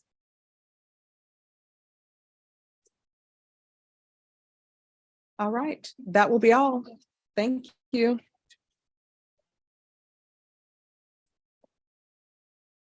All right, Norma, did we complete Rafael Soto?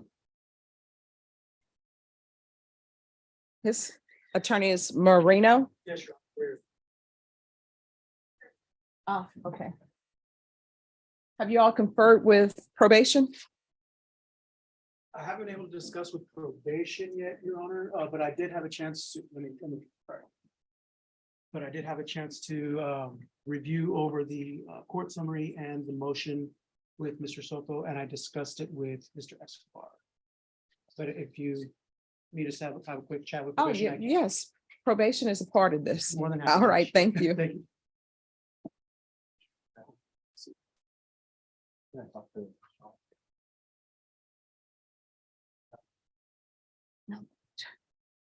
So Norma, I think this case is what we have left. Soto. Candace Cox.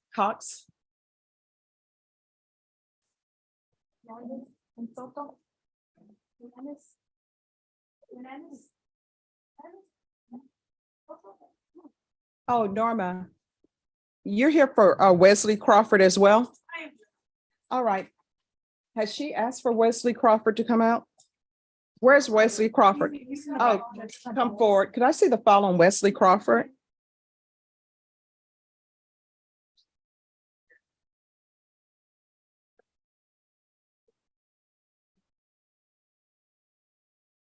All right, why is this on the docket today? Because I show here that he's set for August 31st. That I don't know, Judge. All right, you're supposed to be here on August 31st, but we'll just put it for the same date, August 3rd.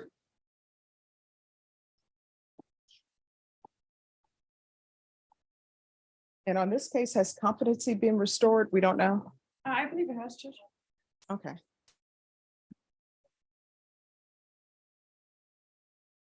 Norma, just put it on August 3rd then.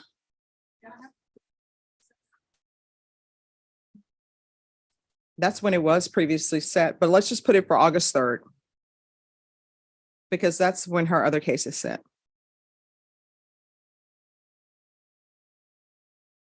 All right, once you get a reset form, you're excused, okay? Okay. All right, thank you. You, Judge. You're welcome. Judge, was it that Andy or the other client, was he also reset? I think it was. The murder case, which one was it? Adias Hernandez Rivas? Yes, that's been reset. Just double checking, Judge, again, yeah. Oh, no problem. Same day. All right, who is here on Michael Herrera? All right, where is Michael Herrera? He's right here. All right, word to Dr. Jumas. All right, what's happening with Dr. Jumas? I have no earthly idea. Dr. Jumas hasn't contacted me. Have you seen the doctor yet? No, ma'am. He usually will contact me. He has my cell and, lets me know kind of what's going on. All right, let me text him. Okay.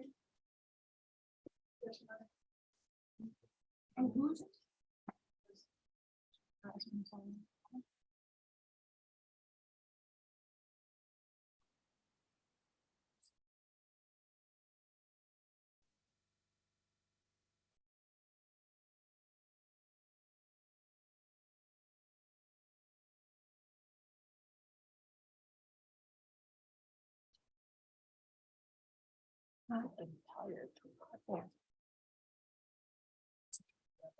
Mhm.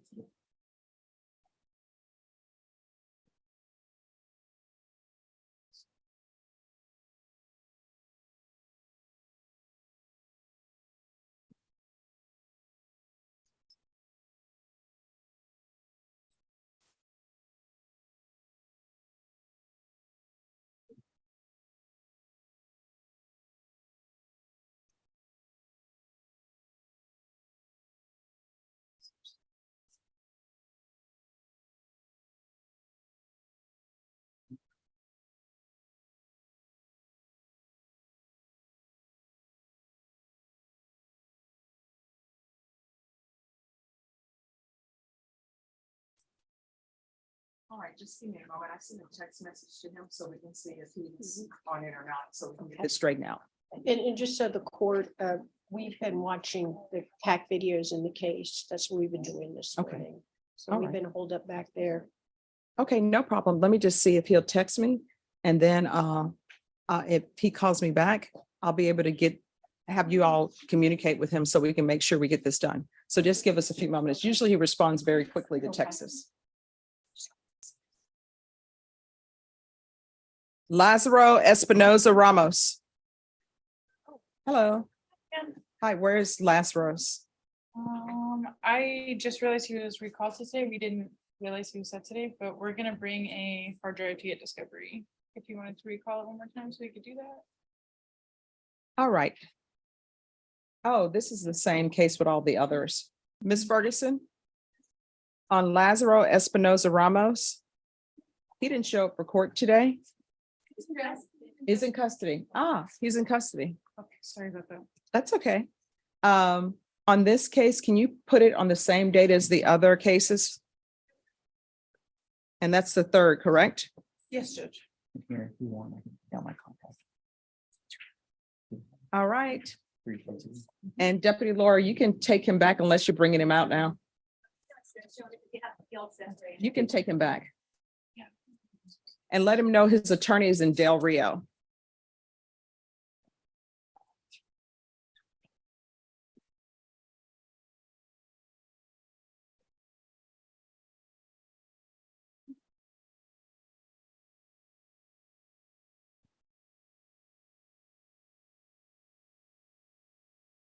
Rafael Soto.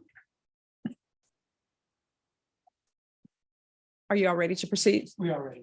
All right, the court is calling 2018 CR 1720, State of Texas versus Rafael Anthony Soto. Can I have parties announced for the record for the state? Hank Wilkins for the state, Your Honor. Defense? Mario Moreno for defense. And are you Mr. Soto? Yes, ma'am. Showing you what's entitled motion to revoke community supervision. Did you review that with your attorney? Did you understand it? Yes. Are you the same Rafael Anthony Soto who was placed on community supervision for the offense of possession of a controlled substance, penalty group 1, less than 1 gram on June 8th, 2018 for a term of 5 years? Is that you? Yes, ma'am. All right, state. If I may, Your Honor, I had discussion with the state and with probation. At this time, defense is requesting if the court will allow for a short reset. The allegation in the case is a new number 1. DWI. The state is working on providing details of that DWI to defense so that we can prepare if a plea of true in this case is warranted. There's a potential resolution in the case if that is the route we're going to take, but defense would need time to review that new number 1 prior to advising Mr. Soto if a plea of true is required. State. Your Honor, the only violation in the MTR is the new number 1. So we would also ask for more time to evaluate the DWI. All right, Ms. Ferguson, on this case, can you give me a reset date for 10 days, please? Thank you, Judge. Okay. Thank you.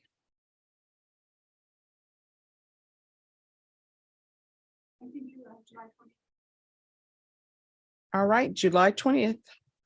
We'll see you back then. Just sign the reset form, then you're excused. Thank you. All right, thank you.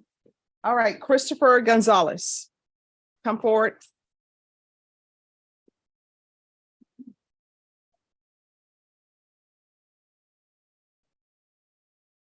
That's your honor. All right, Ms. Ferguson, on this case. Let me see.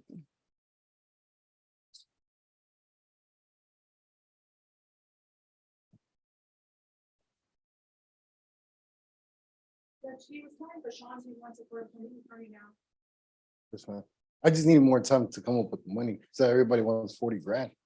So I don't want to get in charge, I mean, in between you and your business Yes, ma'am. transaction. I just need, So who was the previous attorney on this? I had, It was Robert Vargas who was hired.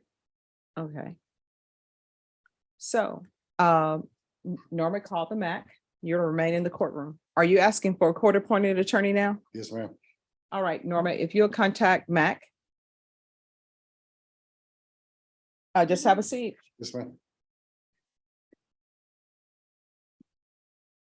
All right.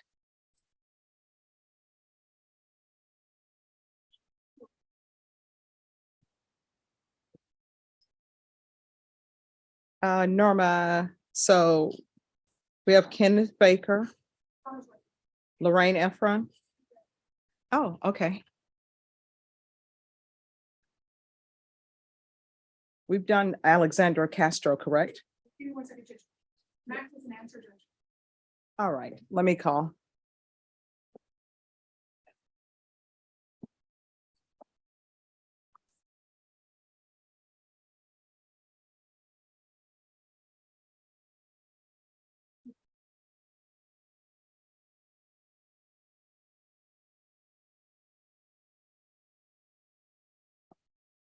Hi, we have someone here.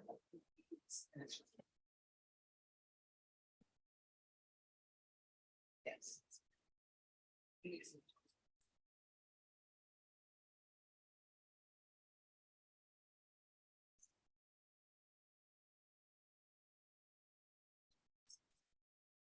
It's 2000.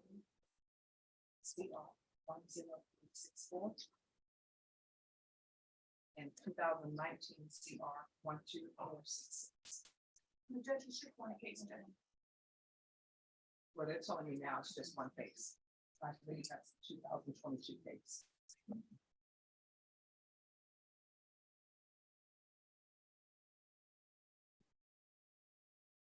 Okay, he's in the courtroom now. Do you want him to just remain here?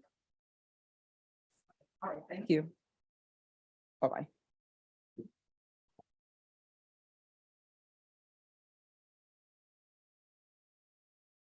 All right, and then we've already done Alexander Castro, have we? Number 8? Yes. Okay.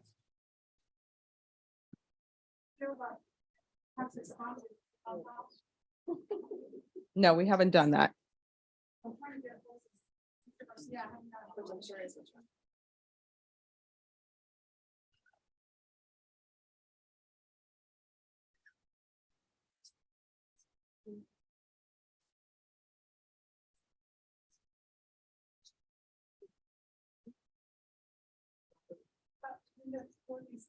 No.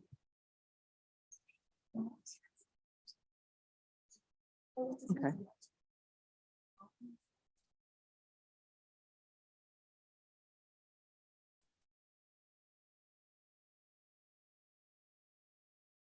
And then we have William Chomley.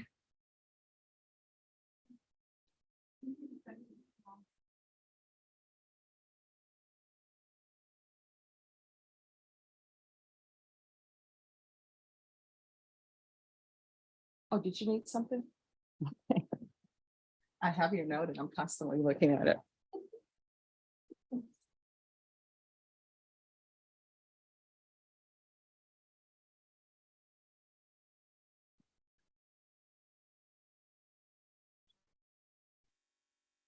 Yes.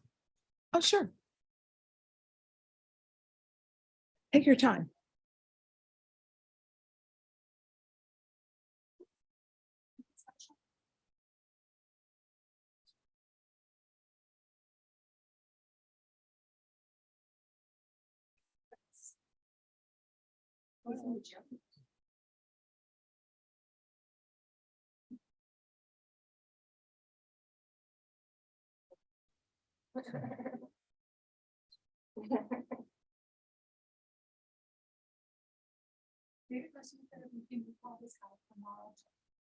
No, I mean, it's Friday, right?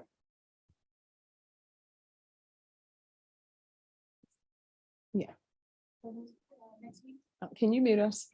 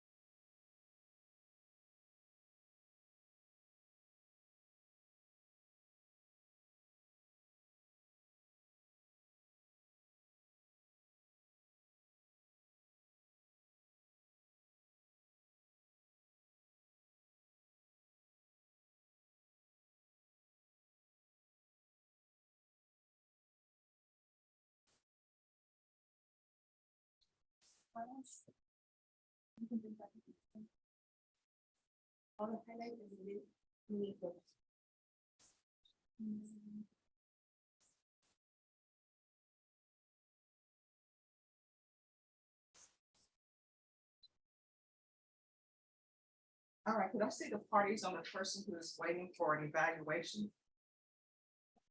That are on bond? I'm not sure. I think it's Arlene. Was Is it it Arlene Gay? Arlene Gay went? Yes. All right, thank you.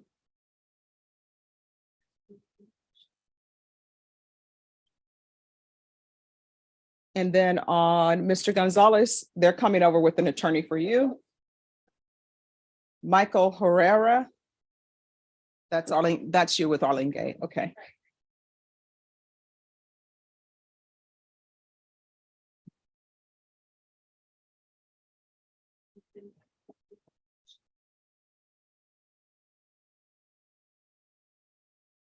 Oh, come up, please. All right, Dr. Jim has texted me back and he says that he apologizes and that the interview hasn't been scheduled yet, but we're gonna get it scheduled. So what I'm gonna do is Norma, on this one, if you can give them a 30-day reset, and then we're gonna make sure that Dr. Jimis gets a chance to speak with you, okay? Okay. And Arlene, I'm going to give your number to Dr. Jimis, if you're okay with that. He has it, but please give it again, Okay. just in case. August 15th. All right, we'll be back on August 15th. They'll give you a reset form and we'll make sure that you're able to get in touch with Dr. Jimis, okay? All right, do you have any questions about anything? No, I don't. All right, thank you. Thank you.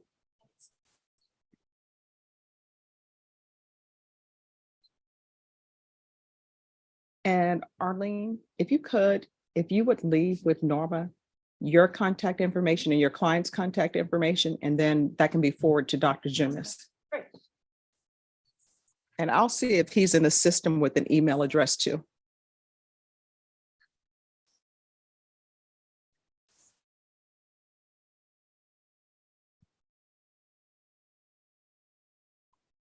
All right, what is happening with Mr. Yost? I see you're here. Yes, Your Honor. I ran into Jason in the hall. He told me they've returned the money and they will not be representing him after all. Oh, So what you do about nothing, I suppose. okay. All But right, then, if no, Mr. Yost is here. I would love the opportunity to confer with Cornelius. let me see where Mr. Cox is. You got it in his office? Yeah. Super hot back there. Nobody got to bring it right there today, but they also need an next door. They're looking for him in different places. I think it might be beneficial now that Mr. Yost, I know who his attorney is. Hey, can you stop by the 187 and see Mr. Yost?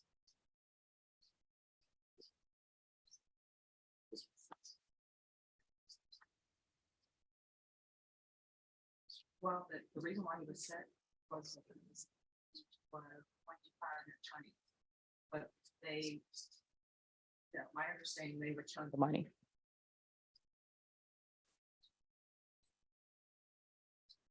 Okay, all right, thank you. Bye-bye. All right, Mr. Cox is on his way over. Thank you, Your Honor. You're welcome. Anybody else ready? Because we're want to wrap it up so everybody can go to lunch. Dominique Nicholson. Hello. So what is going on with this case? We just need to discuss trial dates with the court. All right. So has an offer been tendered? Yes, Was it tendered today or previously? well, we discussed it at our last setting. Okay. All right. Do you want a jury trial? Yes, ma'am. State how long you expect this jury trial to last? Depending, guilt, innocence, probably 3 or 4 days.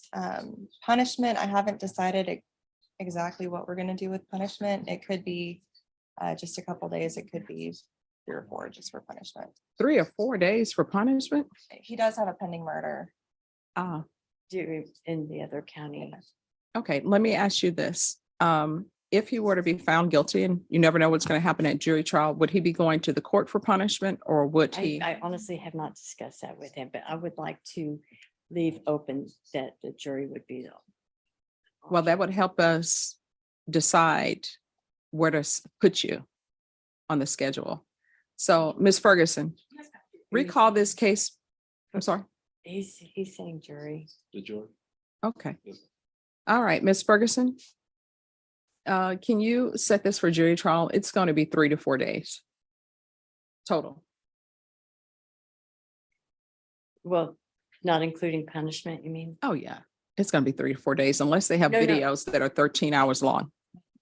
Oh. Yeah. I don't know. What Not in the guilt innocence, but I'm not sure. What time frame are we looking at? Oh, she's going to give us a date. Okay. Because I'm getting a little nervous about. Well, we are not going to interfere with your competition because I want to see what happens. Thank you. Thank you. Yeah. I'm cheering you on. I know. So appreciate it. I am sitting second chair on a capital murder that we're scheduled for July 31st. Oh, you're not going to be in July. Okay. And then October 3rd, I'm here. Okay.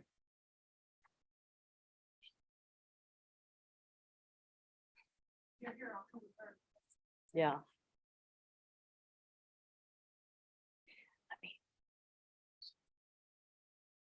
Everybody told me that Angelini said lunch is for wimps, but I don't feel that way. I see Pinkertons in our future today.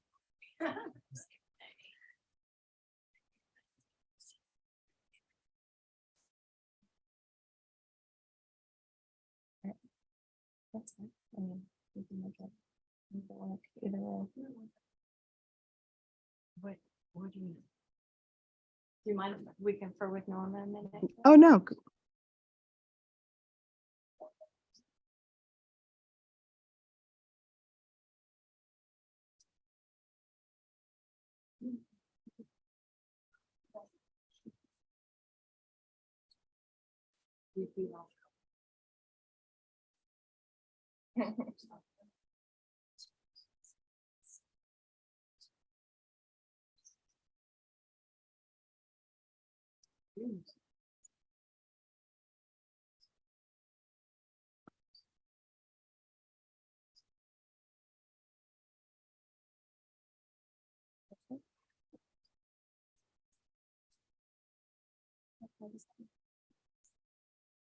Oh, sir, you can have a seat. We're just getting a date. Thank you, sir. You're welcome.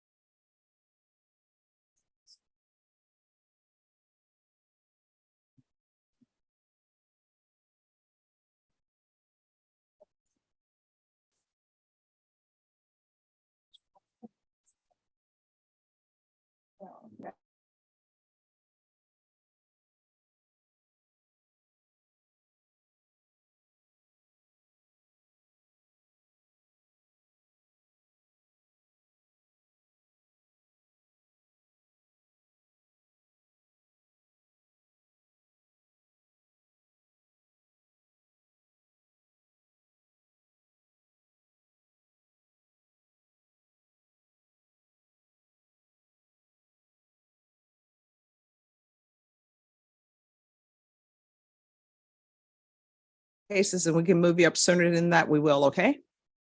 All right, thank you. No, that's gonna Yes. happen. That's Yes. gonna. Your attorney, and I will tell you, sir, if there's some sort of video that needs to be seen and maybe there's something with the equipment and she can't do it at the jail, she can let the court know and we'll make accommodations. You're welcome. Yeah, no, well, that's.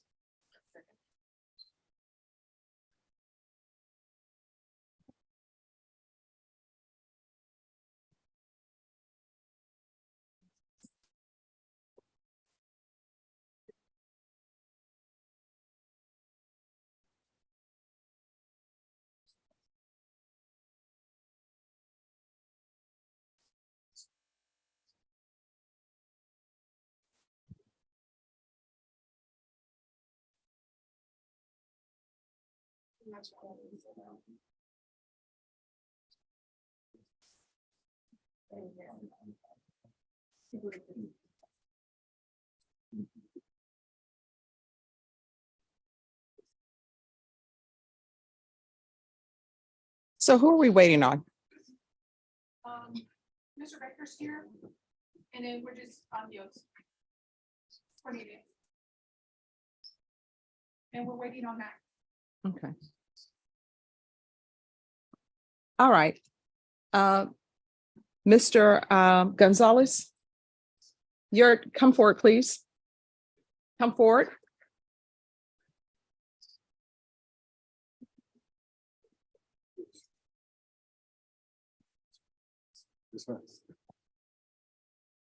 All right, your attorney is going to be Michael DeLeon.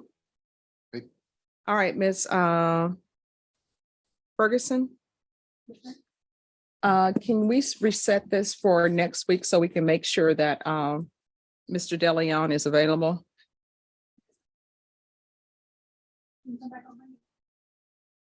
All right, so you'll be back here on Monday and you'll get a chance to meet with your attorney. Okay. All right, Ms. Ferguson, we'll give you a reset form, then you're excused. You're welcome. That was a good day. Oh, thank you. You too.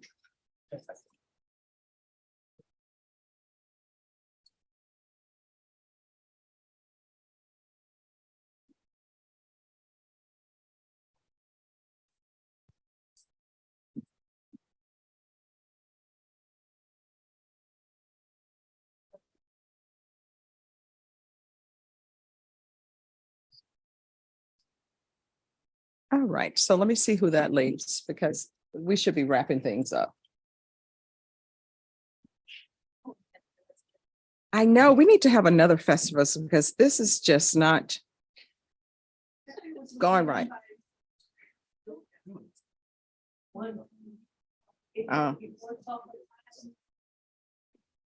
All right. Judge, may we approach? Yes. Who is it on? Jose Sanchez, Your Honor. All right, could I see the file on Jose Sanchez? And Mr. Sanchez, come on down. Is he in the middle, Your Honor? Yes. All right. Okay, what is happening here? We were here last time, so there's supposed to be a possible video of an interrogation of Mr. Sanchez. Yes, Your Honor, we still believe there is. The Alamo Heights Police Department responded that he was not interrogated and that they did not say there's not a video. They said, we've given you all the video. He was not interrogated. The facts indicate to us that he in fact was interrogated and there are cameras in the interrogation cell. So that's where we're at. I plan to issue a subpoena. Okay, so they're saying they don't have a video? They're saying well, they didn't say that. They said we've given you all the video. Yes, Your Honor. So I emailed AHPD and what the detective emailed me back is the only video available is what was uploaded. The suspect was never interrogated. What we'd like to do, if we could, is get a setting for like a plea deadline setting, Judge, and give the defense counsel rather, time to subpoena any video from Alamo Heights PD. All right, so you believe a video is in existence? I believe my client when he tells me, Judge, that he was interrogated because he gave me some specifics. And I know that there's video in that cell. And I would be very surprised if there's no video taken of him. That would be very unusual. So I do believe there was. All right, Ms. Ferguson. On this case, give me a 3-week reset and that's your plea deadline date. Okay. Judge, I'm going to subpoena those to the court on that day. Okay. And have the officer come. I am going to, Judge. All right, thank I'm you. going to have 2 of them here. All right. We may resolve the case in those. August when? All right, August 7th. Thank you, Your Honor. You're welcome. Thank you, Judge.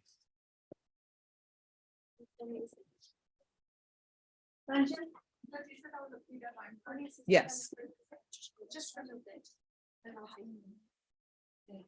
Yes. There's actually a future violation. Okay. And he didn't show, did he? Okay. Second row, second channel.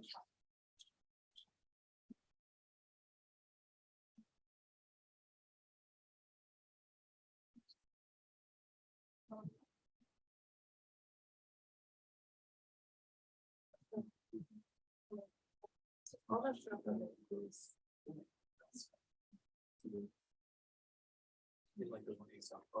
Yeah.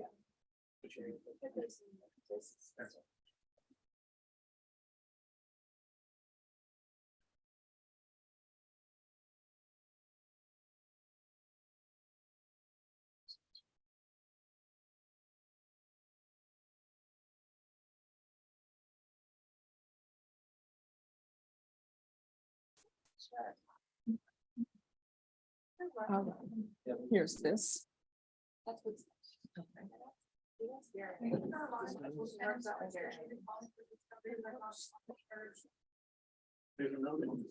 All right, Beecham is the person who has competency issues.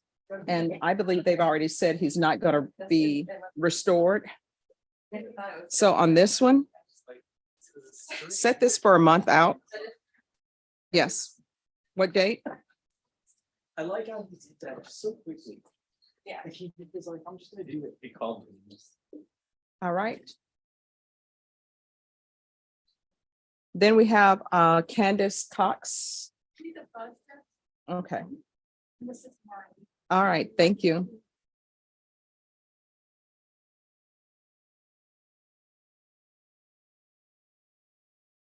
All right, and Dinah, if you want to go on lunch break, you can go ahead and go.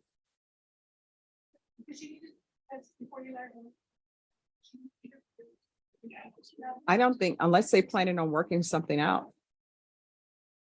All right, the other one is Orlando Cuevas. Which page is this on?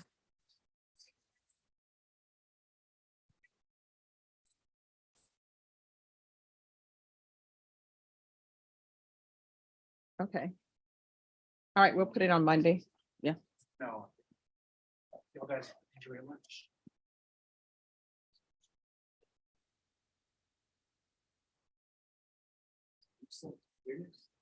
Yes.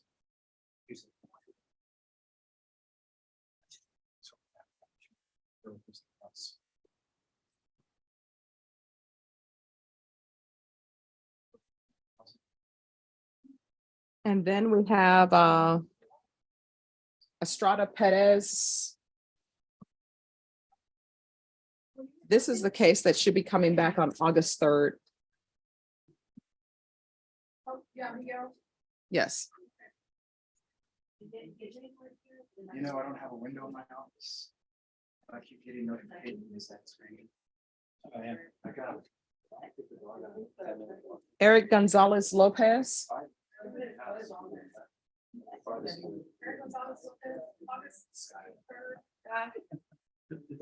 Well, today was supposed to be for discovery. Who is his attorney?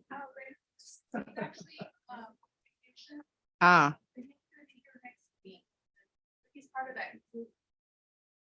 All right. Yes. Yeah. Judge. All right, thank you. Okay. All right, enjoy. Where are you going to be? My girlfriend's family wanted to go to South Padre. Oh, look at you. Guys, I wanted to go. Thank you, Brittany. Not because I didn't know. Okay. I would rather. We want you there. They want me there.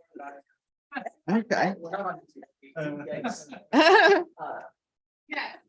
No, it's just, they scheduled it all last Okay. All right. Well, enjoy. Don't get any sand fleas.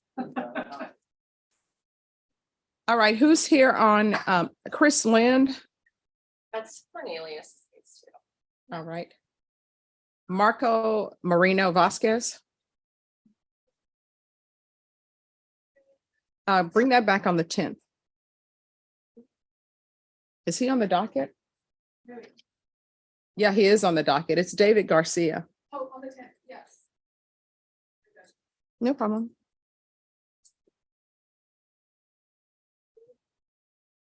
And then we have Dominique Nicholson. That's with Lorraine. All right, what date? Okay.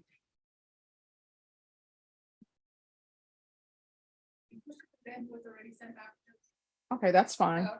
And Patrick Sanchez, he's incompetent. So did he regain competency? And we'll recall that for the 10th as well. Mr. Cox. Yes, ma'am.